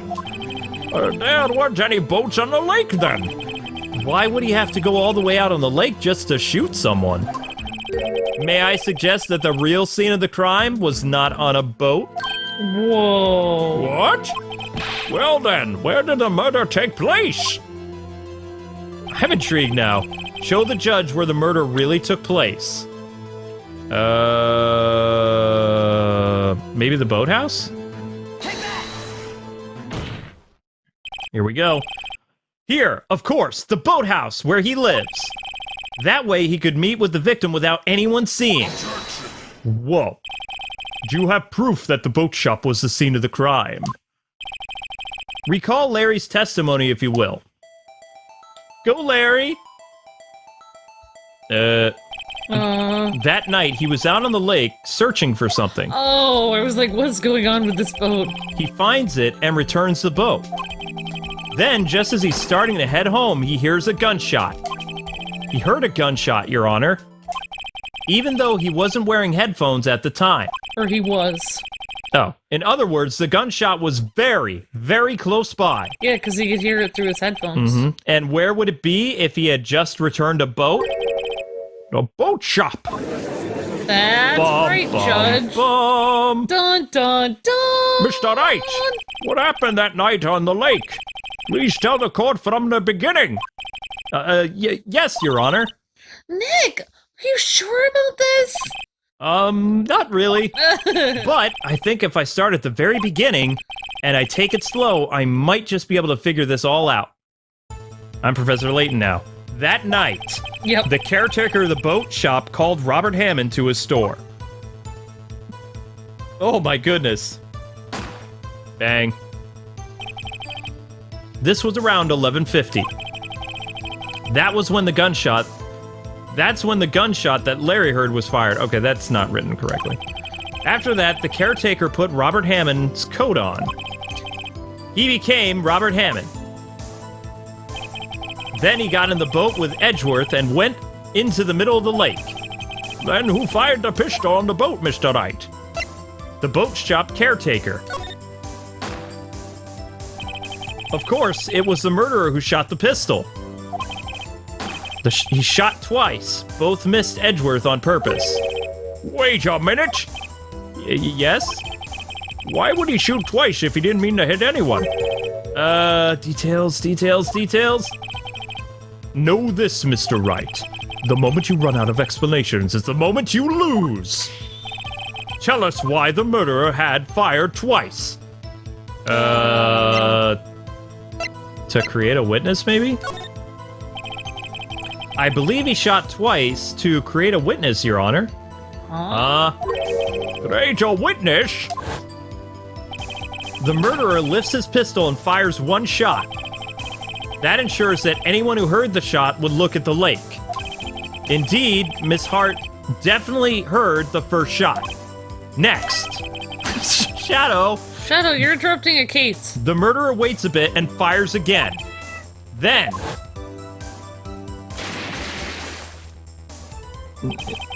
the murderer jumps from the boat himself, leaving the pistol in the boat behind him.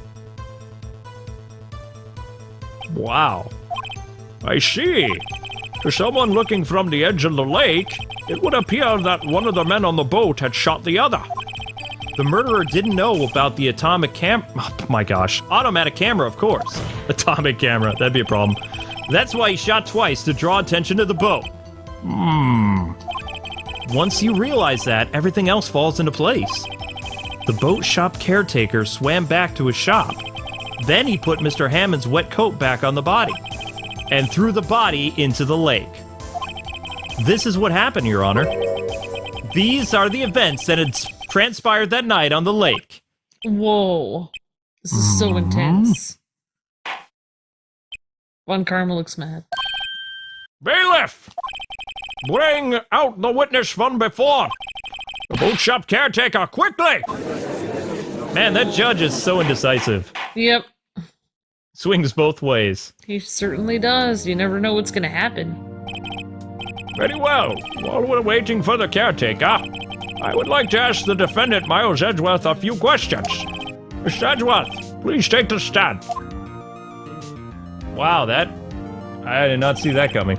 Miss Edgeworth, you heard what the defense has said? Yes. Well, why did you go to the lake that night? What Wright has said was mostly correct. Astonishingly so, actually. Yes. Several days ago, I received a letter. The letter was signed Robert Hammond. He asked me to come to the boathouse on Christmas Eve. No, I was just reacting because I was surprised Wright was correct. Oh. He said he had something very important to discuss with me. Something important? I'm sorry. I can't say what it was. What? Your Honor! Oh, Your Honor, sir! Bailiff! Why are you we're conducting a trial here! I ask you to remain quiet! The witness has disappeared! He isn't at the boat shop either! What? Nani? What should I do? Find him, you fool, quickly! You cannot allow him to get away! Whoa, he ran? The perfect crime. Oh my god. Whoa! Far Mr. out. Mankarma, your witness has disappeared! Yeah. A search warrant has already been issued. It goes without saying that I cannot declare a verdict under these circumstances. It makes me sad. I will extend the trial until tomorrow. This will be the final day allowed. I request that the police department utilize all its forces to find the witness. Am I understood? One more thing. Just who is that boat shop caretaker? I think his identity has become very important to this trial. I want him, and I want to know who he is. Very well. Court is adjourned. I know, he said he can't remember his name. Oh, this is like the Vocal Olympics for me. How convenient. December 27th. Yay, Nick! You did it! Yay! Well, at least we got out from under that guilty verdict. And what about Larry? That was something else. Even Von Karma doesn't know what to do with his testimony. Larry really helped us out. Sure, once I shifted through his unique testimony, still he did save us. I just wished our cases weren't so down to the wire all the time. I know what you mean. Sometimes I feel like it's us on trial instead of our clients. Hey, Edgeworth. Mr. Edgeworth? What? Did you say something? Don't look so pained. I mean, it looks like you're probably gonna get off the hook. You could try to smile just a little. Relax. I'm sorry, but I fear it's not over for me yet. What do you mean? Right. There's something that's been troubling me for a long time now. And I don't know whether or not to tell you. Edgeworth? No, there's so little time left. I want to tell you to get it off my chest, but... I can't make up my mind. What is this about? It's a nightmare I've had. A memory of a crime that I committed. A crime you committed? A memory of a murder. Oh my gosh, that was a long trial. Yeah, I know, right? Hey, what's happening, gamers? Welcome back to Phoenix Wright, Ace Attorney, the trilogy for Nintendo Switch. Woohoo! Don't forget to like, comment, subscribe, and hit that bell to be notified when more Ace Attorney arrives. At 3 p.m. Eastern Standard Time. That's right, special thanks to our friends over at Capcom for providing a copy of this game and sponsoring this series, and it's time to continue episode 4, Turnabout, Goodbye. The case continues! Oh yeah. December 27th, 2:11 p.m. Wright & Co. Law Offices. You know that usually means company, right? Wright & Company Law Offices. What was Mr. Edgeworth talking about? I don't know. Oh, A memory of a crime that I committed. a memory of murder! Okay. Do you really think Mr. Edgeworth killed? I don't believe it. Not Edgeworth. No way! Some painful memory has been troubling him recently. But he'd never take someone's life. Never! Nick! Yo! How's everyone doing? What'd you think of my performance today, guys? I had him swooning in the aisles, huh, Maya? Swooning? Me? Oh, yes. I do remember feeling faint. Right on! Tell me the truth. It was like love at first sight, right? Right, Nick? What? Me? No. Well, maybe my heart skipped a beat or two, but that's it. I don't even know what we're talking about right now. I think you could do better than that, man. Come on! I saved Edgeworth in there, dude. Edgy! You guys should be bowing before me. Yeah, bow before your hero. Well, actually, it was kind of heroic. Otherwise, we wouldn't have had any other witnesses, and Edgeworth would have gone that's to jail. true. Larry, you really helped out in the trial today. Thank you. Good job, Larry. You did! If you weren't there, Larry, I'm sure Mr. Edgeworth would have been found guilty.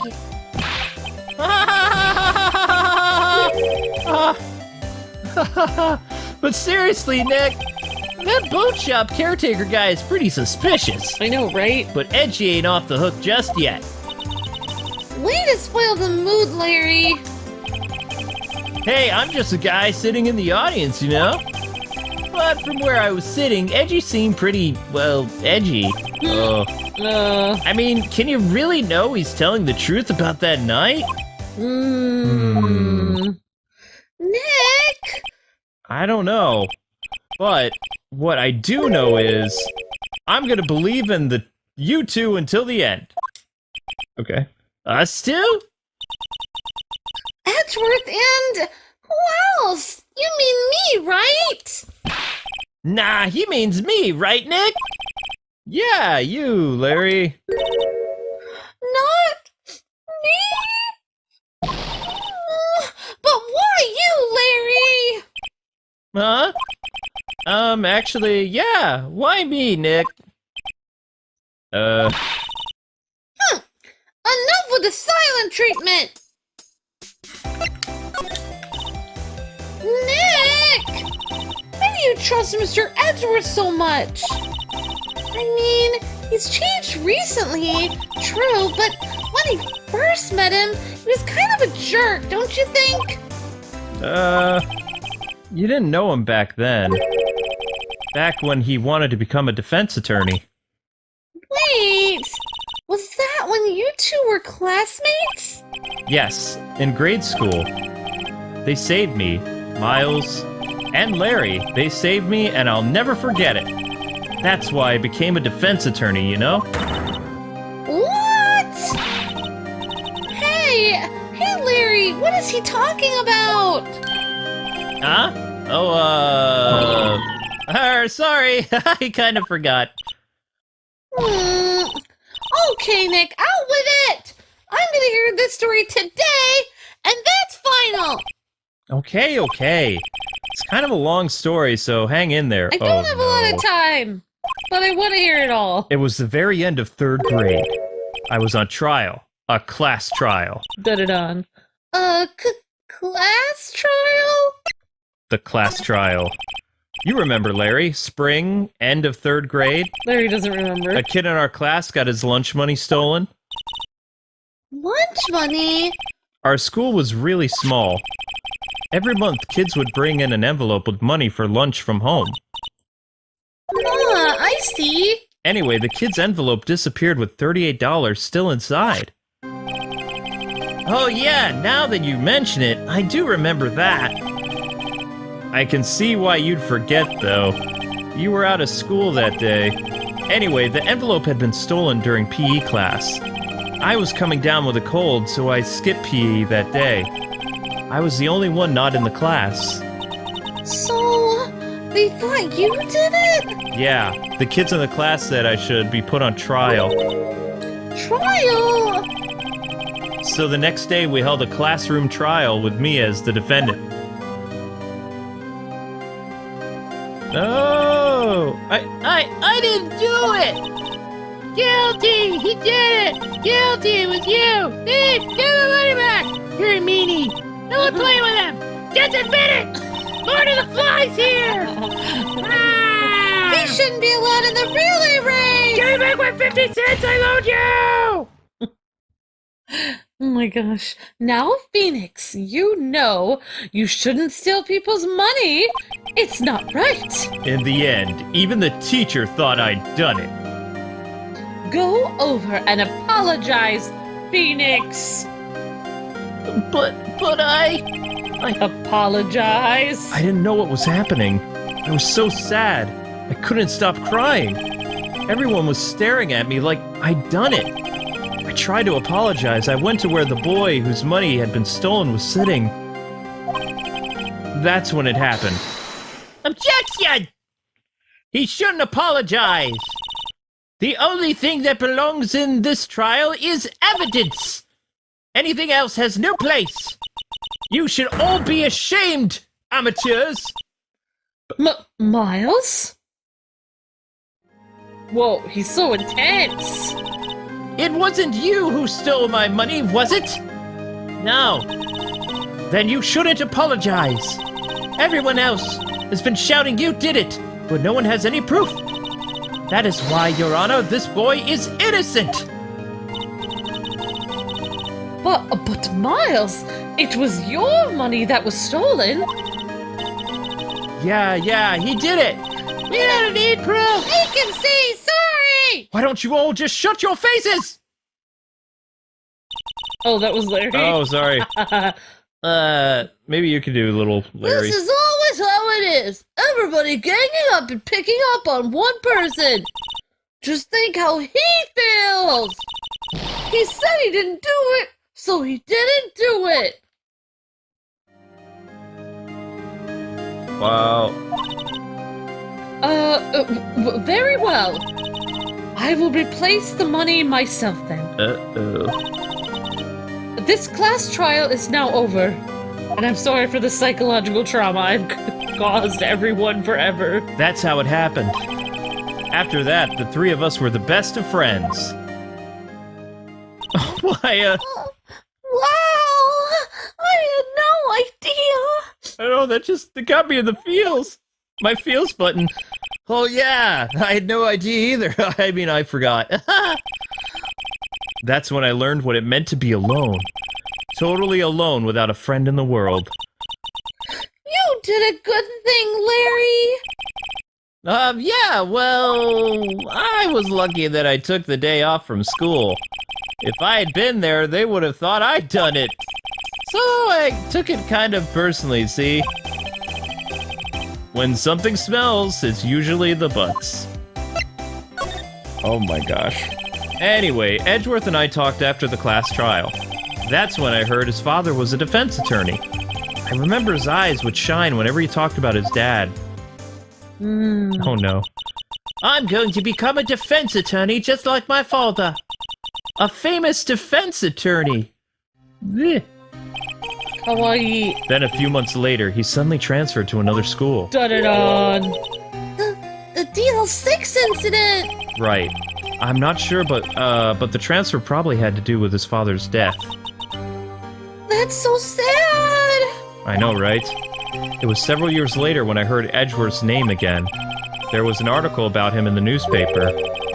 The headline was something like, "Dark Suspicions of a Demon Attorney." Fabricating evidence, manipulating testimonies, covering up facts? The article said he'd do anything to get a guilty verdict. Anything. But why? What happened? I mean, that's not the Edgy I used to know at all. That's what I thought too. I tried to get in touch with him, but I don't know how many times. He never replied. Not once. I guess he didn't want to see his old friends. I couldn't just drop it, though. I wanted to meet him, to learn why he had become who he became. That's when I decided. Huh? Wait, you don't mean... That's why? That's why you became a defense attorney? To meet Edgeworth?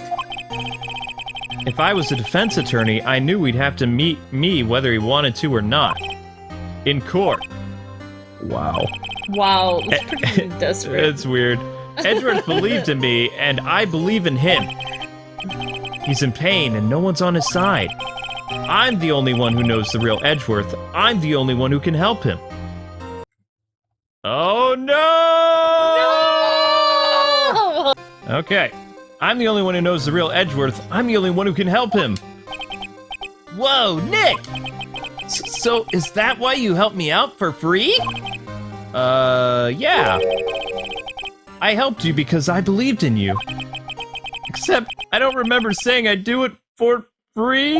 Aw, Nick! When did we say we were doing it for free? Nick! We have to save Mr. Edgeworth if it's the last thing we do, okay? Right. It very well may be. First, there's that rental boat shop caretaker. We need to find out who or what he is.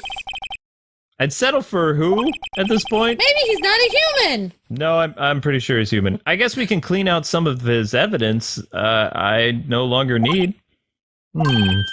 Okay, let's go. Yay! All right, so they want us to go to the lake again? Sounds good. Yeah. December 26th. Ah! Hey, pal, long time no see. Hey, Hey, what's detective. up, Gumshoe? How's it going? Oh, Detective Gumshoe! Close one today, eh? I got so worked up, I snapped my tie in half. This is a new tie, by the way. Sorry about that. No problem, pal. Thanks to you, we know who really did it. How can you snap your tie in half? You mean the boat shop caretaker? Look, I'll make you a promise. I'll have that scoundrel in custody by the trial time tomorrow. Come with me. It's my duty to you as a police officer. Now I'm off to catch me a criminal. Bye. Detective Gumshoe sure is active today. Oh, one other thing, pals. Ah! No one could go into the woods today. The woods? Where Lotta was camping? The woods are off limits to camping, and apparently the park ranger found out. He got pretty mad. No one can go in there for a while. I guess Lotta's in a lot of trouble. Oh. Anyway, I'll be seeing you guys tomorrow. Detective Vanish. Alright, thanks, Detective Gumshoe, who All turned right, into so Batman. we can't go to the lake. Wait, Detective Gumshoe, I have one more thing to say. Oh, he's gone. December 20... Huh? The steel eyesore is missing. yay! Eyesore! Looks like the hot dog stand is closed today. Well, didn't the dog eat all the hot dogs? I guess Larry's too busy worrying about Mr. Edgeworth to show up for work. That and all his hot dogs are gone. Probably the latter. All the hot dogs are gone. Yeah. All right, so we can go to the boat It's shop. like we totally forgot that we ruined his entire supply of hot dogs. Oopsies. Like, oh, I wonder why he's not here. That old caretaker got away. Yep. I never imagined he might be the real murderer.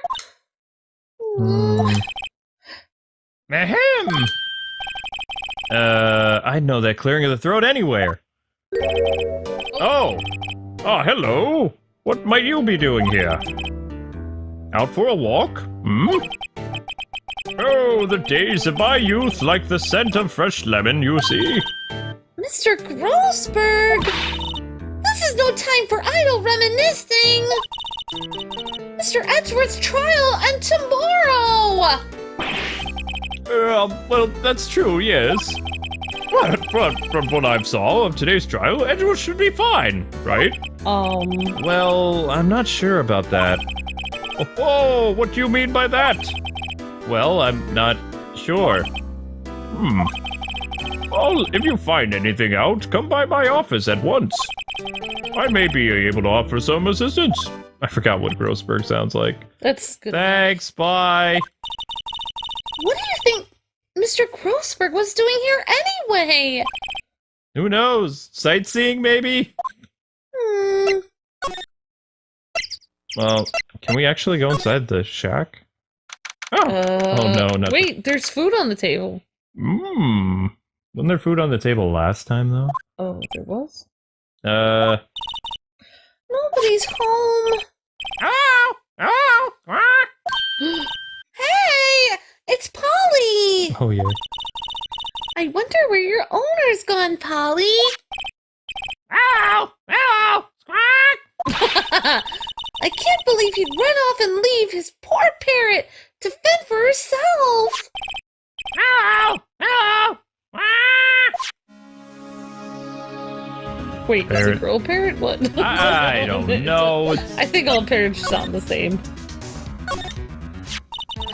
Maybe I should take care of Polly, Nick.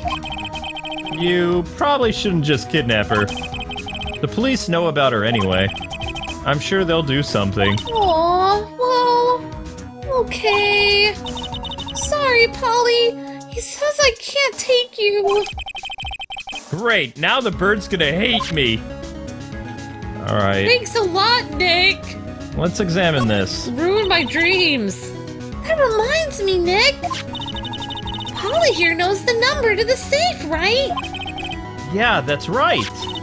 Oh no. Polly, what's the number to the safe? 128. Quack? It hurts. I can do it if you want. I don't know if I can. Let's open it, Nick. Come on. I'm sure there isn't any money in there. Aw. Maya, you thief! But hey, he keeps it locked, right? So there must be something of value in there. I'm not so sure. Okay, Nick. Let's see what's in there. Ah, thief! Thief! I guess there might be a clue or two. Is this The only thing in here is a letter. Ooh, a letter. Aw, boring. There's no name or signature on this thing. It's handwritten in very precise, clear letters. Get your revenge on Miles Edgeworth. Edgeworth? Nick, why would Mr. Edgeworth's name be on here? How should I know? How am I gonna read the whole thing? Nani? Get your revenge on Miles Edgeworth.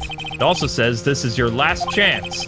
Now is the time to get your revenge on the two men who ruined your life. The rest of the letter goes on to describe the murder plot in fine detail. How to kill Robert Hammond and frame Edgeworth.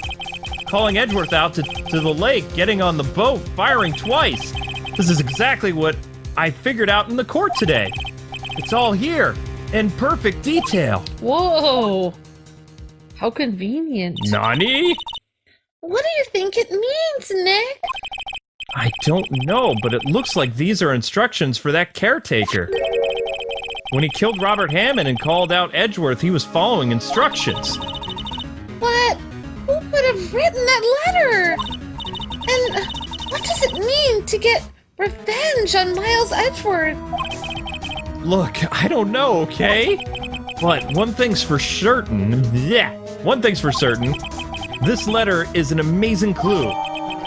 Letter from the safe added to the court record. It certainly is, Luke. I hate you. Yay, that means love. No. No, it doesn't. Hate in a loving way. Let's go with that. Alright, where to now? We can go talk to what's his name? Let's go to the detention center. Why not? Oh boy. Well, Edgeworth looks like he's in a good mood. I already drove Luke nuts all day today, going shopping, so. You look as grim as always. Huh. Mr. Edgeworth, I heard the story about the class trial. Class trial? Whatever do you mean? You don't remember?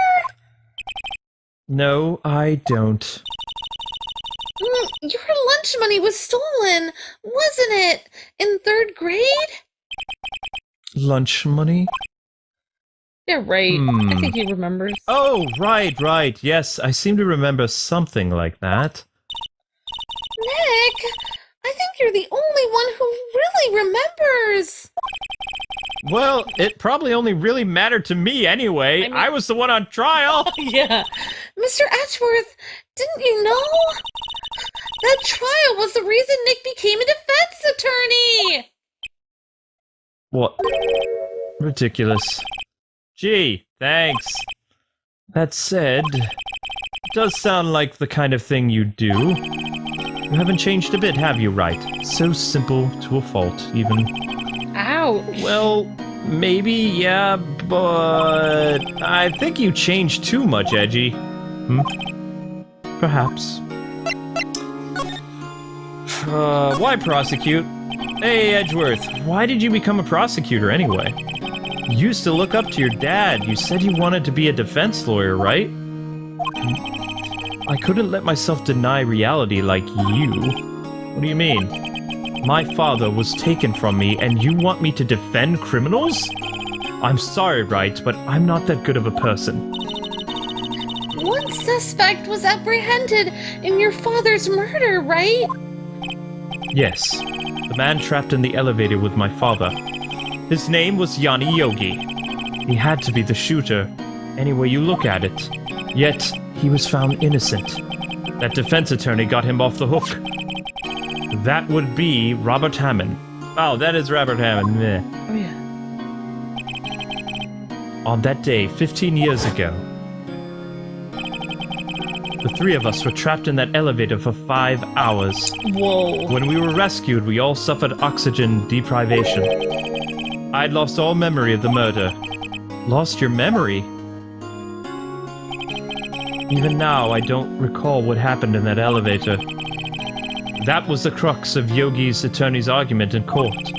He claimed Yanni Yogi had been not of sound mind due to the oxygen depletion. Yogi was released due to a lack of evidence, innocent. That's when I changed my mind. I started to hate defense attorneys. What's your relationship with Von Karma? He's my teacher and a man who deserves respect. I learned everything I know of the courtroom techniques from him. So, he's like my sister was to you, Nick. He is a perfectionist in all things. In court, in his personal life, he's obsessed with doing everything perfectly. Perfectly, huh? In all the cases he has taken on, none were left unsolved. And not one suspect was declared innocent, ever. But that doesn't mean it's perfect. That could be wrong. But that's... I know. It's possible some of the suspects were indeed innocent. However, it's impossible for us to accurately determine that in every case. All Von Karma does is his job, and find the suspect guilty perfectly. In any case, it's nigh well impossible to find a weakness in him. Should a weakness appear, he would do everything in his power to make it go away. Edgeworth? If what you're saying is true, you're headed for a guilty sentence tomorrow. He's right! Now's no time to praise the enemy, Mr. Edgeworth! Sir! It's a strange situation in which I find myself, I'll admit. No kidding. Okay, so...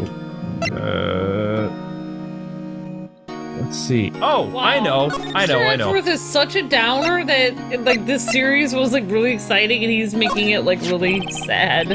Edgeworth, see this letter? This came out of the safe in the shack where the boat rail... where that boat guy lives. I see. Revenge on me? Who is that old guy anyway? I don't know. Could he be innocent? Defendant, you got declared guilty or something? Nice, right. But I don't remember that old man, not at all. So, he was following his letter then. Which means there was someone else behind it.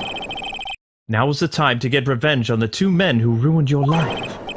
2 men, meaning myself and Robert Hammond?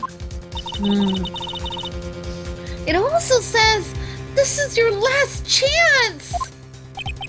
Last chance. Wait, maybe he's talking about the statute of limitations on the DL6 incident. Oh! Wait, that old man! What is it? Do you know who he is? Yogi. Could he be Yogi? Yogi! Hey, everybody! Yogi Bear here. Yay! Yogi the Bear! I didn't commit a murder, I just stole a picnic basket. The suspect in the DL6 incident. The one who was found innocent. Oh my gosh. I don't know. Wait, why do we have to keep presenting stuff to Ezra so he'll talk? Like, why doesn't he just talk to us? Nick! No! That's a photo of his father! Don't show him that! You're right.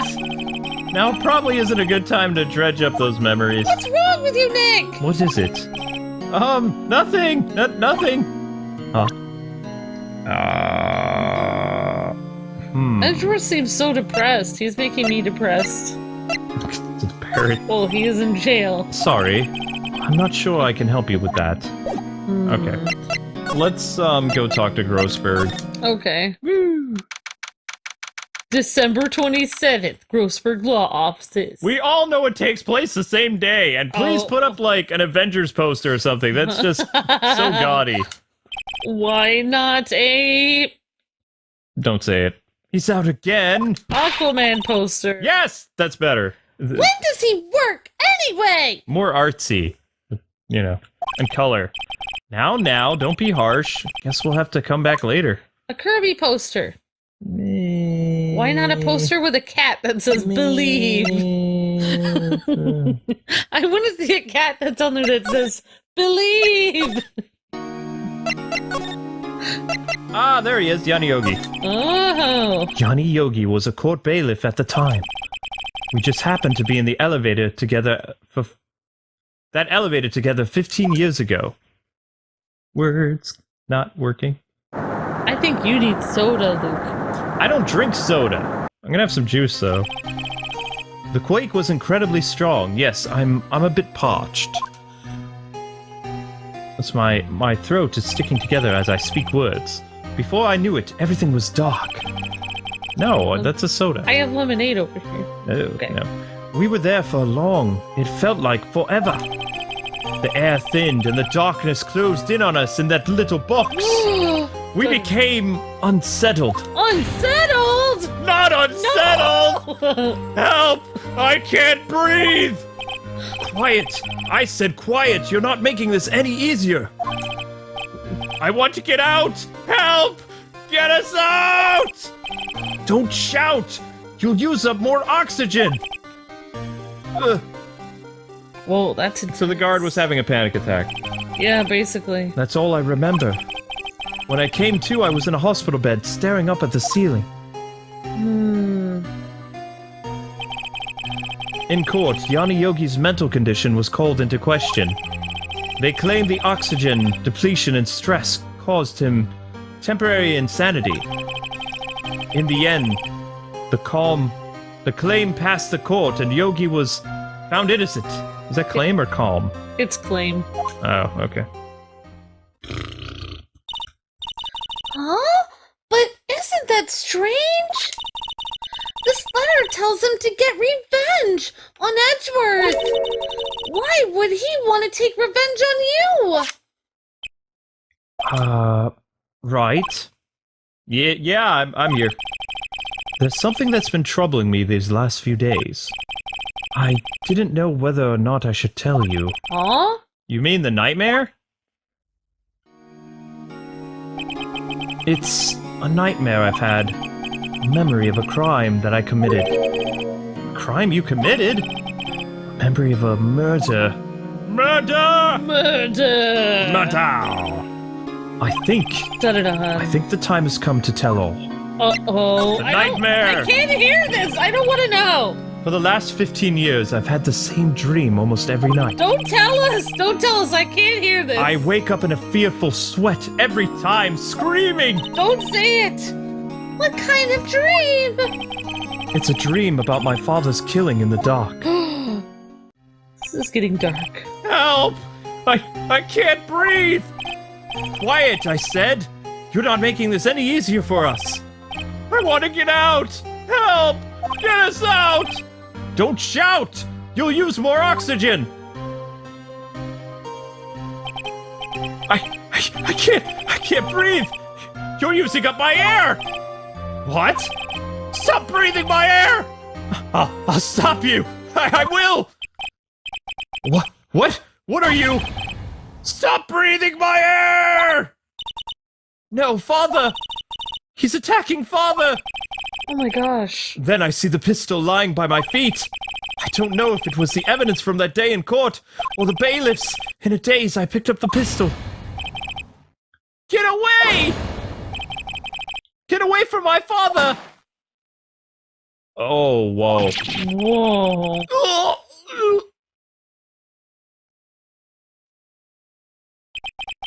And with that scream, I wake. It's a bone-chilling scream. A scream that has rung in my ears for the past 15 years. But that's just a dream, right? Right? That thought is the only thing that's kept me sane for 15 years. But what if I'm wrong? What if it's real? They say that sometimes people shout out memories in self-defense.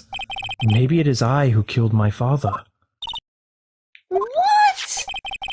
If you think about it, this letter makes sense. Get your revenge on Miles Edgeworth. Think about it. Yogi was really innocent. That's why he wanted revenge against me. Wait, Edgeworth, you mean... It was me. I was the true criminal of the DL6 incident. I shot my father. This is bad. What are we gonna do, Nick? What can we do? I have no idea, Maya. I don't think there's anything we can do, like it or not. If there's someone else who knows a lot about the DL6 incident, maybe... Huh? There is, Nick! There is someone who knows about DL6! Oh, it's... Oh, I know who it is. Mia. Oh, wait. She's not around. She's kind of dead now. Never mind. Yes, it's still December 27th. Mr. Grossberg! Oh, hello! What's wrong? You look troubled. No kidding! I can't believe that you're not... Just calm down and tell me what's happened, hmm? It's Mr. Edgeworth! He... Oh. Oh, wow. I see. So Edgeworth dreamt he shot his own father. It's only a dream! Only a dream! I wonder. What? If that's the case, then why do you two look so troubled, hmm? Well... Also, consider this. Yogi quite certainly looked to hold a deep grudge against Miles Edgeworth. So deep, he'd want to frame him for murder. This leads me to a surmise that Mr. Edgeworth's dream was not a dream. It was real. As you imagined. Miles Edgeworth threw the pistol to save his father. The pistol fired, and the deed was done. Oh, he threw it. No!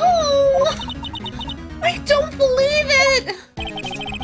Yogi was suspected of murder, and his career as a bailiff was irrevocably wrecked. that word, yes. Thus, he sought revenge on Miles Edgeworth. Yeah! This was his last chance, of course, with the statute of limitations so close. Why did they wait to the last minute? What do you think about Edgeworth's father? He was a defense attorney without peer. Sounds trite, but it's true. Well, he may have had one peer, now that I think about it. Your mentor, Mia Fey. My sister? Gregory Edgeworth was very disapproving of Mr. Von Karma's techniques. That's no surprise. Von Karma is an extreme man. Forged testimonies and evidence are nothing to him. The result, he has a perfect win record in court. To beat him, Gregory Edgeworth tried to call attention to his methods. And? He lost. And died in despair, as it were. I see. So he was going up against Von Karma at the time. That's interesting. When Gregory was killed, the police called on a spirit medium. That was your mother, Misty Fey. More backstory. Oh yeah. I don't know. I am Gregory Edgeworth. I have been killed. The only one who shot me was the bailiff, Yanni Yogi. Yet Yogi was found innocent. That's when my mother left us. Everyone called her a fraud. That's right. Everyone thought she was, you see. Yet, now that I think about it, it seems the one who lied was Gregory Edgeworth's ghost. Gregory Edgeworth must have known who shot him. I don't believe it. I don't believe it. So you're saying he falsified his testimony? That Edgeworth's dad lied to protect his son? It's only a possibility, mind you. But a possibility nonetheless. Wait. Wait, the ghost? Okay, that's weird. Edgeworth's ghost lied? Why would he do that? Maybe we can give him the letter? That's so weird. I don't feel like a ghost would have any reason to lie. Oh, so this is the letter. This is getting too weird. It does seem that Yogi was following this letter when he killed Hammond. But why kill Robert Hammond? Hammond was a skilled defense attorney. But he defended clients not for their sake, but mostly for his own. Huh? His own sake? He never trusted clients, that one. The only thing he trusted was his own ability. But he got his client found innocent, so why should it matter? Actually, my dear, it's quite different. He won that innocent verdict for no one but himself. Yogi was a free man, but socially he was ruined. Huh? You'll understand soon enough. Wait! What is it? This letter. I've seen this handwriting somewhere before, long ago. Oh! Whose handwriting was this? Do you have any idea who wrote this? Yanni Yogi. Maybe it was Yanni Yogi? Yanni Yogi. You claim he wrote himself this letter, then followed his own instructions? I don't think so. Yeah, I guess that would be what happened. Perhaps you think Mr. Yogi has a split personality. I think that's definitely a possibility, yes? No, I think not. I do not know this Yogi in any case. There's no way I would recognize his handwriting. Oh, right. Yes, right, I'll ask you again.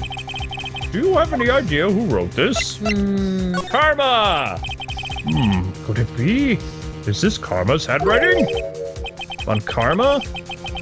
Why would he have something to do with this? Well, I'm not sure.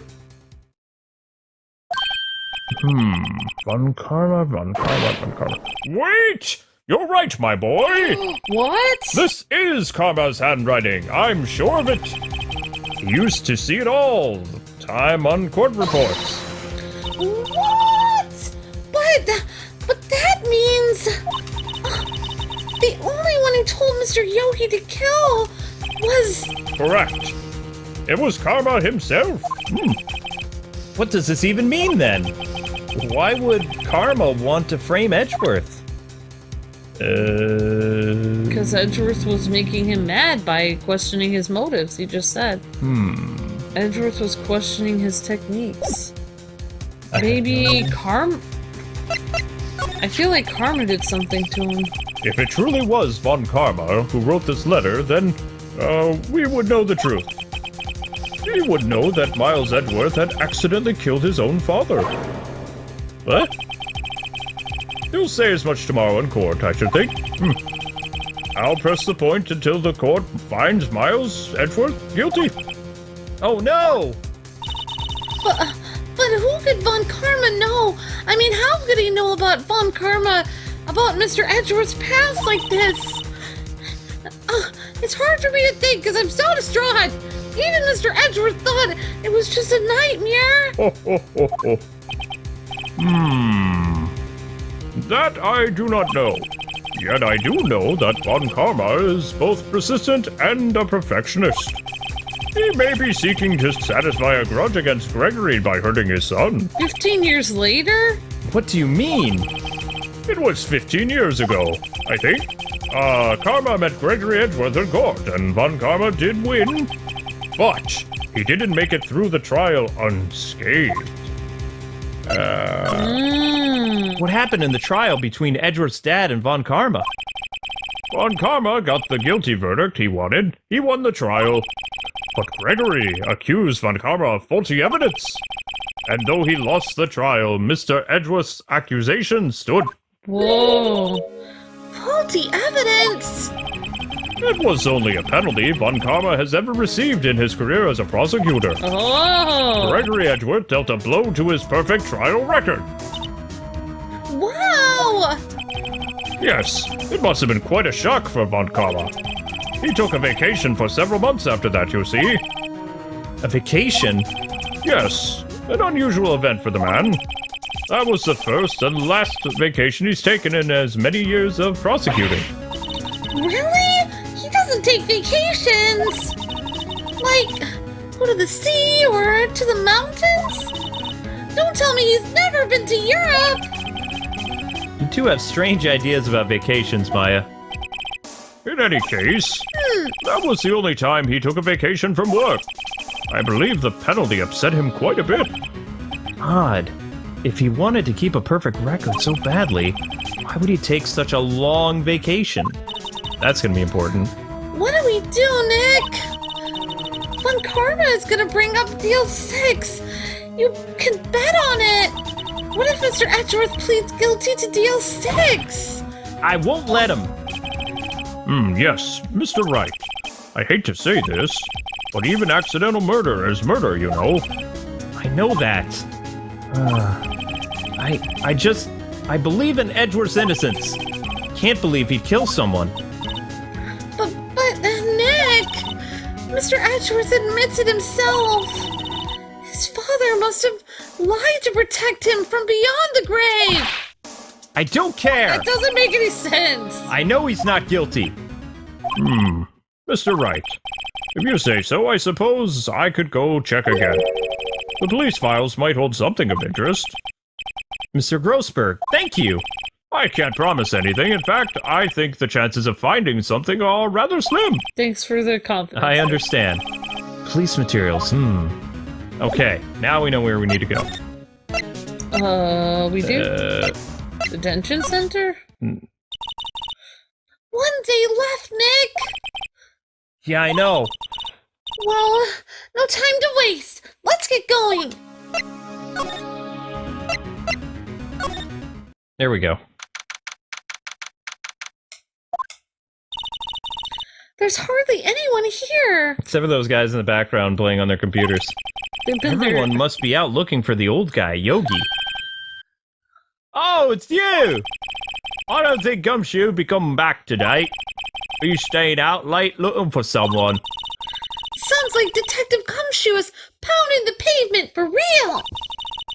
We were wondering if we could check out the records room again. Well now, I can't have just anyone wandering around in there.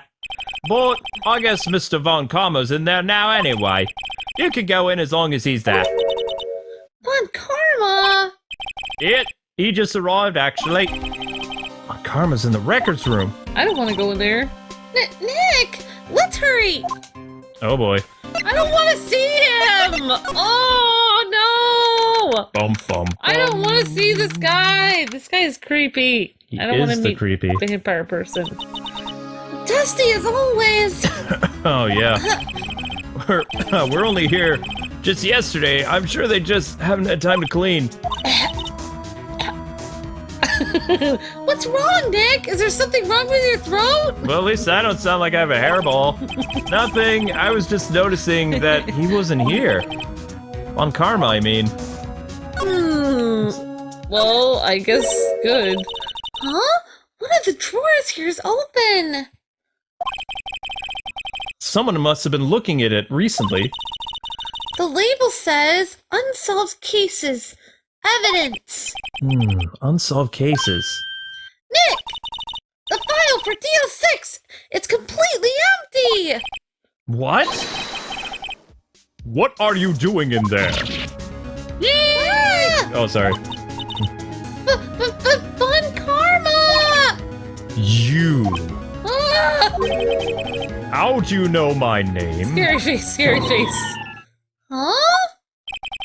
Have we met? What? What are you saying?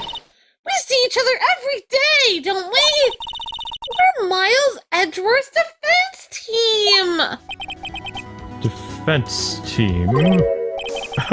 I beg your pardon. You see, I rather remember defense attorneys. They're like bugs to me, needless things to be crushed. I can see how this guy was Edgeworth's mentor. Wow, it's nice to meet you too. Tomorrow will be the last day of this trial. It's been a while since I've been a defense attorney. Had a defense attorney last this long. Still, you will lose in the end. Miles Edgeworth will milk his own guilt.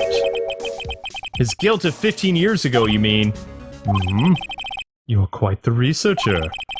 If you've done your homework so well, then certainly you must understand. You know that Miles Edgeworth will tell the court tomorrow. We were right. Von Karma is going to bring up DL6 in court. Whoa. This guy is the worst adopted dad ever. There he is. Mr. Van Karma, have a look at this. This was you, wasn't it? You instructed Yanni Yogi to commit murder. Yanni Yogi. How many years has it been since I've heard him called by that name? He's a fool. I told him to burn it after he read it! Huh? So you admit it! You wrote Mr. Yogi this letter! Yes, my dear defense attorney. Thank you for taking the trouble to bring it to me. You've saved me a lot of needless hassle. What? Nick! What is that thing? A stun gun for self-defense, usually? Indeed. 600,000 volts will course through your body like a dog touching an electric fence. 600,000? Oh, don't worry. People don't die from it. Usually. Now give me the letter! No! No! What are you? Nick, run! Ah! Maya! Out of my way! Ah! Oh. Whoops. Oh, he got us. The letter's gone, of course. And he took the DL6 evidence, all of it. Back to having no clues. Wait, Maya jumped first. Maya! Is she okay? Maya! You guys should have made a copy of that letter. Yeah! Maya, open your eyes! Maya! The letter! Did he take it? Huh? Oh, yeah. Are you okay? I couldn't stop him. I jumped as fast as I could, but one shot from that thing knocked me out cold. I'm useless. I'm no good as a lawyer or a medium I can't even call my sister. Not even now, when we need her the most. I wish I hadn't woken up at all. Oh, Nick. Maya. There has to be some way I can help her. Better do something about her self-confidence first. I know. Maya, she's holding something. What is that? A bullet? DL6 incident, evidence number 7, taken from the heart of Gregory Edgeworth. I remember. Von Karma was holding this when May jumped him. DL6 bullet added in your pocket. I'll prove it to you, Maya. You most definitely are not useless. I'll prove it to you in court tomorrow. Wow. Oh, Maya's feeling so sad. She's feeling very She sad. wants to be useful. But she just got struck with... Like, it's very dangerous to be struck with one of those things, especially when you're small. I know. December 28th, 9:51 a.m. District Court, Defendant Lobby Number 2. Bum, bum, bum. This is it. Judgment Day. Today things are gonna get settled. At least a lot of things. What's the big deal? Sorry, Nick. I only touched your shoulder. I guess the shock hasn't worn off from my run-in with the stun gun yesterday. Anyway, today's the last day of the trial. Good luck, Nick. Yeah, thanks, Maya. Edgeworth is looking glum as always. I was shocked about last time's episode. I know. I hope Von Karma doesn't push him too hard. What are you doing? Sorry. I'm sorry. I just thought I'd cheer you up with a pat on the back. Maya, maybe you should go outside and discharge. Charging. Right. Good idea.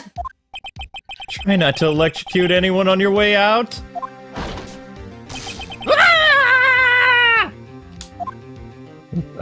Oh my gosh! I mean, what's gotten into that girl? Detective Gumshoe, you scream like a little girl. Morning! What? Mr. Edgeworth? Good morning. How'd it go, detective? Have no fear, as promised, I've captured our runaway caretaker. Oh, great. I just brought him in and it took all night, pal. Thanks, Detective Gumshoe. You must be tired, just like that annoying cat. Actually, after that shock I got on the way in, I feel pretty good. Fuzzy cat. Yogi says he's forgotten his own name, but that has to be a lie. Why would he want revenge on Edgeworth if he couldn't remember his past? Weird. He does remember, and I'm gonna prove it. Yeah, we're gonna prove it that he remembers. December 28th, 10 a.m., District Court, courtroom number 3. Murmur. Court is now in session for the trial of Miles Edgeworth. The defense is ready again, Your Honor. Yeah, we are. The prosecution is ready. Oh. All right, very well.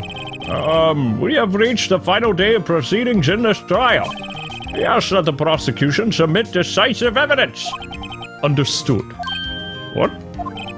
Come on, don't be awed and silenced by every little thing he says. I know, right? Very well, Mr. Von Karma. Your opening statement, please. Right. Thank you to Detective Gumshoe's efforts, the boat rental shop's caretaker has been arrested. In yesterday's trial, the defense asserted that the caretaker was the murderer. However, the caretaker has yet to confirm this. I would like to ask the defense to cross-examine him as necessary. What? Very well. Please bring the witness into the courtroom. Oh, Von Karma's being way easier going. Ladies and gentlemen of the court, I believe you all remember our witness. He lives in a boat rental shop on the lake, from where he witnessed the incident in question. In addition, he has currently lost the memory of his name and identity. Witness! Why did you run away yesterday? The witness was not running away, as he will now testify. I see. Very well, please begin your testimony. What was he doing then? Going out for Chinese? Ah! What? This guy seems really shady. Witness testimony. Why I left court? I'm really sorry about just leaving yesterday like I did. Yeah, right. But I wasn't running away or nothing. I went to buy some food for Polly, see? What? I figured I got nothing to do with this incident anyhow. I'd need one of those motive things, right? I don't got one. So my testimony yesterday stands as is. Is he falling asleep? Yep. Very well. Let's begin the cross-examination, shall we? Oh, we're going to. He has to know his name. Yanni Yogi. You're Yanni Yogi, and I'm gonna prove it. That's right. Cross-examination. Why I left court. He's Yogi the Bear, and we're gonna prove it. Yeah. I'm really sorry about leaving yesterday, but I wasn't running away or nothing. I went to buy some food for Polly, see? I figured I got nothing to hold it. You've lost much of your memory, is that correct? Yep, that seems like it. Then how could you know that you didn't have anything to do with this incident? That's right. What? You wouldn't know.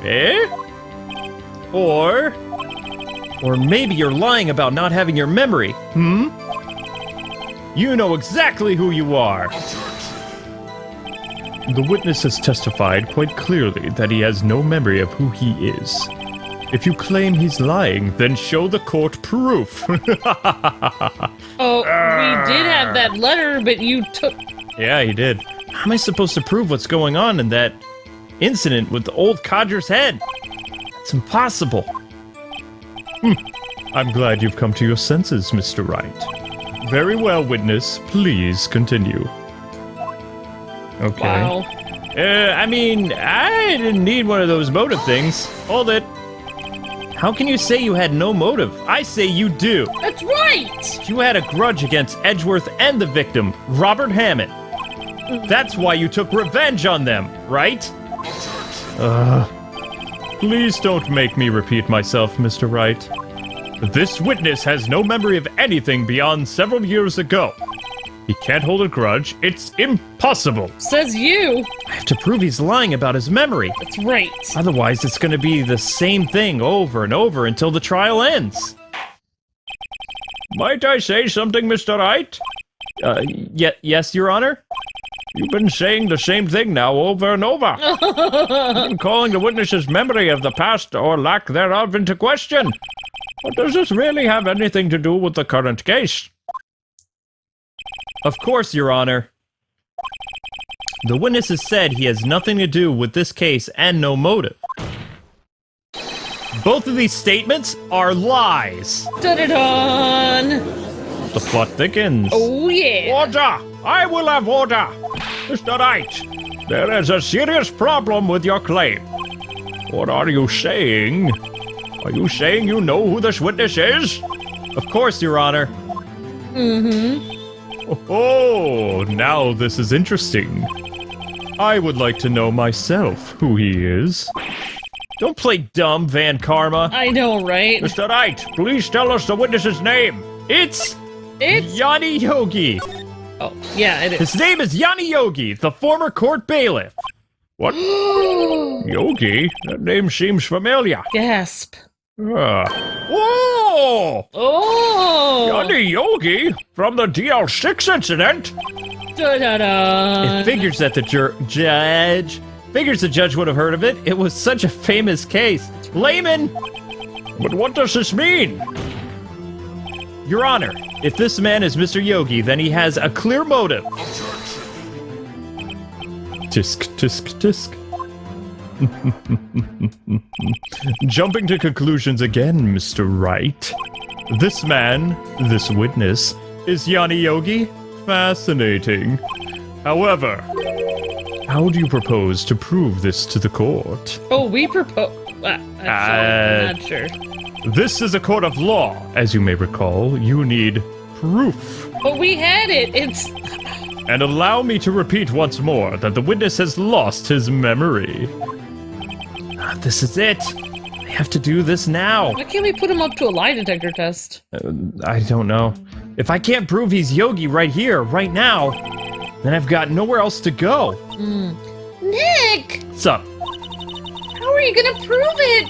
How can you prove that he's Yanni Yogi, Nick? It's okay. It's actually quite simple. It is? Your Honor, please take this man's fingerprints. Then we'll compare them to the fingerprints on file for Yanni Yogi 15 years ago. I see, that makes sense.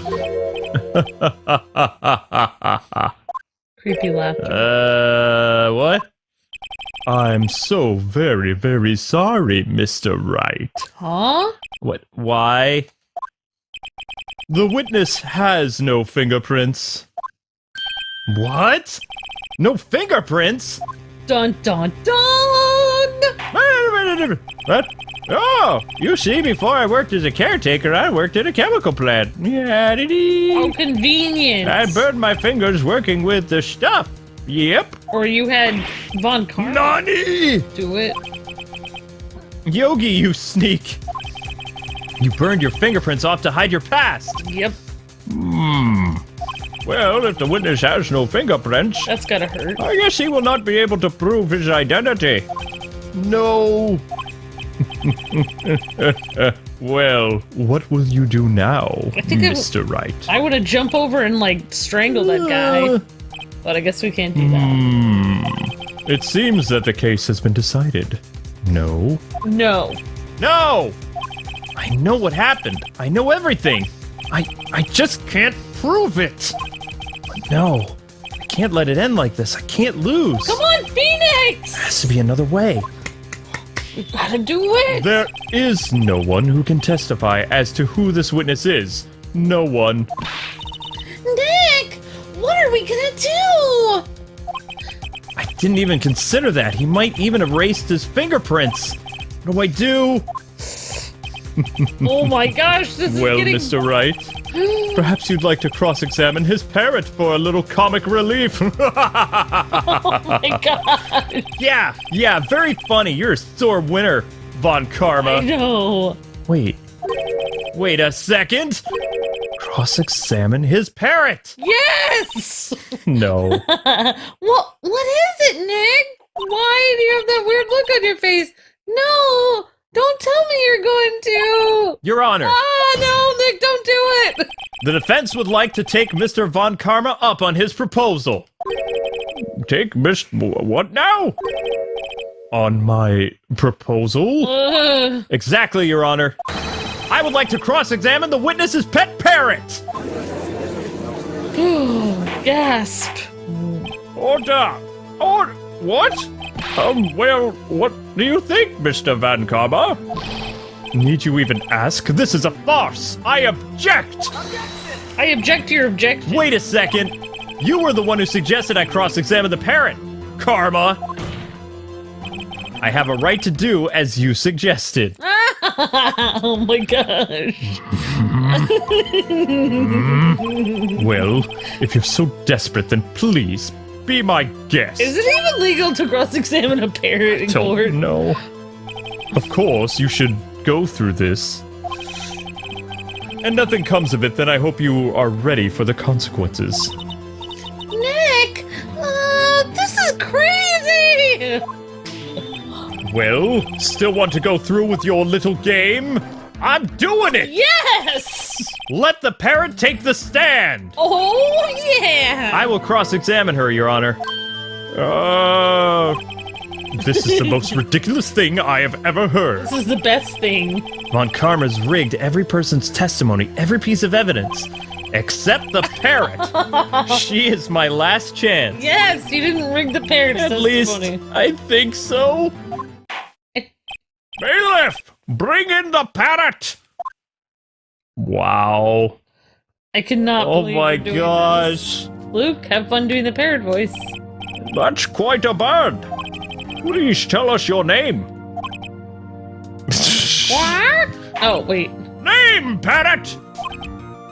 Parrot's not talking. That's what ... means. I see. You know what? I'm gonna leave it to you. The witness is ignoring me, the judge? What? How rude. Must hurt to be ignored by a bird. Very well. Witness! Who is your owner? Please testify for us. Oh my gosh. This is insane. This judge is awesome that he allowed you to bring the parrot in. Ow! Ow! Squawk! Oh my gosh. Well, so far we've gotten nothing. So your name is Hello. Hello. Certainly the most concise testimony we've had so far.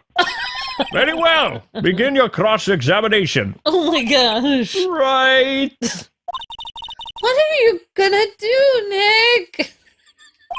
I don't know. What do we do, Maya? I don't know. This was your idea, Nick. Hello! Hello! Squawk!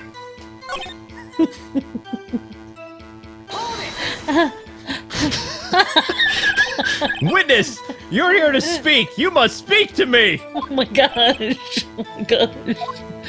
So Frankly, I can't believe that you're speaking to the parrot.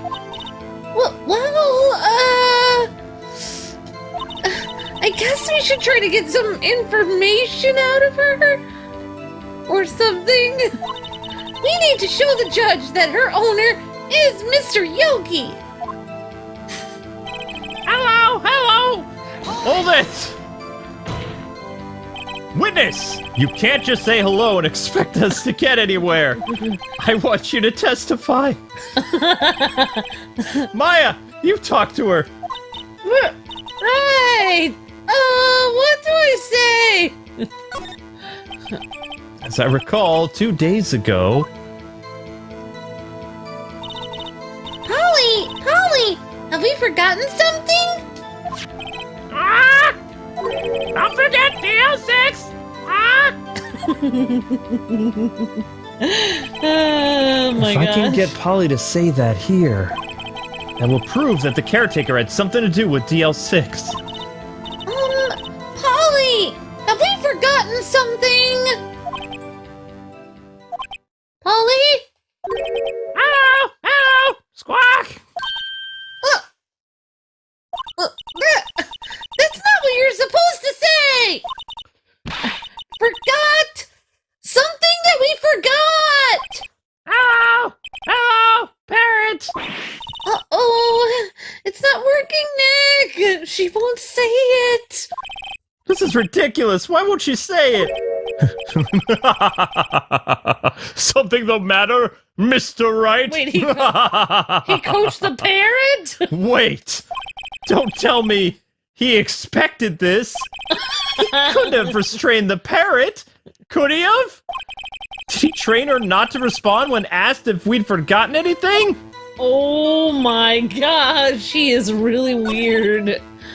Well, so are we. Well, I guess we should try to get some information out of her then. We need to show the judge that the owner's Mr. Yogi. Hello. Okay. I'm not doing the stupid parrot again until it says something different. Okay. Oh. Alright, Let's try show her the this. gun. Wait, okay. Why would the parrot care about the gun? Your Honor, that statement contradicts this evidence. What? Judge? I don't see anything contradictory. Oh my gosh. I don't think the parrot's... Really? Oh my gosh. Objection overruled. Try to think before you make accusations, Mr. Wright. Yeah, why are you accusing that parrot? I don't know. I know. Wait, what? Okay, I'm supposed to be helping. What are we supposed to do? Ah, the parrot. We have to ask what her name is, maybe. Or something, another question, like, what color are her feathers? You're here to speak. You must speak to me. He's like, I can't believe you're speaking to the parrot. Well, I guess we should try to get some information. Need to show the judge. okay, so we need to press her, maybe, and ask her another question. Witness, you can't just say hello. I want to hear you testify, parrot. You talk to her, I Maya. don't want to. I'm uncomfortable. What's your name? Maybe I should get her to say her name. Polly! Polly! What's your name? Polly! Polly! Squawk! Mr. Wright, I think we've established that the parrot is named Polly. Does this have anything to do with your, with our owner's identity? Sure. I just wish I could see Yes it does. the boat guy's face Really? right now.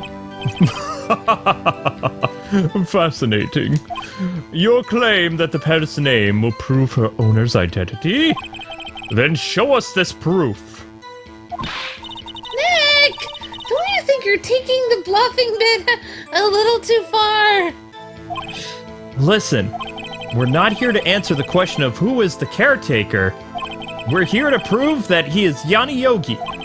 All we have to do is tie the name Polly to Yogi. Your Honor, the proof that the parents... the proof that the parents... The proof that the parrot's name reveals the caretaker's identity. Is something in his house that says he has a parrot. Deal 6 file? Parrot? I don't know. There's no... Try this and then I'll try the parrot. A DL6 case file? That's quite a large file you have there. Which page is this proof then on? Show us or stop wasting our time. do we have to go through all the pages now? Very well, Mr. Wright, please show us the page.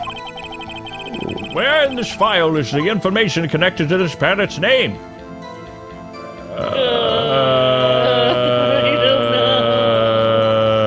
Oh wait! The suspect's data. Oh my gosh! Maybe? No, the victim! It's on the suspect data page. Oh What? wait, I thought his... Okay. This page has all the information about Yanni Yogi. Right after he was arrested, his fiancée committed suicide. Indeed, it does say that, yes. What was his fiancée's name? Polly Jenkins. Polly! Exactly, Your Honor. He wanted to remember the name of his fiancée who had committed suicide. Oh my gosh! That's why he named his parrot after her. I see. I guess that is possible. Oh boy.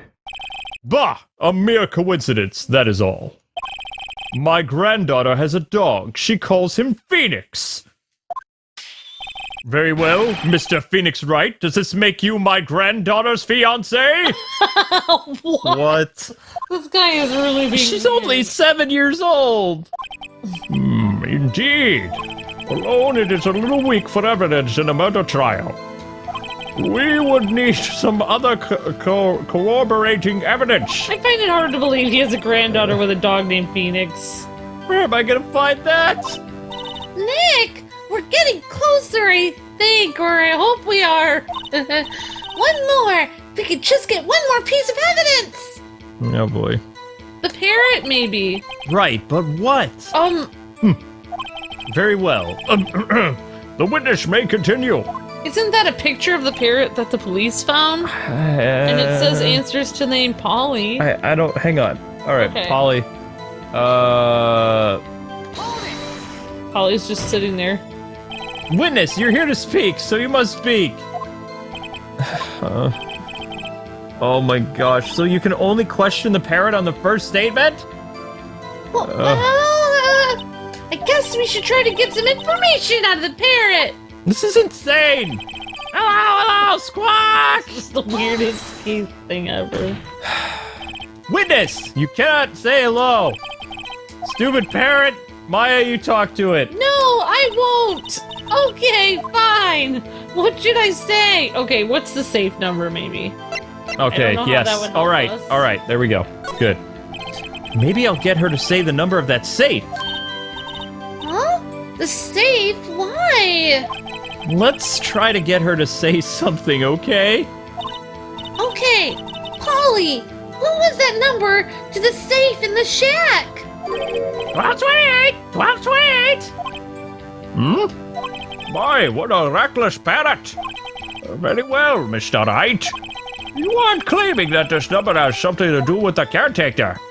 Sure. Yeah, why not? Okay.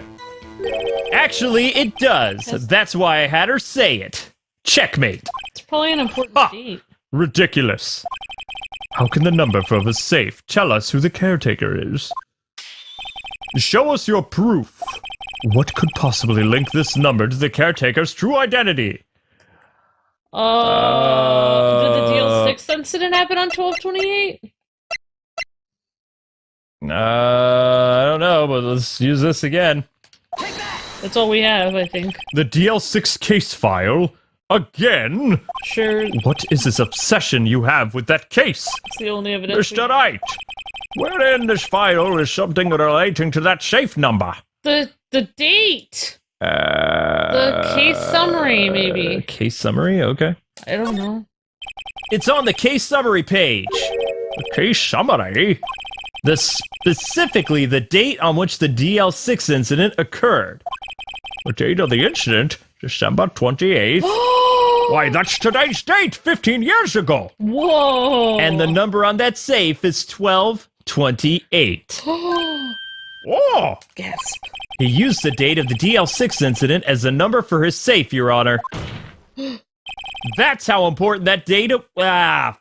That's how important that date was to him. Where's the awesome music? I see, it's certainly an interesting coincidence. Dun, People dun, often dun, do that. dun. They Okay. set their secret numbers to dates.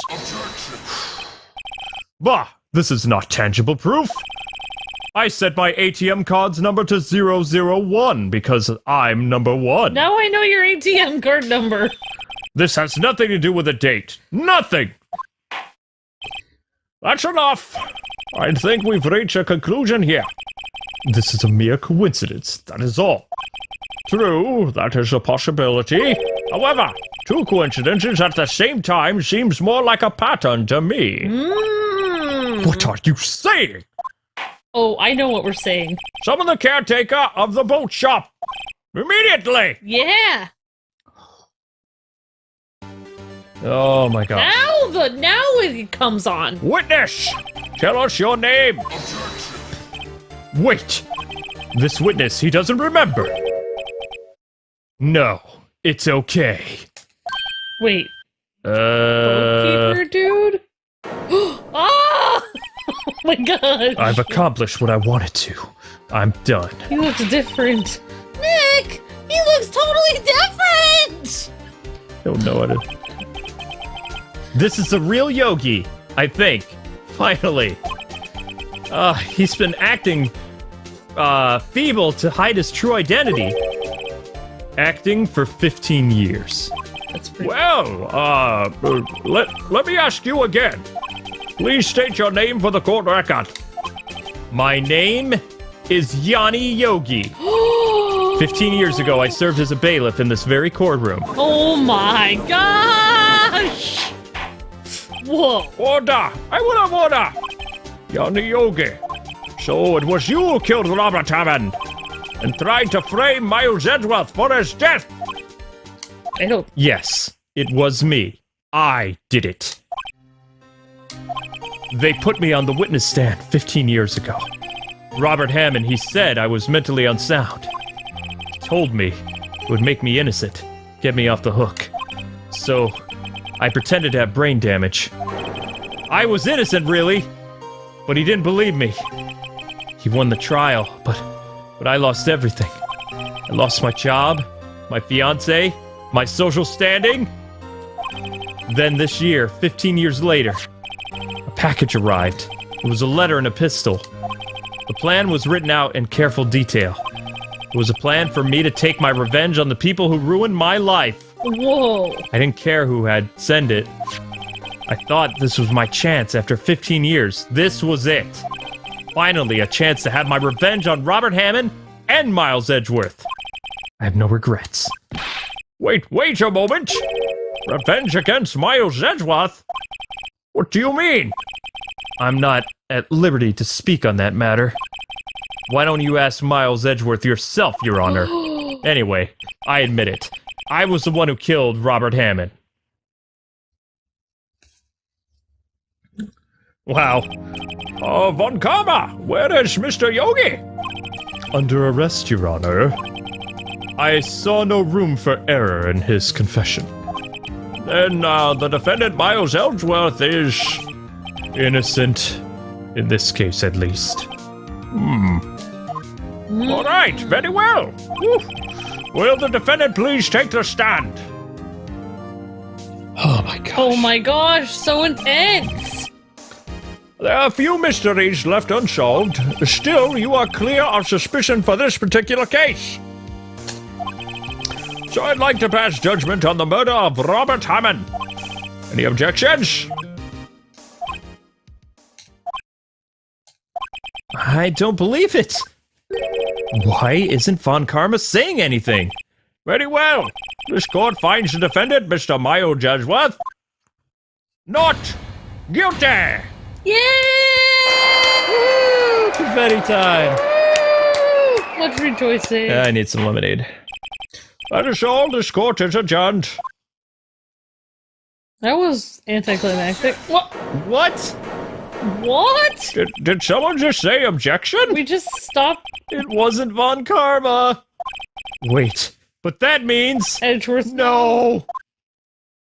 Ah! Edgeworth! Why, Edgeworth? Your Honor, I object to your judgment. What do you mean? I am not innocent at all. As we have heard, Yanni Yogi killed Robert Hammond in revenge. But revenge for what? Nick! Edgeworth is trying to confess! He's trying to say that he is guilty! Oh, come on! He's gonna tell them that he was the murderer in the DL6 incident, or he stopped him! He's gonna tell them that he killed his own dad! Uh-oh, what do I do? Object to it. I would. The judgment has already been passed. I object to Edgeworth's outburst. Didn't something like this happen yesterday, too? I believe a certain witness raised an objection after a guilty verdict was passed. That would be Larry. We must hear his new statement. We must hear Miles Edgeworth. He's right. We have a duty to hear Mr. Edgeworth out. But Oh my gosh. he's not of sound mind. For 15 years, I have had a recurring dream. A nightmare. It's only a nightmare. That's what I keep telling myself. But now I know it isn't a dream. Johnny Yogi wasn't the killer. You mean the incident where your father died? From the distance of the shot, it wasn't a suicide either. Everything was as clear as day. The murderer. The criminal in the DL6 incident. It was me! What? Your Honor, I confess to my guilt. I am guilty of the DL6, the statute of limitations which ends today. The culprit is me! What? Why would you say that, Edgeworth? What is wrong with you? Order! Order! Oh my This is gosh. certainly unexpected. The defendant declared innocent is now confessing to a completely different crime. Why, Edgeworth? Why? A crime for which the statute of limitation runs out this very day. Should have waited one day. I'm not really sure how I should deal with this. But it's obvious. We hold a trial right here, right now. Man, this guy's crazy. We try this man for his crime of 15 years ago. Don't you mean your adopted son? You I think I would like to take a 5-minute recess. During this time, I will consider the appropriate course of action to take. The court is adjourned. I think we should all go out for pizza. December 28th, 2:24 p.m. District Court, Defendant Lobby Number 2. I'm sorry, Wright. I've just wasted all of your effort. Pretty much. Mr. Edgeworth, I just don't believe it, sir. I mean, you killed your father? I didn't want to believe it myself, Detective. But it's the truth. I deserve to be punished. Murder is murder, no matter what the circumstances. This is crazy, just crazy. Nick! What are you doing? doing? Huh? Oh. I was just reading through the court record once more. I'm getting my case ready. Your case? For what? Huh?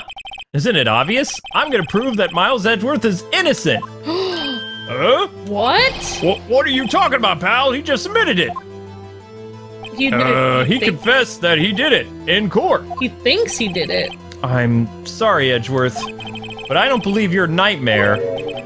What? It's just a dream. It's not real. The truth is right here in this court record. In any case, tighten your belts. The real fight is just beginning. Oh, yeah. I'll prove you're innocent. Trust me. Right. Yeah, we're gonna pay you back for the classroom trial from a long time ago. It's happening. Hey, what's happening, gamers? Welcome back to Ace Attorney Phoenix Wright, the collection for the Nintendo Switch. Oh, yeah. And I hope to God I don't have to do 7 characters in one episode again. So anyway, like, comment, subscribe, tell us your favorite Phoenix Wright character, because this is the finale of the Miles Edgeworth case. Well, Larry and the parrot are not here anymore, so that's good. And the caretaker's gone too. Alright, it's time for us to go back into the court. Now then, I would like to resume our trial. Judge, Miles Edgeworth has admitted his own guilt. He has confessed his crime. Let us begin by hearing his testimony and thanking Capcom for providing this game and sponsoring this series. Thank you, Capcom. Then, though pointless, let the defense do their cross-examining. The statute of limitations on the DL6 incident runs out this very day. Then we should do the trial tomorrow. Though it is not unconventional for me, I'd like to run this one by the book. I see. Does the defense have any objections? No, Your Honor. On Karma, you knew this was gonna happen from the very beginning, didn't you, you sly fox? He did this on purpose to get Edgeworth to say something. Very well, indeed. Will Miles Edgeworth take the stand? Wow. It's like he coerced that guy into murder. Will the witness state his name and profession, please? Miles Edgeworth, I'm a prosecuting attorney. Mr. Edgeworth, 15 years ago, you mistakenly killed your father, Gregory Edgeworth. Is this correct? It is as you say. Then testify about this matter to the court. When Edgeworth was telling me about his dream yesterday, I noticed something. Huh? One detail didn't quite fit. What was that? That will be the key, but only if I can get it to work. Please, please. Oh boy, here we go. That day, I had gone to the courtroom to observe one of my father's trials. As he went to leave, an earthquake struck, trapping us in the elevator. Oh no. My father and Mr. Yogi lost their composure and began to argue. Just then, something heavy fell at my feet. I picked it up and threw it at Mr. Yogi. I wanted them to stop fighting. A moment later, there was a single gunshot, then a scream. It was a terrible scream. I remember it to this very day. Sorry, I shouldn't laugh. It's just... that's all. Ah! There. Did you need that? Oh. No, Sorry. I thought... And until now, you thought this memory was a dream. And yes, I know the judge has become more Sean Connery as the series has gone on. I don't remember what he sounded like in the beginning. I have, like, gone so many versions of Maya, it's ridiculous. We were stuck in the elevator for 5 hours, Yana. The oxygen in the elevator ran out, and I lost my memory of the events. Ah, the same claim Mr. Yogi has made. Very well. Mr. Wright, you may cross-examine your witness. But it's actually a true claim. There was no oxygen. Yes, Your Honor. Just saying. The DL6 incident. Well, they could have probably opened the top of the elevator. Oh, yeah! Oh, I'm so bad at this. Okay. Okay, I had gone... No. That day, I had gone to the courtroom to observe one of my father's trials. I'm sorry. As we went to leave, an earthquake struck, trapping us in the elevator. My father and Mr. Yogi lost their composure and began to fight. Just then, something very heavy fell at my feet. Very poetic. I picked it up and threw it at Mr. Yogi. I wanted them to stop fighting. He is poetic. A moment later, there was a single gunshot, then a scream. A moment later? It was a terrible scream I remember to this very day. How does he know he shot it if it was a moment later? There it is. One part of that testimony clearly contradicts the evidence. Huh? But I don't know what it means. Better find out and quick. I have no idea which one it is. Not that one. As we went to leave, the earthquake struck. No. My father and Mr. Yogi lost their composure. No. That's correct. Then Why there's would something heavy. randomly heavily fall at his feet? I picked it up and threw it. Did the I gun- love how he just like tosses the gun. And let us go with This? A moment later? try this. The gun fired once, right? Yes. I think after I threw it, I lost consciousness. Since then, they've echoed in my head every day. That gunshot and that horrible scream. The scream. Scream. It was a terrible scream. I remember it to this day. No, there's something But how about... could you scream after you got shot? If you died, how could you scream after you were dead? How can you stream? Well, zombies stream all the time, Amber. I'm saying, how could you Zombie scream streams are very popular on Twitch. If you got shot and you were like, "Ugh," and then you were gone, like, how could you then scream after that? It doesn't. No, make no, any you would sense. get scream as you... You know what? This is dark. Let's just present this.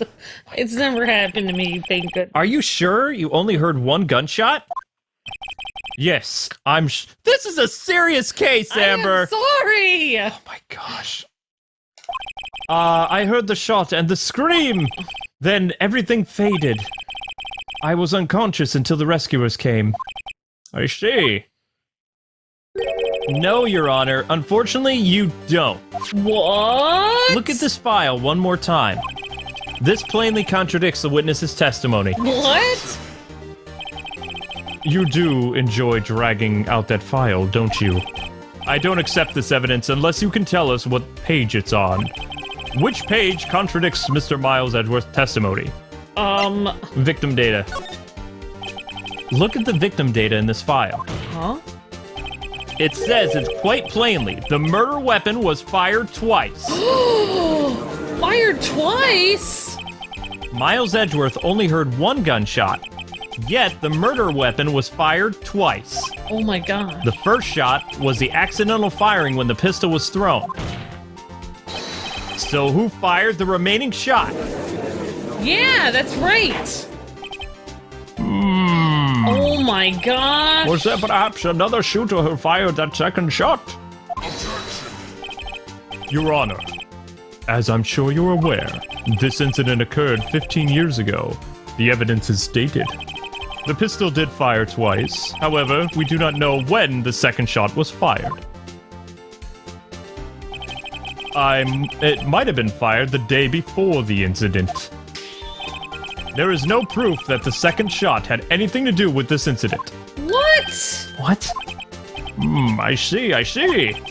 You do have a point, Mr. Wright. The murder weapon was fired twice, as we have heard.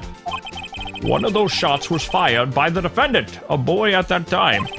Do you have any proof that the other shot fired had something to do with the case?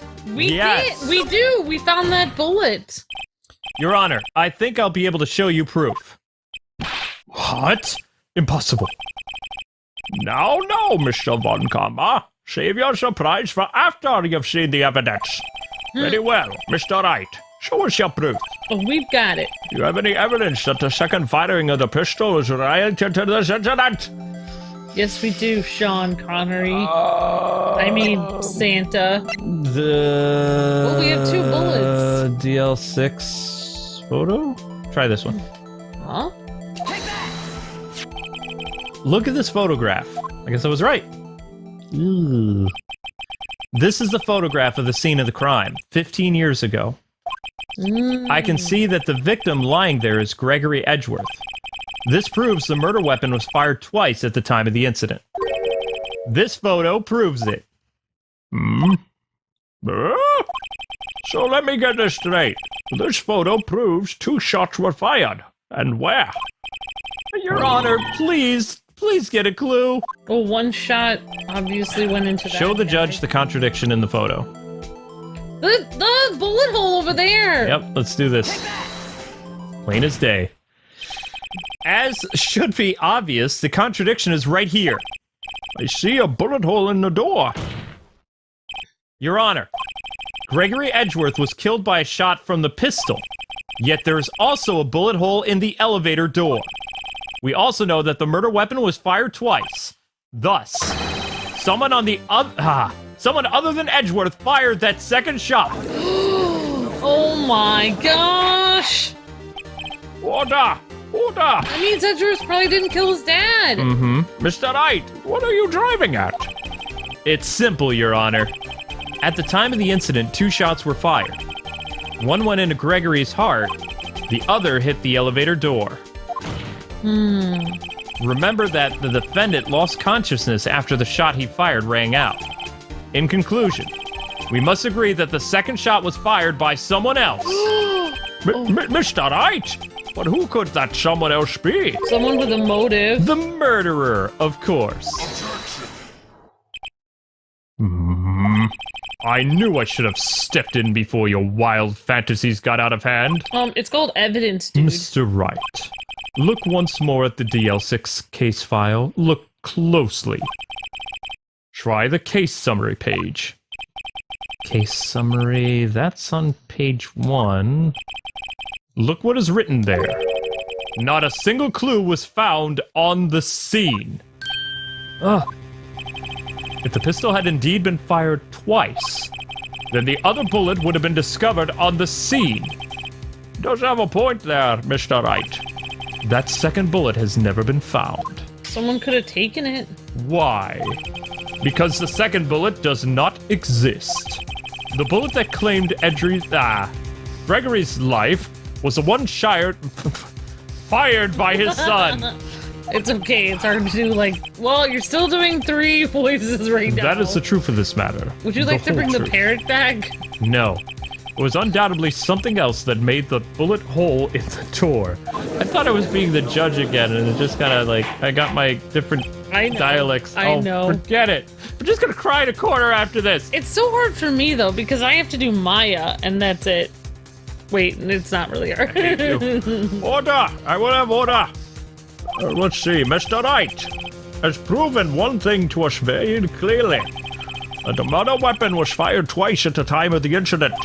However, as Mr. Von Kammer says, the second bullet fired was never recovered. It is highly unlikely that the police merely overlooked the second bullet. So, all we have is the single bullet fired. I'm afraid I have to discount the defense's claim. Man, he's evil. I praise the judge for his wisdom in this matter. Gah! How did this happen? No. I don't believe that the second bullet didn't exist. Was I wrong? Wait, Have I been wrong about this whole incident? What are you doing, Nick? I'm falling apart, Maya! Why aren't you raising an objection? I don't know. Why aren't you raising an objection? I'm not the... I'm sorry, Maya. What? It looks like I was wrong. Nick! If the second bullet wasn't there, then my conjectures are all for nothing. No! But you said you'd do it, Nick! You said you'd get Edgeworth declared innocent! Does hitting your knee really help? yes. Okay. I'm sorry.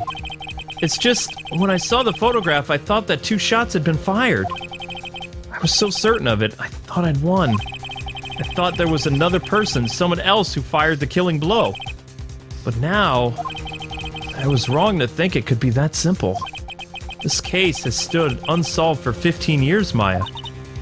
Nick! All right, that's enough discussion between the two defense attorneys. Well, it seems that we have finally cleared up this incident. Only 1 bullet was found at the scene of the crime. That shot was fired by Miles Edgeworth. You don't know that, Judge! You don't know anything! Precisely. Whatever! I would like to ask one thing of Miles Edgeworth before passing my verdict. Have you been paying attention to the trial so far? Yes, Your Honor. Do you have any objections? No, I do not. What? So you killed your father, though that was not your intention. Yes, I did. Oh no! He's accepted the guilt! Very well. The statute of limitations on the murder of Gregory Edgeworth runs out this very day. Therefore, I must pronounce a verdict of the defendant today, right here. Right now. Indeed, don't do my job for me, Yeah, Von Karma, sit down! creepy vampire. Does anyone have any objections? I've been here before. It's just like my first day in court. There's so many things I know I should be saying, I object to Von Karma's face. but my mind's gone blank. I can't find the words. It's called objection! Mr. Wright! Objection! Objection! Yes! Your Honor, Thank you, Nick. I object.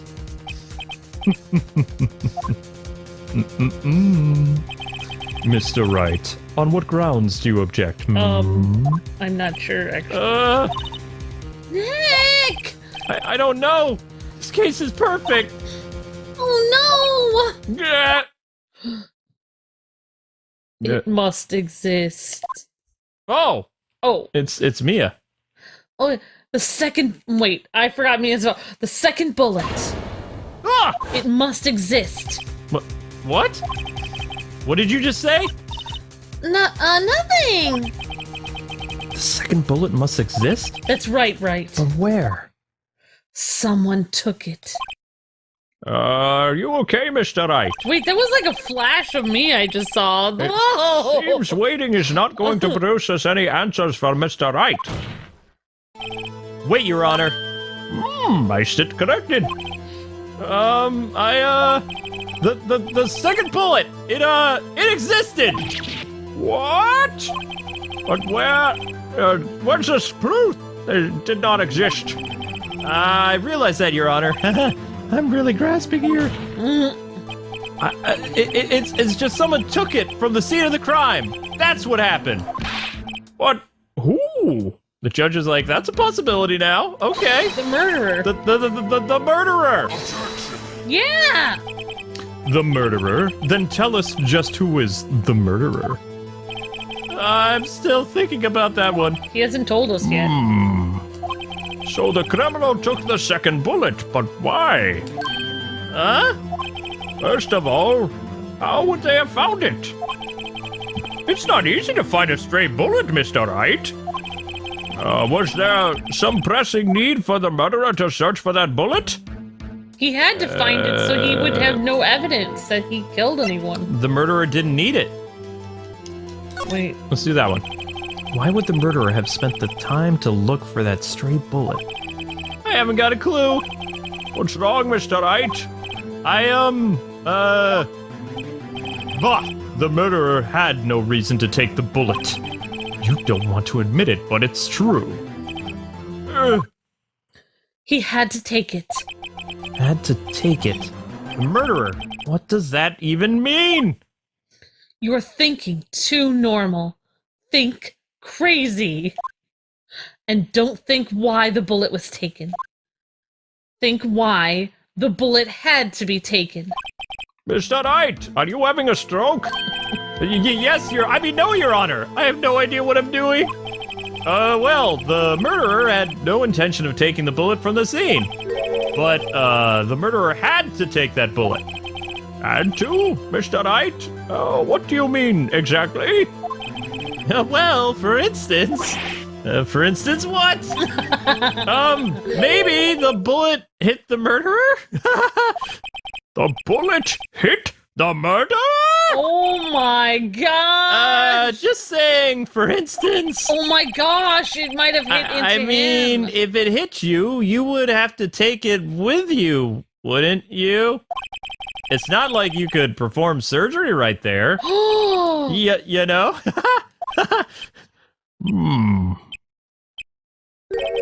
Wait a second.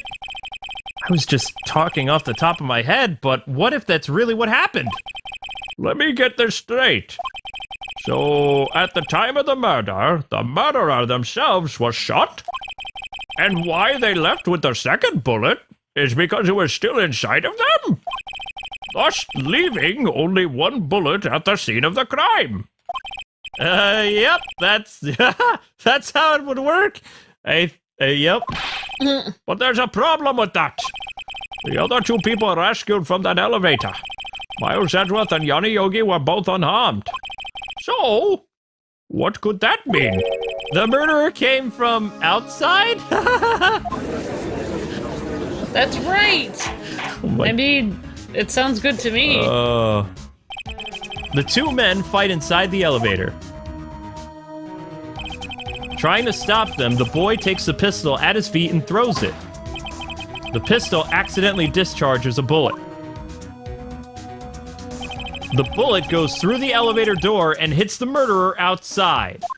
The boy loses his consciousness. Then the murderer opens the elevator door and sees the men inside. Perfect opportunity. Perfect crime. Mr. Wright, you are truly the most unpredictable defense attorney I have ever known. I can tell you're grasping, yet I cannot deny the possibility of what you say. What are you saying? Deny it! Deny it right now! No one involved with the incident was wounded. There was no murderer. No one was wounded at the time of the incident. He's right. Can't think of anyone. Hey, Nick! I just thought of something really crazy. Crazy? Remember when Mr. Grossberg said yesterday? Oh no. Gregory Edgeworth dealt a blow to his perfect trial record. Wow! Yes, quite right. It must have been quite a shock for Von Karma. He took a vacation for several months after that, you see. Yes, an unusual event for the man. That was the first and the last vacation he's taken in his many years of prosecuting. Vacation? Like if he was wounded. What if Von Karma didn't take that vacation because of shock? But took it because he was injured! Which would mean... It could only mean one thing. he was the murderer on the Deal 6 incident! He was the man who shot Gregory. It was Von Karma! Oh, man! Oh my gosh! Excuse me, defense. Is there something wrong, Mr. Wright? You seem a bit dazed. Alright, punch him in the shoulder and see if it hurts. No, Your Honor, Well, you have indicated the possibility that the murderer came from outside the elevator. Can you give us the name of your suspect? Oh yeah. Uh-oh. Should I come out and just say it now? Say it now! Yes! Oh my gosh! Oh my gosh! Your Honor, there is a suspect. One lone suspect. Oh my gosh, I'm getting freaked out here. Well, this is certainly interesting news. Very well, Mr. Wright. Who is your suspect? My hands are shaking. For what? Von Karma! Von Karma? Why is he smiling like a creepy person? You mean the Van Karma? The prosecutor? The one standing right over there? Bah! Yep. You don't object? I see no need. Why honor this ridiculous outburst with my objection? Because you took a vacation for several months starting the day after the incident. Yet you pride yourself on a perfect record. Why would you take such a long vacation without any reason? So you're claiming that I took a vacation to heal my injury from the incident? Fascinating. Prove it. I would have needed surgery, no? Where did I go under the knife at, Mr. Wright? I don't know. Out of the country. Bring the doctor that operated on me. Have him testify. Oh, you haven't given us his name yet. Nick! Let's find out who his doctor is! It's no use. Edgeworth? I know Von Karma, perhaps too well. He's perfect. He wouldn't leave clues. He's probably didn't undergo any surgery. That would leave a doctor as a witness. Nobody's that perfect. So then he'd still have the bullet in him. So what, Nick? Did Von Karma pull the bullet out by himself? Like Rambo? That's insane! No, he couldn't have. He's not that awesome. You can't just pull bullets out of yourself. If you're in an 80s action movie, you can. Yeah, that's true. Truth. Wait, what does that mean? That bullet has to be somewhere, but where? Well, Mr. Wright, can you produce evidence to prove that I was shot? Yes, go over and punch him in the shoulder. My gosh, Amber! Maya will do it. Yes. All right, Von Karma, I'll prove it.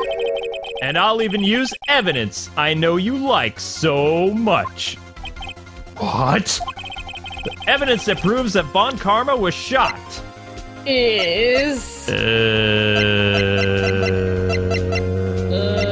Stolen bullet? Hopefully this is right. What exactly is that? Sorry. Judge, if you would. Right, penalty. Oh my gosh, we got a penalty. I'm really not sure how I managed to make it this far. Mr. Knight, please reconsider your evidence. Yes, Your Honor. The evidence that proves that Von Karma was shot is a metal detector. Oh my god! Von Karma is perfect. He wouldn't risk surgery leaving an evidence trail. So then I ask, where's that bullet now? I think it unlikely that Von Karma performed surgery on himself, not being Rambo and all. Oh yes, Rambo's an excellent movie, by the way. I prefer the Highlander, though. You don't mean? I do, Your Honor. There is a possibility that the bullet is still inside Von Karma. That would be really bad for your health. Yeah, it would. Is this even possible? But all these years? Well, there's one way to find out. Yep. We could use this metal detector. Well, Von Karma, Oh my god. I'm gonna run this over you and see what we find. Oh yeah. I refuse. You refuse? But refusing this means you acknowledge that the bullet is still inside of you. Oh my gosh. Order! Order! Your Honor, the defense requests that we be allowed to use the metal detector. Judge, I call for suspension of this trial. This is an invasion of privacy. The statute of limitations runs out on this case today. It was you who said we had to end it right here and now. Yep, be careful. Enough! I permit the use of the metal detector. Oh! Mr. Von Karma, you will submit yourself to testing. Nick, what does this mean? I don't know, but we have to give it a shot, right? Poor choice of words. That's right. Or I could punch him in the arm instead. Oh! It reacted! Something's definitely inside his right shoulder. Oh! The bullet! Mr. Von Karma. You. It was you! I was afraid this would happen. And so I remained silent. What? Indeed, there is a bullet in my shoulder. However, it has nothing to do with this incident. What? What? I was shot in the shoulder long before the DL6 incident. Yeah, right. I claim that the bullet in my shoulder has no relation to the DL6 incident. That is so stupid. Why would... But Mr. Von Karma, can you prove that? Prove it? I have no obligation to prove anything. It is Mr. Wright who must prove something here.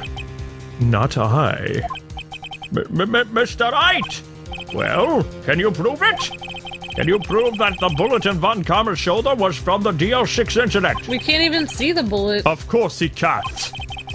You don't have any of the DLC6 evidence. That's because you took it out of our records room yesterday. Yeah! With no proof, you cannot convict me of any crime. So sorry, Mr. Wright. Aw. No, I'm the one who's sorry, Mr. Von Karma. Oh, Nani? You were close, 1 day away from freedom. But you see, I have proof. What? Who would have thought you would dig your own grave trying to convict Edgeworth, your adopted son? I can link the bullet in your shoulder to the DL6 incident. And here's my final proof. Oh my gosh. This is it now, Luke. I don't know what our The proof DL6 is. bullet. Okay, let's go with it. That's a bullet? Where did you get that? This bullet used in the DL6 incident? Funny story. This was taken from the heart of the victim, Mr. Gregory Edgeworth. The bullet is preserved quite nicely with all the ballistic markings intact. Ballistic markings? You know, it's like a fingerprint for a gun. You may recall the term, it came up in the first trial 2 days ago. Ballistic markings are the fingerprints of a weapon. Very good, Judge. All the bullets fired from a gun are marked with that weapon's unique pattern. By examining the markings, you can tell which weapon fired the bullet. It's quite accurate. Okay. We have 2 bullets in our possession. The one which was removed from Gregory's heart. The other, Mr. Von Karma, is a bullet buried in your shoulder. We could analyze both bullets. Then, if the markings matched, we would know that both bullets had been fired from the same gun. Whoa! The very same pistol, in other words, the murder weapon that killed Gregory Edgeworth. Mr. Von Karma, you will let us remove the bullet from your shoulder, won't you? Ouch. Right now? Then we'll compare the ballistic markings to those of this bullet. I'll do it. And solve this case once and for all. Well, Mr. Von Karma?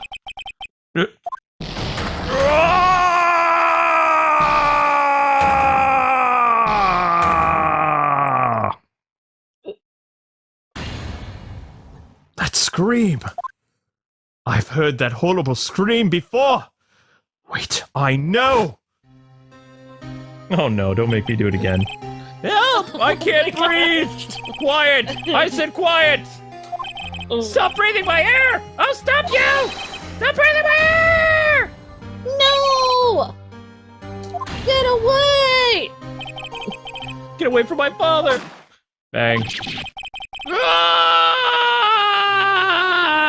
Oh, that was... Oh my gosh. It's that scream I heard in the elevator 15 years ago. Von Karma! It was you who screamed! Oh my gosh. Wow. Mr. Von Karma! Edgeworth! Only you dare defy me! So it was you. Oh my gosh. You and your father are my curse! My curse! Your father shamed me with a penalty on my record! And you left a scar on my shoulder that would never fade! I'll bury you! I'll bury you with my bare hands! Death! Death! You murdered his father, you jerk. 15 years earlier. Thank you. Chief Prosecutor, I am sorry. Von Karma, it's not like you to make this kind of error. I never would have thought that Edgeworth would be the one to catch you. I was careless. I'm sorry, but you'll have to be penalized. I've covered for you in the past, but not this time. Edgeworth? It was a shock like none I'd ever known. Me, penalized! It took hours for me to regain my composure. Oh, Suddenly, I found myself in the It's darkness. a piece of work. I was in the court records room. I must have wandered in there without thinking where I was going. The room was pitch black. The lights must have gone out. I went out into the hall and felt my way to the elevator. I pressed the button, but nothing happened. Then, there was a noise. I was in pain. Horrible burning pain in my shoulder. Just then the lights came back on. The elevator door opened before my eyes. Ooh. I saw the 3 people inside all lying unconscious from the oxygen depletion. Much to my surprise, a pistol lay at my feet. I knew then it was destiny. Wow. In his last moments, Gregory was still unconscious. He died never knowing who shot him. Later, he spoke through a medium, blaming Mr. Yogi. He was fooled. It was the perfect crime. Oh, so he thought it was Mr. Yogi. Yep. Who would have thought another man would have come to open that elevator door? Judge! What? What are you doing? What are you doing? Do your job. Bring an end to this miserable charade. Now! End it! Very well. Wow, even when being convicted, this guy's unsure. It appears that we have come to a very long way to the end of the space. 15 years later.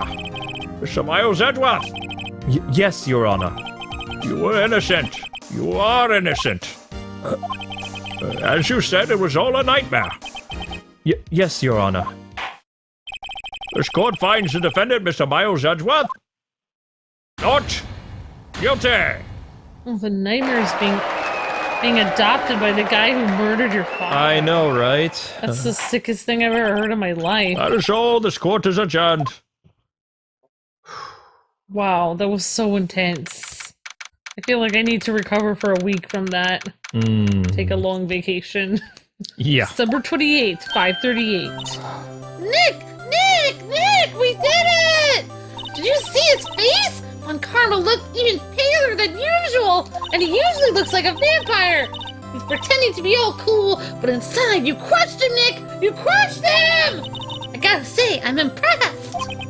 It was pretty close, though.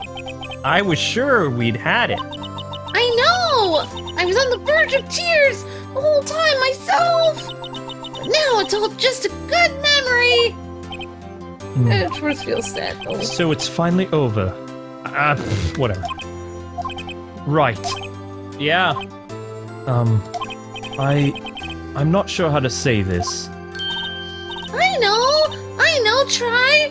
Thank you! I see. Thank you, Wright. You're welcome, buddy. I think you could have done better than that, but okay. Sorry, I'm not good at this sort of thing. You got a lot to learn, Edgeworth. She's got you there. Whoa! Amazing, pal. You pulled through just like I thought you would. I never forget this. I owe you one, pal. And tonight, let's party. Dinner's on me. Yeah, my salary went down a bit this month. But who cares? See, Mr. Edgeworth? You should take a lesson from Detective Gumshoe. Oh, I am so done. That's how you say thank you. I see. Whoop! I feel foolish. Don't worry. Take it a little bit at a time. You'll get used to it. And that is how Kwing lost his voice. It's been 15 years since I've seen Edgeworth this unguarded. Oh no. Hey, y'all! Karma. Lana! Y'all were great in there! Thank you! Yo, Edgeworth, congrats! Thank you all y'all very much.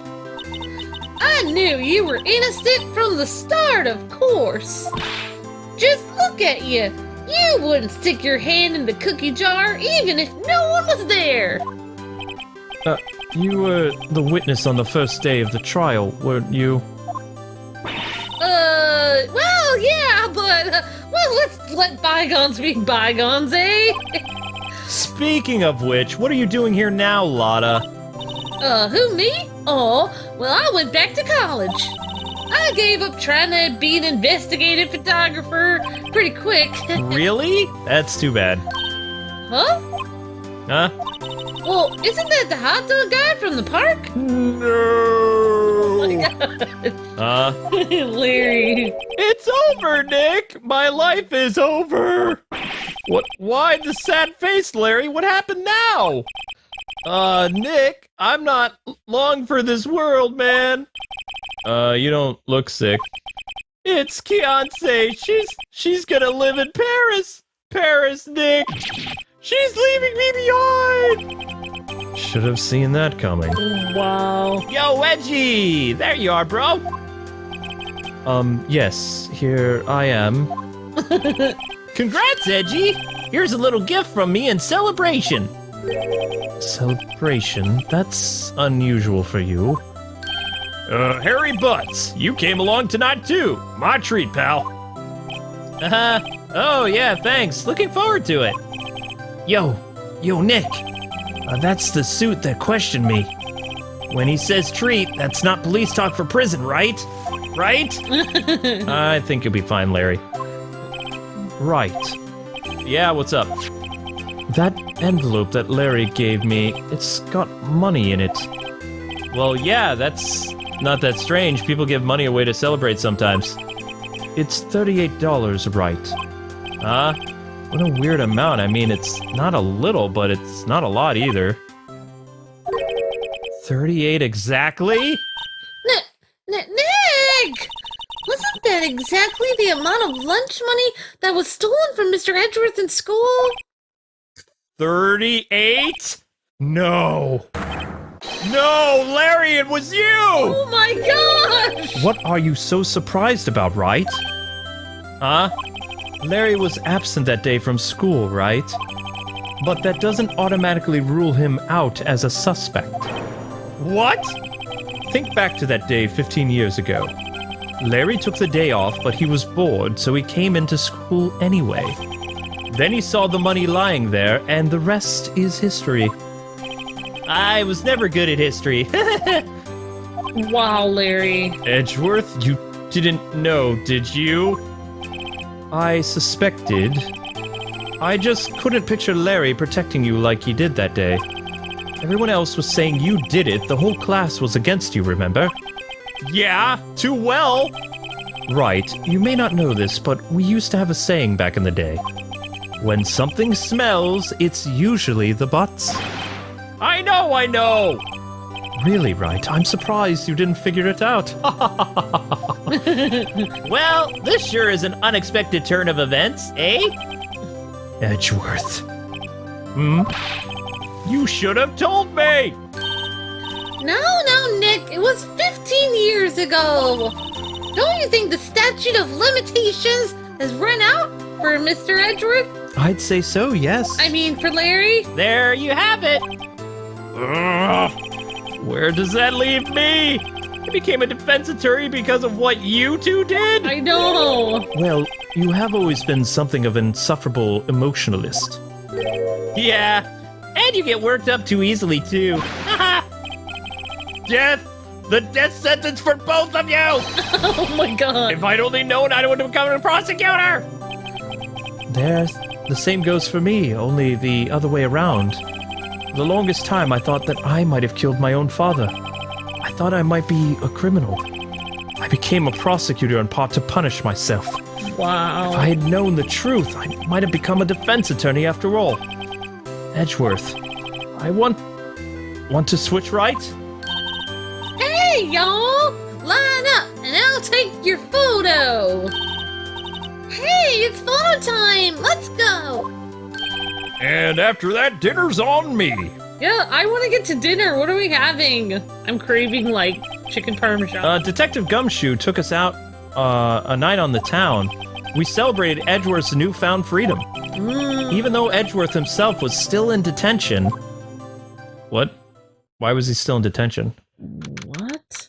December 29th, 5 in the morning. 5 in the morning? Whoa! I went a little overboard yesterday. My head hurts. Still only 5? Maybe I should go back to sleep. What's this? A letter?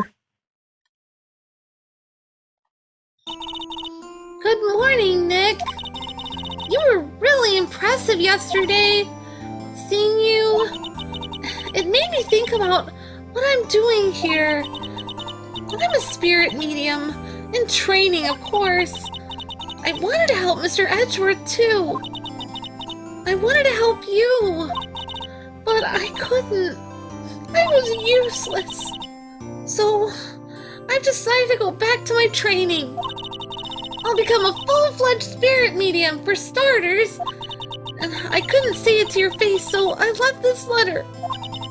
Goodbye, Nick. Goodbye? What time is it? The first trains for the mountains have already left! To the station! Maya!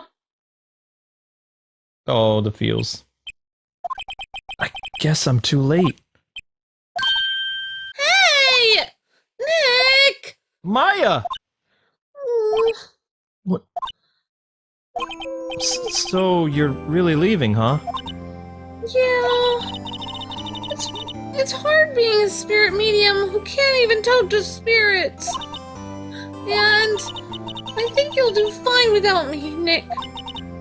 Be good and stuff, okay?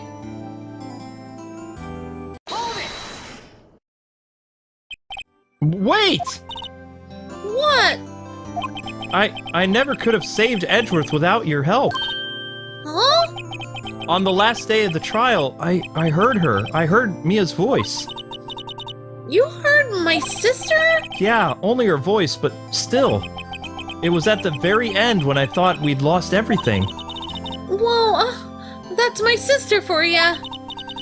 Detective Gumshoe helped, and Mr. Grossberg, and even Larry. I'm the only one who couldn't help. I was useless, Nick. But you were the one who stopped Von Karma, Maya. Huh? I didn't do anything! All I did was wander around in his daze. Sorry, but I have evidence that you helped. Evidence? Show Maya some evidence to cheer her up. The bullet. Yeah. A bullet? Von Karma was convinced he had taken all the evidence pertaining to DL6. But you were the one who rescued the last piece of evidence we needed. That's right, Maya. This was the bullet that put an end to Von Karma. And you were the one who gave it to me.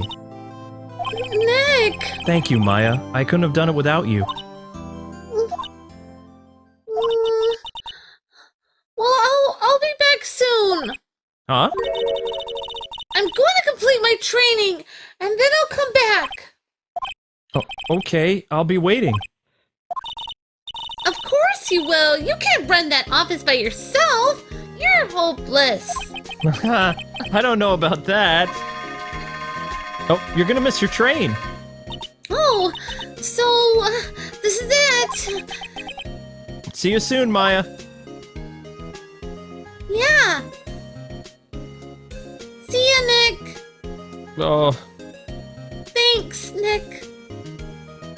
And this was the original ending of the DS game, but since this is the Switch collection, there's one more story. Oh. And so my story ends. Time to turn a new page and say goodbye to the novice defense attorney that I once was. Now a new story begins, with the same old crazy cast of characters. Ha! I don't think you've graduated yet, amateur. Mr. Wright, perhaps you'd like to rethink that claim? Yes, Your Honor. Oh, I got a bad feeling about this. Yeah, this is how the DS game originally ended. Oh. Wait a second!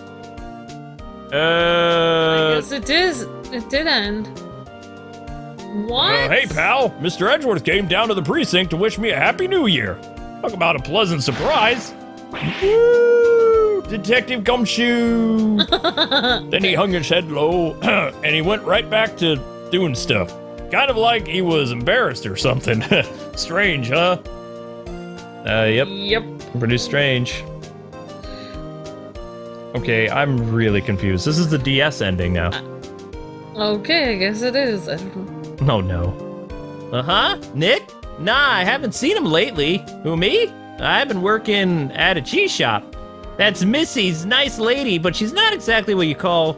Oh, she's in Hawaii right now, yeah. Uh-huh. Yeah. Not a cheap date. Happy music. Now remember, guys, we're doing the whole game. Who, right? Oh, yes, I remember him. I hear he's been busy lately, you know, not ring my own bell, but I sort of taught him everything he knows. I'm sure he's grateful. When did he teach us anything? I don't know, that guy's a real pain. Yep.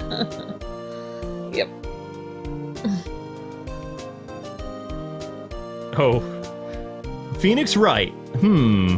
Ah, the defense attorney for whom I wrote that affidavit for, yes. But, you should know I've taken over management of the hotel. Should you be in the area, please stop by. Oh, he's a manager now? Well, he moved up pretty And fast. he's still kind of a bellboy, though. I know, he's wearing a bellboy outfit. It's, like, weird. Oh my gosh. Oh, it's you. Phoenix Wright. Oh, yes, Maya's understudy, was he not? I wonder how he's doing. I haven't seen him of late. Me, oh yeah. Aha, the days of my youth. Like the scent of fresh lemon, you see. How was your youth days like lemon scent? I have no idea. Alright, this is officially the longest episode of Face Attorney. Maybe he cleaned with lemon stuff. Aha! Phoenix Wright! Is he an actor? Well, I'm not buying it. You can't be a star with a name like Phoenix. It's on DVDs, and not one of those DVDs that has everything around it. Well, kids these days. Not bad. That was, Something. you'd have to pause that to read all that Yeah, I stuff. have no idea what she just said. Oh no. I'm pleased to announce The Pink Princess is a hit. I sure owe Mr. Wright a great deal. Oh, and I gotta keep my face out of public. Wouldn't want to ruin any kid's dreams, you know, of seeing me dressed as a woman. What? He's the Steel Princess. Oh my god. You never caught that, okay. Alright. Why did I never catch that one? I don't know. Oh, I got a letter from Maya the other day. It sounded like she got caught with a cold or something. I wanted to visit, but didn't have time, so I sent her some stuff. She says she can buy them where she is. What kind of place is she living at anyway? The boonies of Japan. Yep, she's up in the boonies. Although I thought this game took place in America, I don't know. Oh no. You. Oh my gosh. Right! Who's that? You want to talk? Alright, let's talk about the Pink Princess, but, you know, I snuck into the studio the other day, and I saw her, the one inside the Pink Princess suit. Oh, never mind. Oh, what a dog! It was kind of like a shock for a boy of my tender age. So it was Will Powers then? I'm pretty sure it was. Oh. Wow. Mind blown. Yep. Haha. Yeah, I remember, right? That lawyer guy, huh? Me?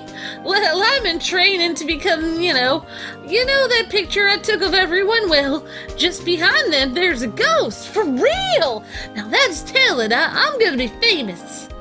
Right. What? So we're gonna literally see every character that we, Why? because Cayman doesn't like us. More characters. Oh, Oh, there we go. Ghost Mia! Victory! Oh, there is a ghost. It's Mia. Oh, yeah, that was Mia. Thank you, Capcom, for sending the game. Yeah.